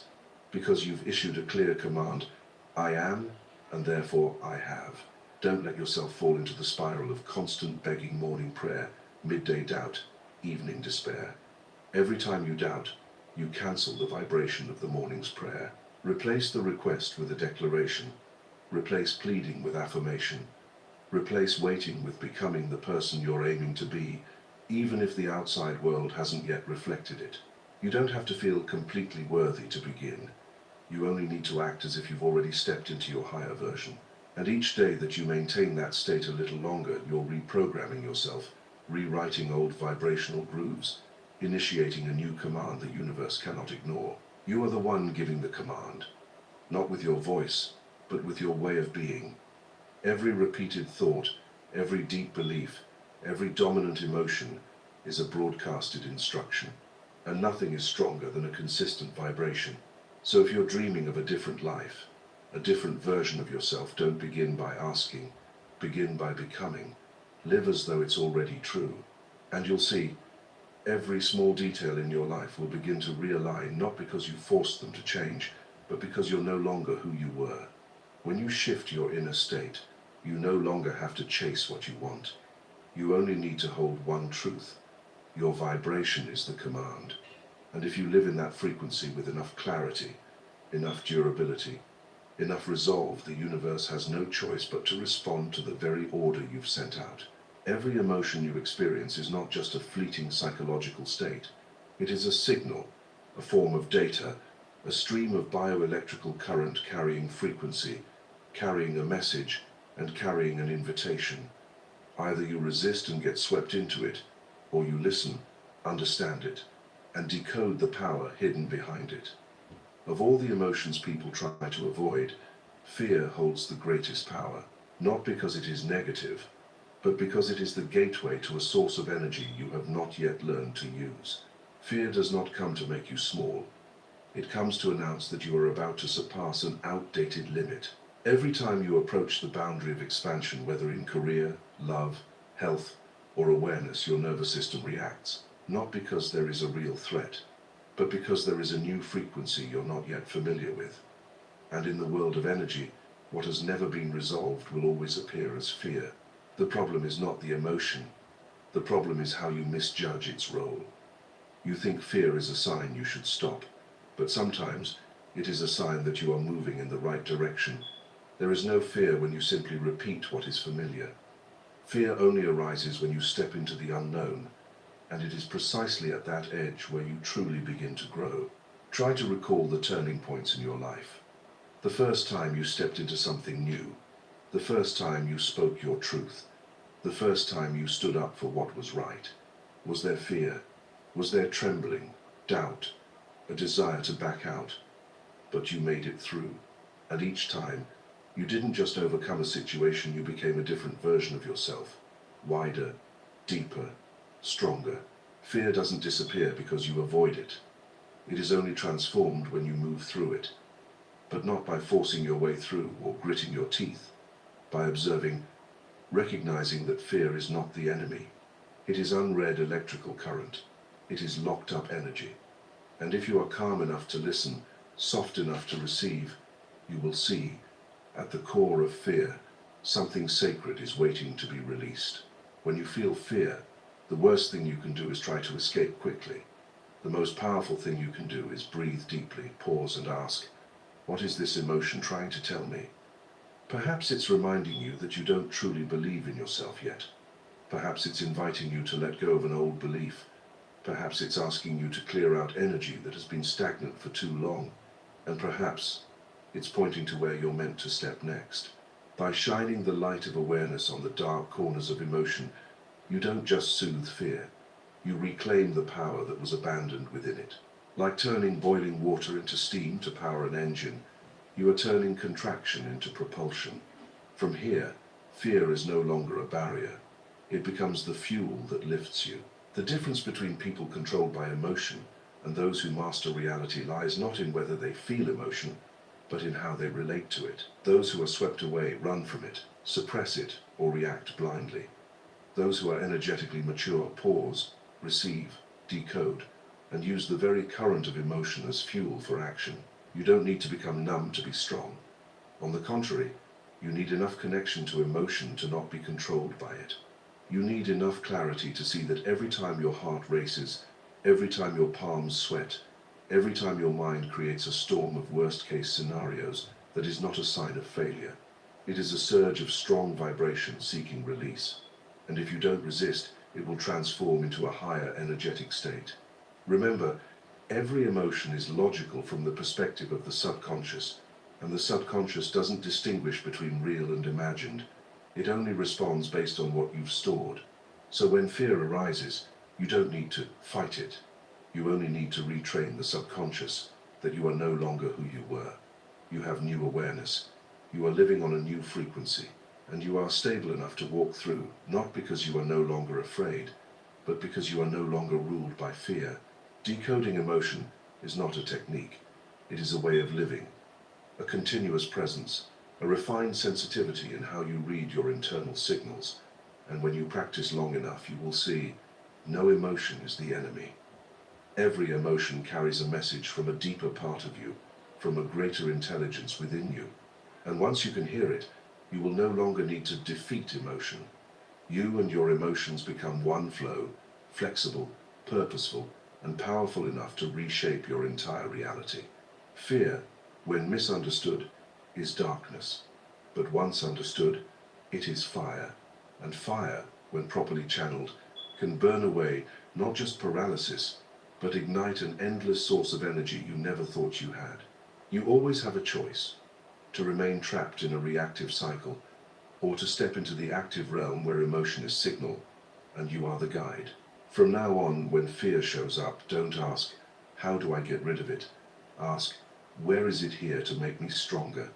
And each time you do, you won't just overcome an emotion. You are rewriting how you interact with yourself. You are training a kind of spiritual muscle not visible to the eye, but strong enough to hold you steady, even when storms roll through. Transmuting fear is not about removal, it's about remembering. Behind every vibration that seems negative, there is always a brighter version of you waiting to be entered. And you are the one who chooses whether or not to open that door. There's no need to guess why things haven't arrived yet. No need to blame fate, karma, or someone out there. Just look at one thing. What frequency are you broadcasting? Because reality does not respond to your wishes. It responds to the vibration you emit consistently, whether you're aware of it or not. And if you're not living in the frequency of what you want, no matter how intensely you desire it, you are still pushing it away. Every inner state is a wave being transmitted. You cannot receive anything outside the range of the vibration you maintain. If you want to attract love but live in a state of defensiveness, doubt, and fear of being hurt, what you're broadcasting isn't, I'm ready to receive love, but rather, I don't believe love is safe. And the universe will simply respond with situations that continue to confirm that belief. Do you want to attract prosperity? But if inside you still harbor feelings of lack, fear around money, or envy toward others' success, then the signal you're sending is not abundance. It's the frequency of scarcity, and it will resonate with corresponding experiences. No one escapes the law of resonance, because it's not based on morality or fairness, but on vibrational mechanics.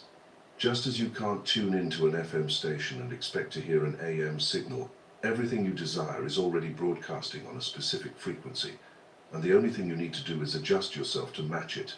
But adjustment doesn't come from repeating positive affirmations over and over. Adjustment comes from becoming the person who corresponds to the reality you're aiming for. If you want to live in a new frequency, you cannot bring along old habits, old reactions, old emotions, and old ways of thinking.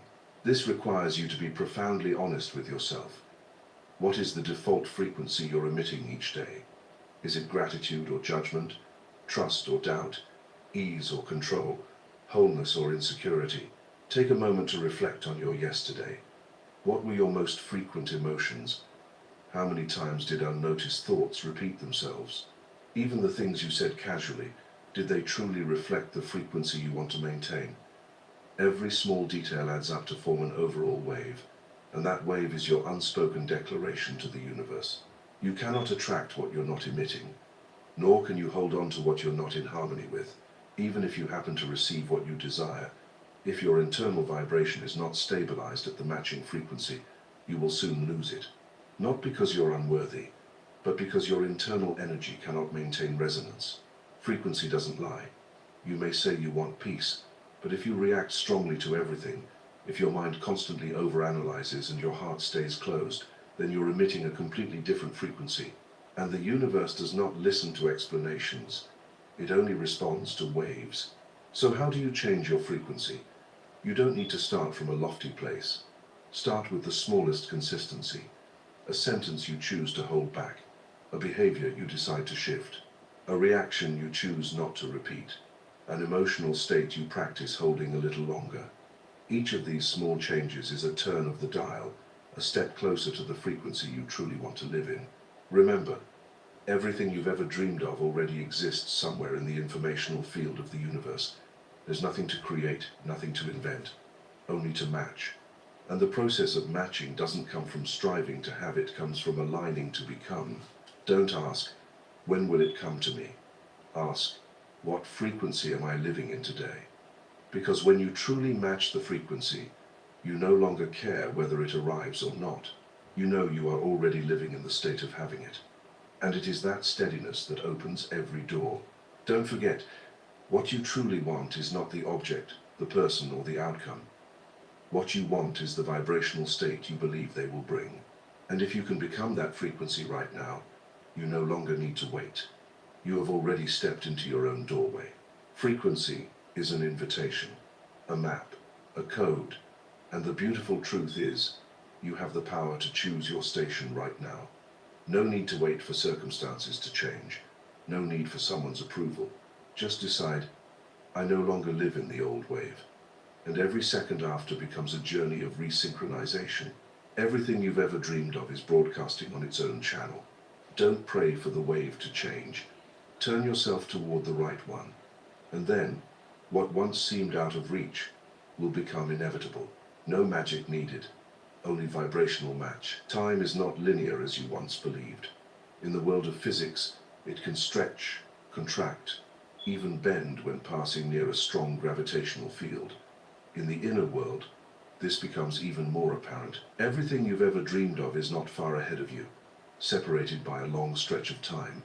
It is right here, on a parallel wavelength, merely waiting for you to step into the appropriate state. And when you become the person aligned with what you desire, you don't just attract it, you fold time, shorten the journey, and bring about things that once seemed to require a long wait with astonishing speed. Waiting is a state of postponement, and every form of delay is born from the belief, I am not yet enough. When you believe that what you want is still far away, you emit the frequency of lack, of distance, of hope that is not yet readiness. And the universe responds by maintaining that distance. The more you wait, the further it moves. The more you hope, the more you affirm to the quantum field that you don't yet have it. Meanwhile, becoming is action in the now. It is living as though what you desire is already your nature. Not pretending, not self-deception, but a deliberate internal alignment with the timeline where that reality already exists. When you do this, space and time compress, events realign. Meetings, opportunities, and synchronicities appear as though someone had scripted them in advance. Folding time doesn't come from technique, it comes from the purity of vibration. You cannot fool the universe with a few affirmations if your inner frequency still radiates absence. But you can shift your entire reality if you truly step into the feeling, I am already that person. I am already there. I'm not waiting. I am being. This isn't empty philosophy. It is a practice. And anyone who has ever lived by intuition has experienced it. when you stop counting time, stop nervously awaiting results, stop planning every single step suddenly, everything happens. Not because you stopped trying, but because you stepped out of the delay zone and into the alignment zone. Folding time doesn't mean forcing the universe to fit your schedule. It means leaving behind the mindset of control and entering the current where everything has already been programmed to unfold in the most optimal way. All you need to do is hold the right frequency undisturbed, unwavering, unhurried. If you look back at the time something arrived unexpectedly in your life, a chance, a relationship, an idea, you'll see a common thread. You had stopped waiting for it. You were busy living, being yourself, savoring the present.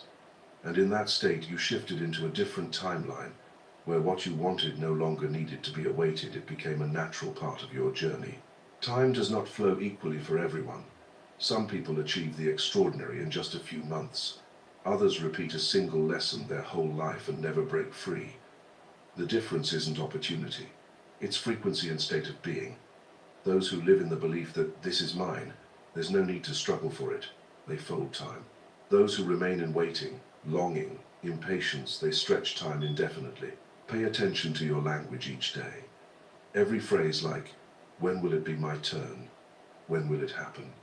I wonder if I'm enough, is affirming that you are not yet being. Each of these sentences adds a layer of delay, pushing you further away from a path that could otherwise be swift. Instead, live as though you are already there. Behave as though you are already that person. Be grateful as though you've already received it. And most importantly, don't pretend. It must be a genuine embodiment, a belief so deep that you no longer need to think about it every day. Because when you are, you don't have to remember. You just live. The miracle is this. When you fold time through the state of becoming, you don't just shorten the journey of one specific desire. You accelerate the evolution of your entire life. Lessons arrive faster. Events connect more deeply. New levels of awareness open continually. And you are no longer someone who lives awaiting outcomes, but someone who lives to generate resonant waves, waves that then summon what you need at the exact right moment. Time is not a barrier. It is a pliable substance waiting for your touch. And when you touch it with the right vibration, it ceases to be a straight line. It becomes a spiral, a rhythm of contraction and expansion, a door that can open the moment you dare to step beyond the belief of not yet enough. You don't have to wait for something to happen before you believe. You must believe deeply enough for it to happen. You don't have to wait long enough to become someone. You become now, and everything else aligns into place. Folding time doesn't require advanced technique. It only asks that you remember one thing. You are not trapped within the flow of time. You are the one who creates the fold. And that fold always begins with two words. Become now. The world does not lie. It only reflects. Everything you see outside, whether light or shadow, chaos or harmony, is a faithful reflection of what's operating within. Reality is not a stage where you must try to control every character and every event. It is a massive mirror, always honest, always precise, and always responding to the original frequency you are emitting. If you find yourself often hurt, betrayed, or misunderstood, pause before blaming circumstances or other people. Stop and look into the mirror. Is there something within you that still believes you are not worthy of being cherished? Is some part of you still carrying unhealed memories, radiating frequencies of doubt, worry, and defensiveness? The mirror does not create the crack. It only reflects the one that was already there. If you are living in haste, impatience, and constantly feel as though your life is racing against time, chances are you're emitting the frequency of pressure, insufficiency, and control. And reality simply amplifies that message. It presents you with even more reasons to rush, to worry, to grow tired. But when you pause, slow your breath, and return to a state of trust, strangely enough, the outside world also begins to slow down, soften, and synchronize. We do not live in a static world. Every moment, reality is reborn from your vibration. It is not fixed. It is a living, flexible, and highly responsive reaction to even the slightest shifts in your frequency.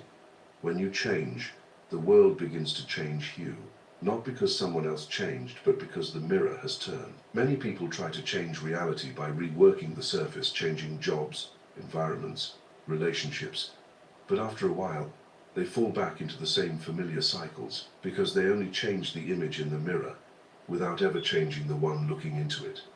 Any effort to change the outside is useless if not accompanied by inner transformation. The mirror will always remain loyal to the source. When you understand this law, you stop blaming. You stop trying to fix everything around you. You turn inward and ask, what am I radiating? What do I truly believe about the world, about people, about myself? And the answer doesn't lie in your mind. It lies in your feelings, in your state, in the unconscious reactions you cannot control. Because it is these deep, wordless layers that form the strongest signal being reflected. You might say you love yourself, but if you often feel disrespected by others or repeatedly overlooked, then reality is showing you something. Some part of you still doesn't believe in your true worth, and you can't fix that with words. You can only shift it by feeling fullness again, by living as though you are worthy without waiting for anyone to confirm it. Reality is a mirror, not a movie screen. It does not replay a fixed story. It has no pre-written script. It is a screen that instantly responds to the being you are. And the miracle is this. You can change the channel right now without leaving the room, without waiting for the ideal moment, just by adjusting your inner state. When you live in gratitude, even before anything visibly changes, reality already begins to shine more brightly. When you forgive, it's not the other person who is freed, it's you who unlocks a new layer of the mirror, one that allows light to pass through. When you trust, even without seeing results, you've stepped into a different reflective space where positive events are rearranged to arrive at the perfect time. Don't expect the mirror to smile before you do. Don't wait for the world to love you before you love yourself. Don't hope for someone to change before you change how you see them, because the mirror is not proactive. It does not lead. It only responds. If something keeps repeating that causes you pain, it is an invitation to look more deeply into the frequency you're holding. Not to blame yourself, but to reclaim your power. Because when you realize the world is merely reflecting you, you also realize you are the one who can change every mirror in your life, not by adjusting the mirror, but by becoming the new image within. From the moment you understand this, you begin to live differently. Not because someone taught you, but because you can feel the hidden law behind reality at work. You no longer need to conquer life, you begin to dialogue with it. You no longer need to fight darkness, you learn to adjust the light. And the most beautiful thing is, the mirror is never late. When you change, the reflection changes immediately. Sometimes it's just a small detail, a warm comment from a stranger, an unexpected opportunity, an unforeseen apology. But all of them are signs that you have turned the mirror, and the world, like magic, is smiling back at you. In this universe, nothing is more mysterious than you. And no miracle is more wondrous than when you begin to look into the mirror of reality, not to reapply your mask, but to understand more deeply who you are, what you're radiating, and how you're being reflected. The mirror never lies. It is the truest voice of the universe, reminding you, what you see is not the truth, it is you. There is a subtle paradox in the art of attraction. What you truly desire will only come when you no longer need it, not because the universe wants to test you, not because you must give up your dreams, but because in the state of not needing, the frequency you emit becomes pure, expansive, unclouded by fear or control. And that frequency is the strongest magnet of all. When you truly need something, what you emit is not a signal of readiness, but of lack, of pressure, of urgency. And those vibrations create static that blocks what you want from reaching you naturally. The universe does not respond to your words or wishes. It responds to the emotional signal you hold inside, especially the ones you don't speak aloud. You may say, I want a beautiful relationship. But if deep down you're radiating fear of abandonment, despair from loneliness, or a sense of incompleteness when alone, then those signals are the real invitation the universe is hearing. And the universe will send you experiences that correspond not to what you wish for, but to what you are. Letting go does not mean giving up. It means you've stopped forcing the flow and started trusting that everything is right, complete, and arriving at the perfect time. It is not apathy. It is a higher form of conscious surrender where you no longer act out of fear of not having, but from the knowing that you already are enough. The miracle is this: when you truly let go, something strange happens. You begin to feel complete without having that thing. You start to feel joy in your own presence. You stop trying to create attraction. You become the attraction. And from that state, good things begin to find you gently, naturally, without being chased. It's like clutching water in your hand. The tighter you grip, the faster it slips away. But if you open your hand quietly, the water fills your palm with ease. Energy works the same way. So do your desires. The more you need, the more you push it away. The more you let go, the more room it has to come in. Need is a soft form of resistance. It builds an invisible barrier between you and what you want. It prevents you from receiving, even when you're standing right in front of the door. Letting go, on the other hand, is how you lower the wall, open the frame wide, and invite reality in with full trust that you lack nothing. Those who live in a state of not needing are not without dreams. They've simply learned how to live full within themselves. They understand that whatever comes will be a bonus, not a missing piece. They don't center their lives around acquiring something, but around becoming someone. And for that reason, they attract more than they ever imagined. You can apply this right now. Choose something you've been longing for: money, love, health, opportunity.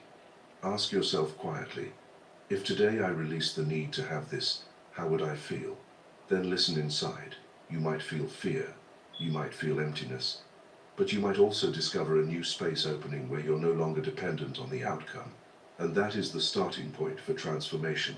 Letting go is the state of someone who knows they're living in a perfect system, someone who trusts, if it's truly meant for me, it will come. And if not, what comes will be even more right, more beautiful, and more aligned. That person does not control, does not force the stream, does not push the universe to match the ego's schedule. They walk slowly, breathe deeply, and open their heart as if all good things are already tucked inside destiny's sleeve, simply waiting to be offered. In every area of life, you will see this pattern repeat. When you no longer fear losing, you can keep. When you no longer demand, you are gifted. When you no longer chase, you become the destination. And when you stop trying to be attractive, you become the field of attraction. This is not a one-time lesson. It's an art that must be practiced daily. Every time you find yourself yearning too intensely, worrying too much, or forcing something, pause, breathe deep, and ask, if I release this now, will I still be myself? And if the answer is yes, then you're ready to open a new flow. Remember, the universe does not want you to beg. It does not respond to fear. It does not answer to scarcity. It only vibrates in harmony with what you already believe to be true. And when you believe, I need nothing to be whole, I only welcome more to be abundant, you place yourself in the deepest state of attraction. What you truly want is coming, but it cannot pass through the thick clouds of attachment. Only when you step into the light of wholeness, of surrender, of complete trust, can all the miracles find their way to you. Not because you need them, but because you are ready. Perhaps you have prayed wholeheartedly. You have visualized clearly. You've written down your desires with a deep belief that the universe would respond. But time passes, and the results have yet to manifest. Not because the universe doesn't hear you, not because you're not good enough, but because you, within each breath, each unconscious thought, are jamming your own signal. Each person is a broadcasting tower. Every emotion, thought, and state is a stream of energy you constantly emit into the space around you. The universe does not respond to what you say in words, but to the frequency you consistently sustain. And what you may not realize is, while you are asking for light, you are simultaneously covering it with a thick fog of doubt, anxiety, and fear. It's like a radio station broadcasting two frequencies at once, a beautiful melody and a loud static hum. The listener cannot hear the music clearly. The universe is the same.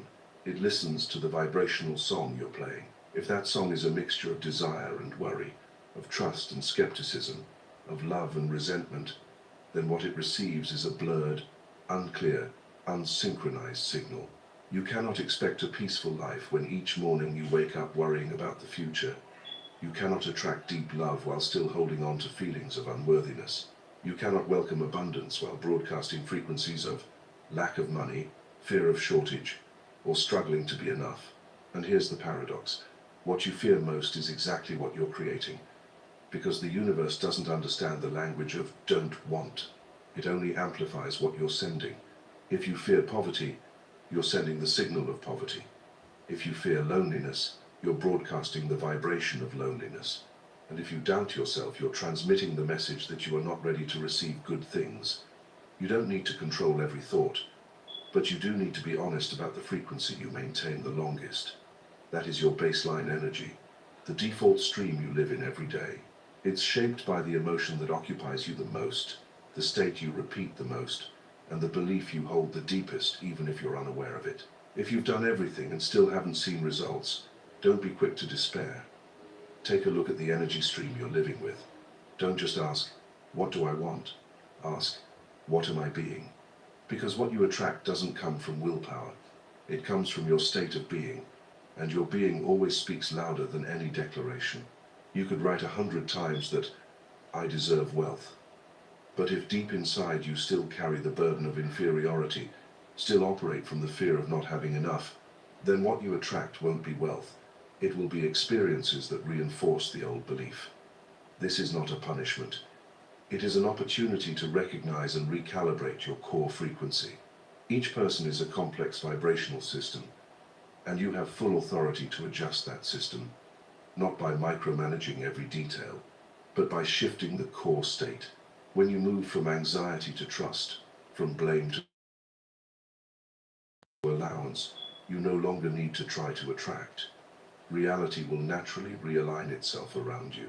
Your energy stream is like an invisible conductor, directing the entire orchestra of your life. You cannot command each instrument individually, but you can adjust the conductor. When the conductor is steady, harmonious, and attuned, the whole symphony transforms, and so does your life. The world is not against you. It's just that your energy stream is jammed by emotional layers that haven't been cleared. No one else can do this for you. But you can begin right now with a deep breath, with a moment of turning inward, with a decision to release the old vibration and step into a new state. When you emit a signal that is clear, stable, and coherent, you don't need to seek out opportunity. Opportunity finds you. You don't need to cling to anything. What aligns will stay. You don't need to resist delay. Everything will arrive in perfect time, because you are no longer jamming the flow. You are the transmitter, not the receiver. And when you understand that, you begin to live as a creator, not a waiter. You begin to tune your energy not to receive, but to become the person to whom all good things cannot help but be drawn. You don't need more knowledge. You don't need more techniques. You only need to be honest with yourself. What is your energy saying to the world? What is it inviting in? What reality is it syncing with? And more importantly, are you ready to shift your frequency so that the universe can finally hear you clearly, purely, and fully? The answer is not in the future. It's in you right now. There is a strange moment on the path of awakening when you no longer seek signs to believe. You don't need confirmation. You don't need others to agree. You don't need any more evidence to validate your belief. That is the moment you step into the state of absolute knowing, a knowing deeper than knowledge, clearer than logic, and more steadfast than the reality before your eyes. This knowing does not come from learning more. It arises from peeling away layers of doubt, fear, and the habit of needing validation from the outside. When all the noise goes silent, when the mind stops questioning every second, you reach a deeper space of awareness where you simply know, not for any reason, not to prove anything, just because it is true. Like knowing that you're breathing without anyone having to remind you. Like knowing the sun will rise, even when it's raining. The state of absolute knowing does not come with display. It needs no boasting, no preaching, no one else to believe with you. It is quiet, but not weak. It is humble, but unshakable. You'll recognize it when you've entered this state, not because the world has changed, but because something inside you has. There's no more urge to check, to measure, or to doubt. No more talking to yourself in circles just to feel reassured. Instead, there is a deep silence, as if you are standing in a vast land with no map, yet you're not afraid of being lost, because you know you are on the right path. In the state of absolute knowing, you no longer need to see results in order to keep believing. Belief is no longer a conditional act. It becomes your nature.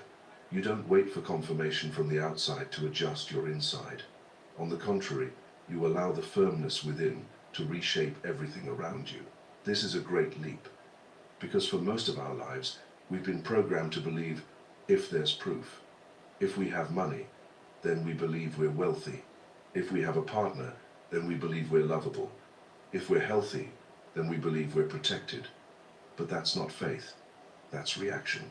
True faith begins when you see nothing and still know it's real.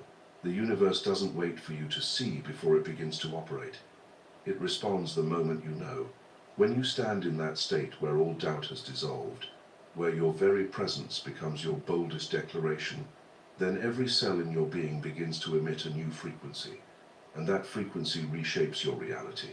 Those who dwell in absolute knowing don't need to say much. They don't argue. They don't try to convince.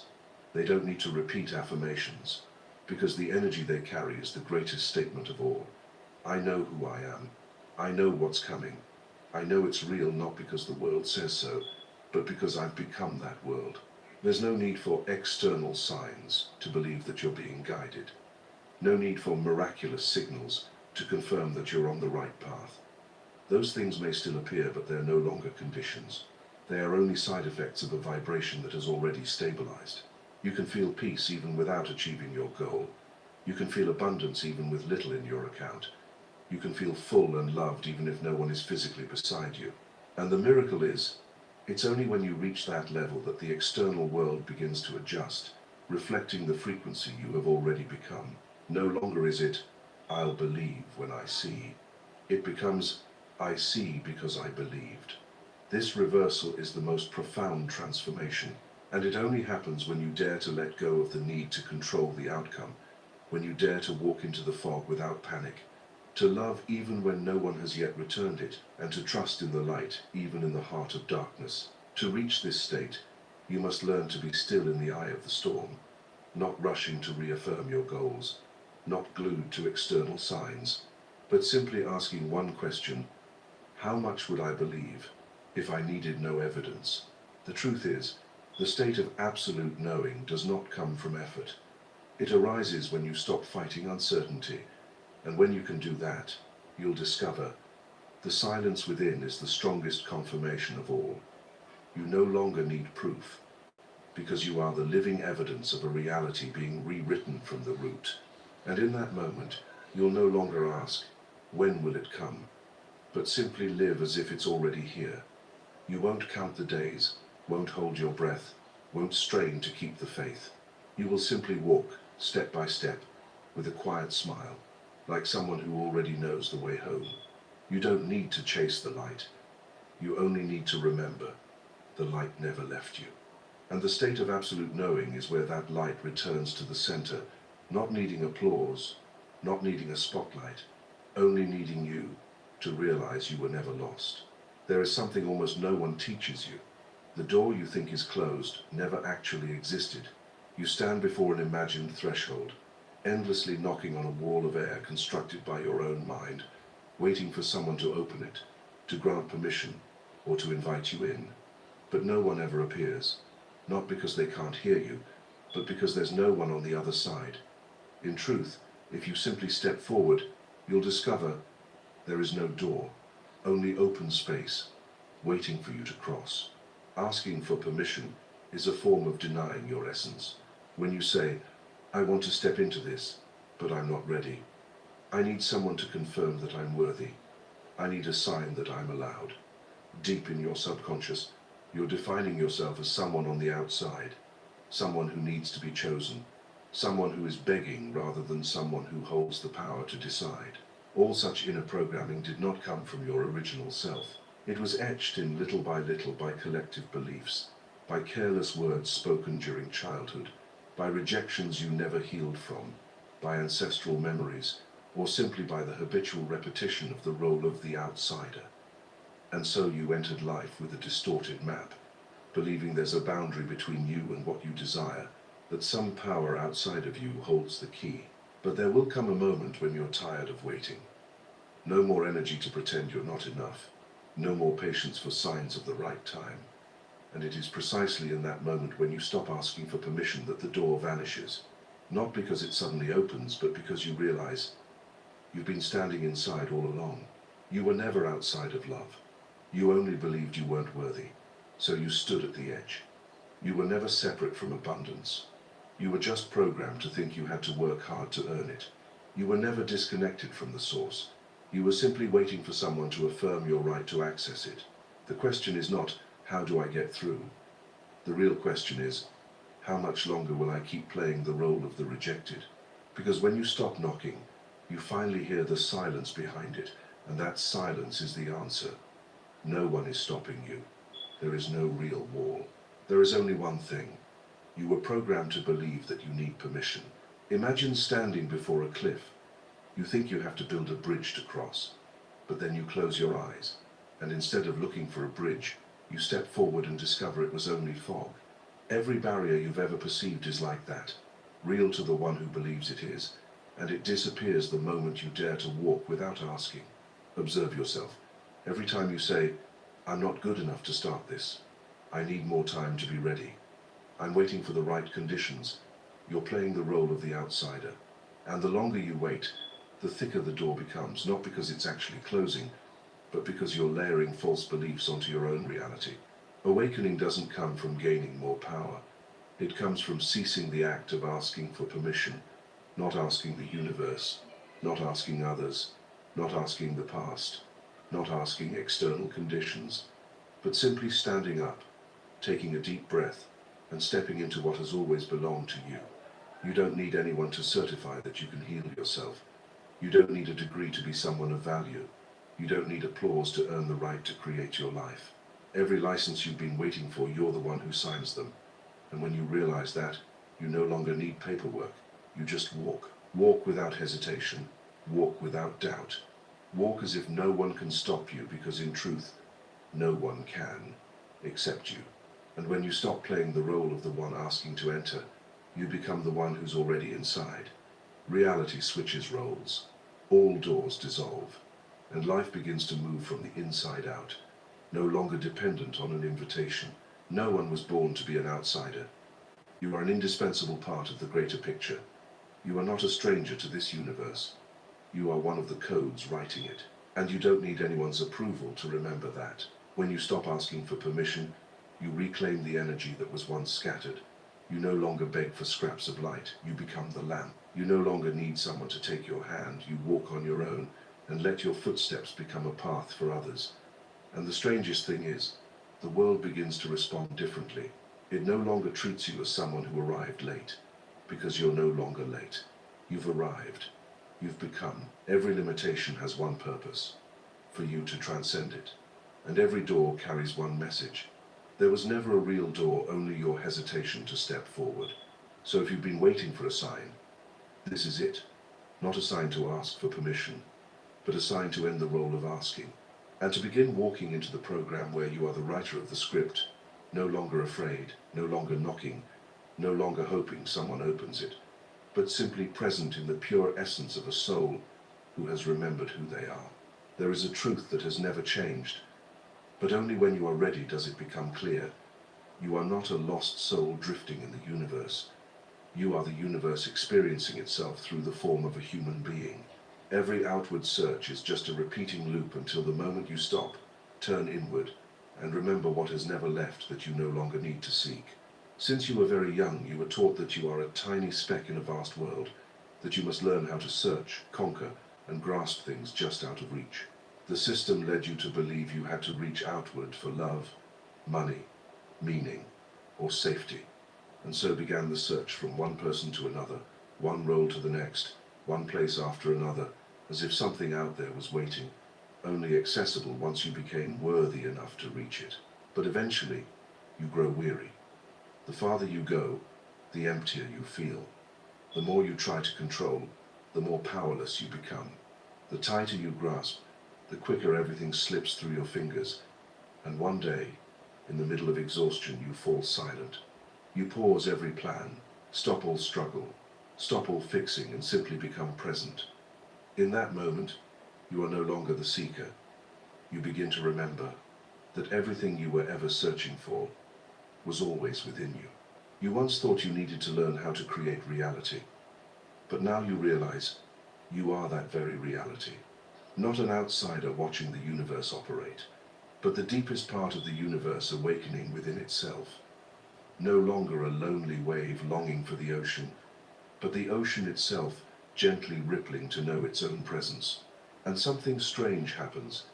When you stop searching, everything you were searching for begins to find you. Not because you finally did some technique correctly, but because you stopped broadcasting the frequency of lack. When you return to the role of a radiant point, no longer craving what lies outside, no longer identifying as incomplete, you become a natural center of gravity. No begging, no proving, no attracting, just being yourself, and everything else rearranges accordingly. You no longer need to master life as if you were someone else. You begin to remember how life has always reflected who you are. And when you shift your inner state, the outer world is no longer something to chase, it becomes a mirror. Like a still lake begins to reflect the moon clearly. Life starts responding to a version of you who knows who they are. This is no longer a journey from point A to point B. It is a return to the origin where you stop being someone who prays to be loved and become love itself. Where you no longer strive to be worthy, but live as someone who has always been whole. Where you no longer call upon the universe, because you realize you are the universe calling yourself home. You will feel this shift clearly. No more anxiety, no more forced meditations to attract something, no more constant checking to see if it's happening yet. Instead, there is calm presence, a quiet yet unwavering current like you are, the anchor point for the vibrational field around you. And it is